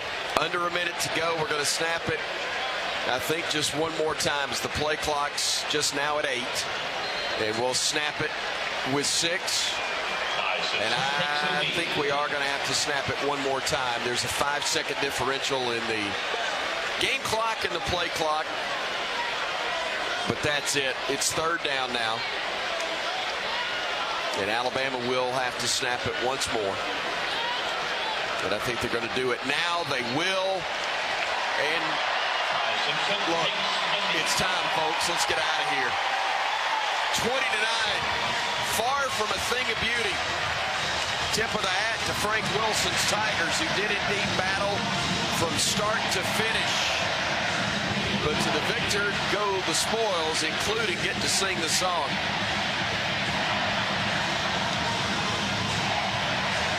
That's the end of the game. The final score, Alabama 20, LSU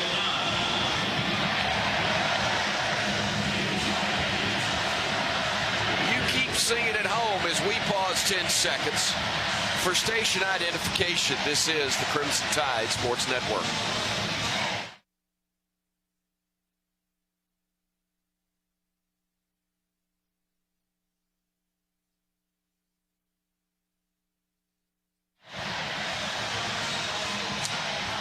Don't often give traffic reports on our radio broadcast, but this is an important one. We are told that Jack Warner Parkway is closed. There was a tragic accident earlier today, we're told, and UA Public Safety has said that Jack Warner Parkway is still closed.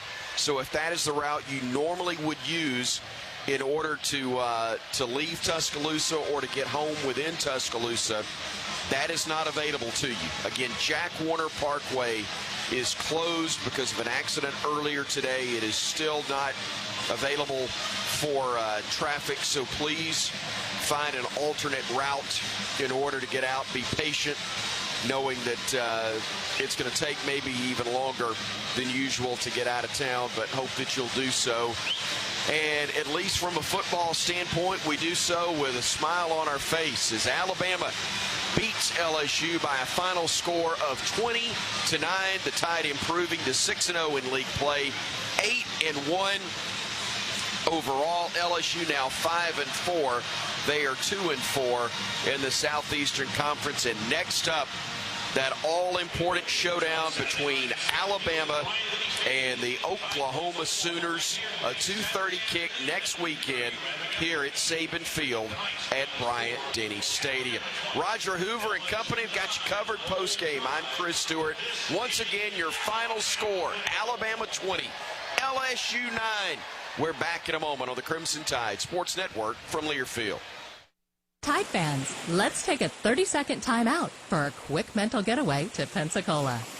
Sugar white sands, crystal clear waters. Remember, your perfect getaway is just a short drive away. So hit the road for the ultimate timeout from the hustle and bustle. Fresh seafood, stunning sunsets, and relaxing beaches. All waiting for you in Pensacola. Saturdays with the Tide and any day with your toes in the sand. That's the way to beach. Plan your getaway at visitpensacola.com. In football, a triple threat is a player who can do it all. For barbecue, Dreamland is a triple threat. You can dine in, carry out, or let us cater your next event. For the ultimate tailgating experience, nothing beats a rack of legendary Dreamland ribs with your favorite sides. If you got a taste for winning, treat your team to Dreamland. There ain't nothing like 'em nowhere. A proud supporter of the Alabama Crimson Tide.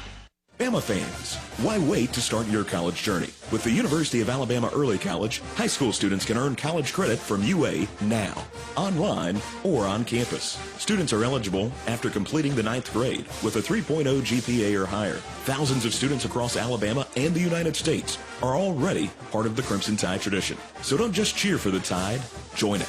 UA Early College. Legends start here. Visit earlycollege.ua.edu to learn more. Roll Tide. Hey Bama Nation, welcome to Shoe Station, your go-to destination for top brands and trending styles you love. With more than 100 stores across the Southeast, you'll find over 30,000 styles from Hoka, Birkenstock, Hey Dude, Brooks, Crocs, and more. Whether you're gearing up for game day or casual comforts on campus, Shoe Station has the perfect pair waiting. There's always something new to explore, so find your nearest Shoe Station and shop the latest arrivals. Stop by today and see what's waiting for you. This This is the Region's Fifth Quarter Show on the Crimson Tide Sports Network from Learfield. Alabama football is also brought to you by Cook's Pest Control, the South's most trusted name in pest control and proud sponsor of Alabama football. And by Barkley GMC, Barkley Buick GMC, where Barkley makes it easy. The Region's Fifth Quarter Show starts now. Roll Tide and welcome to the Region's Fifth Quarter Show. Put an extra Roll Tide in your wallet with the University of Alabama Regions Visa debit card or prepaid Regions Now card. Order at regions.com/GoBama. Regions, the official bank of the SEC. Tonight's final score, Alabama 20 and LSU 9. Roger Hoover, pleased to be joined by Tyler Watts here on the Region's Fifth Quarter Show. And Tyler, we're just happy to see, maybe even if we didn't get any touchdowns in this second half, Alabama was able to add 3 more points. And most importantly, the defense kept LSU out of the end zone all night. Listen, the defense has been playing outstanding over the course of the last 2 months, and they continue to pick up where they left off after the bye week and played outstanding, holding LSU, an offense that had honestly been able to move the ball and put touchdown drives together over the last several weeks, but held them out of the end zone, forcing 3 field goals, and one of those field goal tries came after a turnover that the LSU defense forced. So I think our defensive unit is playing outstanding. We got to figure this out offensively of how to stick 4 quarters together. And it doesn't mean you got to beat everybody 60-something, but come crunch time, be able to make the plays when they present themselves. And a couple times down the stretch there, we had opportunities. LSU brought pressure. We picked it up, just weren't able to convert. But you also made a couple of plays. I think back to that Isaiah Horton catch on the sideline where he has a 50-50 ball. He goes up high, points it, wrestles it away from Woodward, the defensive back for LSU. That was huge because that basically put us in field goal range, only up 8 at that time, and then we were able to move it a little bit closer before kicking the field goal. So just a nice overall win. I think right now you're past the point, and I think you have to be this way. You don't critique how you win. You focus, did you get the win? And then you go back and continue to work on, all right, how do we improve? But don't criticize this team for winning. Yeah, absolutely not. That's now 8 straight wins for Alabama, and now 6 of them in SEC play. Alabama, A&M, and Texas A&M, the only undefeated teams in the league at this moment. And you mentioned the defense making stops and also forcing 3 fumbles, collecting 2 of them. And you go back to the South Carolina game, that was also critical getting that win. Yeah, it was, especially late on, and that ended up being the difference, and it shut the door tonight versus LSU. So Yanze Pierre playing outstanding. I thought that James Smith and LT Overton also had great games, and Bray Hubbard flying around all over the ball. So close, so many times in the secondary of closing down those windows. That's something that you just have to keep working on and hope you're able to get home a little bit more. Next week will be continue to be a challenge. Another unit offensively that can score, but struggles a little bit. But defensively will be every bit as good as LSU. This is a really good defense that the Alabama offense faced tonight, and that kind of is just kind of a trend that we've seen here. South Carolina had a good defense. LSU has a good defense. Oklahoma has a really good defense. Got to find a way to score 24, 30 points. If you do that, you put yourself in an extremely good position to win those games. Crimson Tide pick up the win, 20-9, the final score against LSU. We're just getting started with the Region's Fifth Quarter Show. We'll be hearing from the head coach of the Crimson Tide, Kalen DeBoer, coming up with his post-game press conference. Hopefully thoughts as well from Corey Reamer as well. Again, the final, Alabama 20, LSU 9. This is the Crimson Tide Sports Network from Learfield.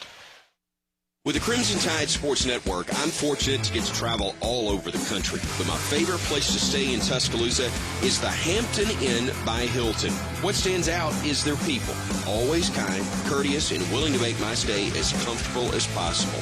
With 2 convenient locations in Tuscaloosa, the Hampton Inn by Hilton is great for any visit to T-Town. Not just football weekends, but anytime you're in Tuscaloosa, stay with the fine folks at the Hampton Inn by Hilton and feel the Hamptonality. Coors Light presents To Chill or Not to Chill. When your friend skips your favorite song on the playlist. End the friendship. Or choose chill because that song lives rent-free in your head anyway. And you're planned ahead by bringing Coors Light to the party. And the sound of that ice-cold can cracking open was music to your ears already. Coors Light. Choose chill. Celebrate responsibly. 2024 Coors Brewing Company, Golden, Colorado. Let me tell you about this new pretzel cheddar club. Hey, I'm Carlos. And I'm Ebony. And a little thing we love about the Chick-fil-A Pretzel Cheddar Club is the tangy Dijon with the pretzel bun. It takes it to a whole nother level. It goes perfectly with the chicken and the cheddar cheese and the bacon. Man, you know how much you love bacon. And I love the different varieties. Grilled, spicy, original. It gets you nice and excited for fall. Order the Pretzel Cheddar Club with Cherry Berry and Sprite for a limited time on the Chick-fil-A app. Real guests paid for their testimonials. Here's a club you'll want to get into, Club Citgo. It's the super easy app that opens the door to great fuel savings and more. Sign up and instantly save 23 cents per gallon on your first fill-up, plus everyday savings that really add up. You can also enter our sweepstakes with multiple winners and giveaways, like free gas for a year. And Club Citgo makes paying easy with a convenient mobile pay feature. So welcome to the club where all the action is. Download Club Citgo today. Savings good up to 30 gallons, only at participating locations. Data rates may apply. This is Alabama Crimson Tide football from Learfield. Fall in Alabama means two things to me: Crimson Tide football and enjoying the great outdoors. This is John Parker Wilson here to talk about my favorite Alabama-based outdoor brand, Tom Beckby. They're celebrating 10 years as Alabama's premier outfitter. Whether you're getting outfitted for your next great adventure or suiting up for your tailgate, Tom Beckby has you covered with great gear, all designed right here in Alabama. Visit Tom Beckby in Birmingham, Tuscaloosa, and online at tombeckby.com. Are you ready for your winning moment? Find it at Wind Creek Casino, where the action never stops. Hottest games, loosest spins, more ways to win. We've got the highest payouts and the most epic rewards. At Wind Creek, there's a win waiting for you around every corner. Wind Creek Casino. Find your winning moment. Gambling problem? Call 1-800-GAMBLER.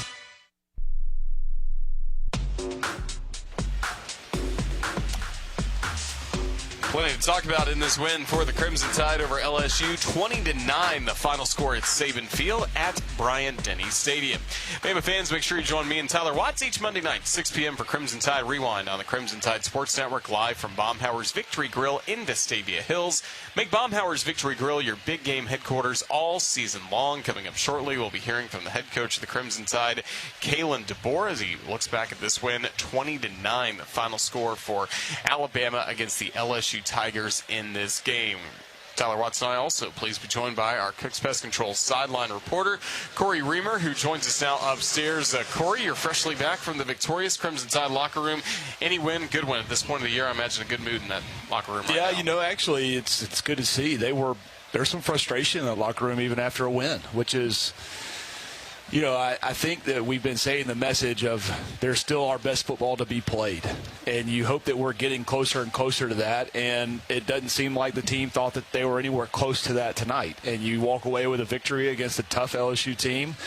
You got Oklahoma next week, but there was definitely they're proud that they won the game in the locker room after this one. And but they know that there was a lot of missed opportunities. You heard Coach DeBoer at halftime even say, he was frustrated. We didn't take advantage of easy, simple things, not anything difficult, just some simple completions here and there, some mistakes that we made that kind of left points out there on the field, and I think that there's still a lot of room for improvement. I mean, just from what we saw on the first look at it, we obviously saw it as well, and they see it they're celebrating, they're excited, go out, and I think that was DeBoer's message of celebrate every win, but we got a long way to go to continue to play to the potential that we know that this team can play to. And here's the head coach of the Crimson Tide, Kalen DeBoer.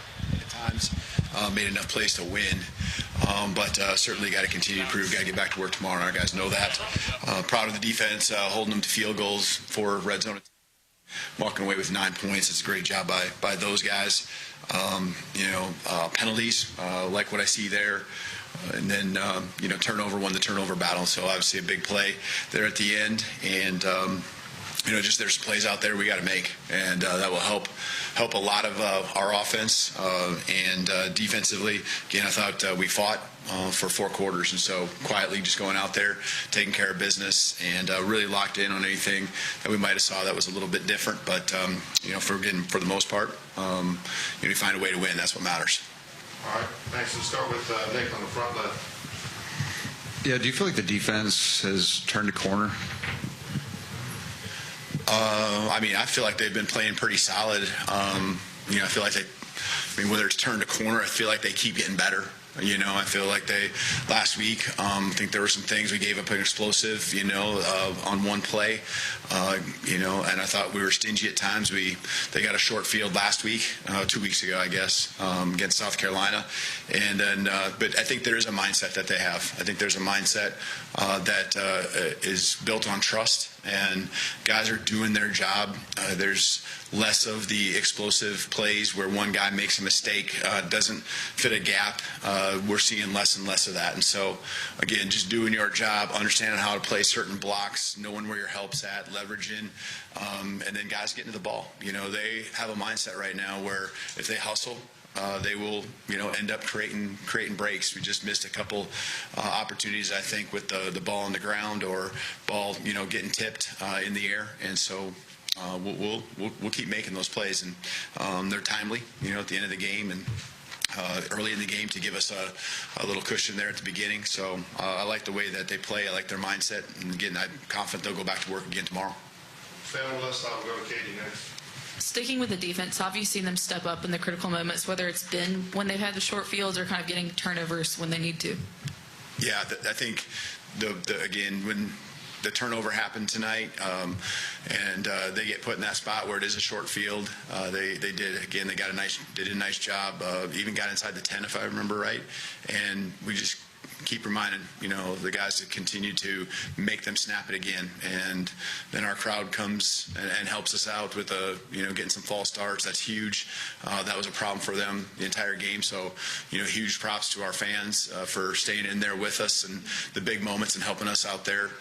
Our guys feed off that energy, and again, that puts the offense in a tough spot when they're behind the sticks, especially in the red zone. So I think there's times when we go for it on fourth down over the course of the year, and that's me trusting the defense as much as I am trusting the offense. And there's times when they've had their back to the wall for whatever reason, a takeaway, by the opponent, and they've just buckled down and settled in and trusting each other. Let's go to Charlie on the front right. What did you think of the run game tonight, and what do you need to do to kind of get that going on a consistent basis? Yeah, we only had 56 yards, so needs to be better. And I think there's a lot of things. I think there's other things we can do to make a defense have to cover us, and we missed opportunities. That would help open up the box a little bit, but we certainly either one of two things on each play is do a better job blocking, and then do a good job of being physical with the ball in our hands too, and falling ahead for yards. Those extra 1 or 2 yards, 3 yards that you can get by running through arm tackles and things like that, those can hurt. And so again, we got to do a better job giving lanes for the running back to go hit it confidently and hit it hard. It's everything. It's an effort across the board. When we run on the perimeter, let's make sure we get the blocks out there. We certainly got to be better than what we were. Let's go to Chase. In the second quarter, Ty had a 3rd and 5 in the red zone, and he calls a timeout. And then y'all come back and get the pass interference to move the chains, end up scoring a touchdown there. What did he see that he didn't like, and what can you say about his assertiveness to make a pretty critical decision to burn a timeout there on a 3rd down that close to the end zone? Yeah, especially in the first half, but really anytime. You never want your quarterback snapping the ball if there's anything that doesn't feel right. And there was just something that didn't feel right with who the line was pointing to, and I think that with the clock coming down, he wanted to make sure that we were able to get our cleats in the dirt, everyone be on the same page. So I thought it was a really smart play by him. Again, if a bad situation happens, we can't make a bad situation worse, and he kept us out of that. And again, like you said, made a throw, got the PI, and helped us score. Second row on the right, Colin. Hey, Kellen. Did you feel that the atmosphere surrounding this game, did it feel like a rivalry game, or what was kind of that like for you on the side? Oh, yeah. Our guys knew that we were going to get a team that, if they were in the fight, they were going to stay in the fight. That we understand, what we were up against, and,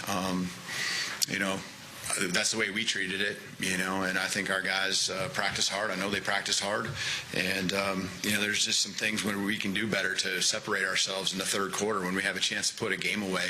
And there's been a couple games now where we haven't done that, and that's what we got to get better at. Let's go to Joe right behind him there. Coach, can you give us your assessment on the deep passing game, and then also kind of give your assessment of Elizabeth Brooks coming back into the lineup and his impact for the offense? Yeah, I think to answer really both questions with one, I think that throw to Lottie at the end of the half was huge. Again, some momentum going to the locker room. We knew they were going to get the ball to start the third quarter. Really no timeouts for us, and for us to go down the field that quickly. Ty and Lottie seem to hook up when we're the most covered, and so that's a great play by those guys. And then again, the throw to Ty, for the touchdown there at the end of the half, that was huge too. So Lottie, there was a tackle he broke. I saw at the end of the game. You all saw it, and he just has that knack with the ball in his hands, and he adds an element of explosiveness to the team. He is huge on special teams as well. I think that's the part that it started with at the beginning of the season, what he can bring to special teams, whether it's return game or punt, kickoff, all those areas he's an explosive player. So as far as overall, throwing the ball down the field, we haven't been as consistent as I think we can be. We got the players to do it, and there's just a fine line, a ball just off the fingertips, timing not quite there. So we got to continue to work at that. We've shown we can do it. We'll finish up on the left here with Jimmy. Coach, with all the turnover we've already seen in the SEC amongst the coaches, is it difficult to prepare for an interim coach who brings maybe a new energy to a program, or is it difficult? Yeah, I mean, we just acknowledge the fact that could happen, and that we were going to get their best. Again, rivalry game, this situation that we're facing, and what it was. But in the end, we needed to focus on us, and that's what we really challenged our guys to do the last 2 weeks, was focus on us and keep taking the steps moving forward. And again, we want to improve each and every week. We certainly have room where we can continue to get better, and that's the disappointing thing, but also the exciting thing.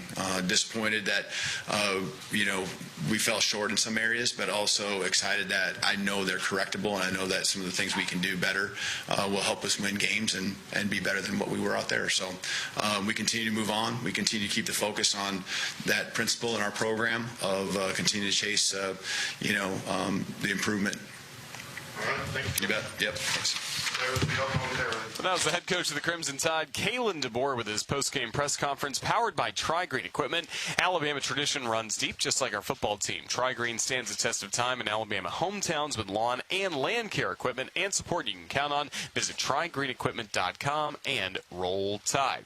Crimson Tide get the win 20-9 over LSU on this Tuscaloosa Saturday night. We'll be back with more in just a moment. This is the Crimson Tide Sports Network from Learfield.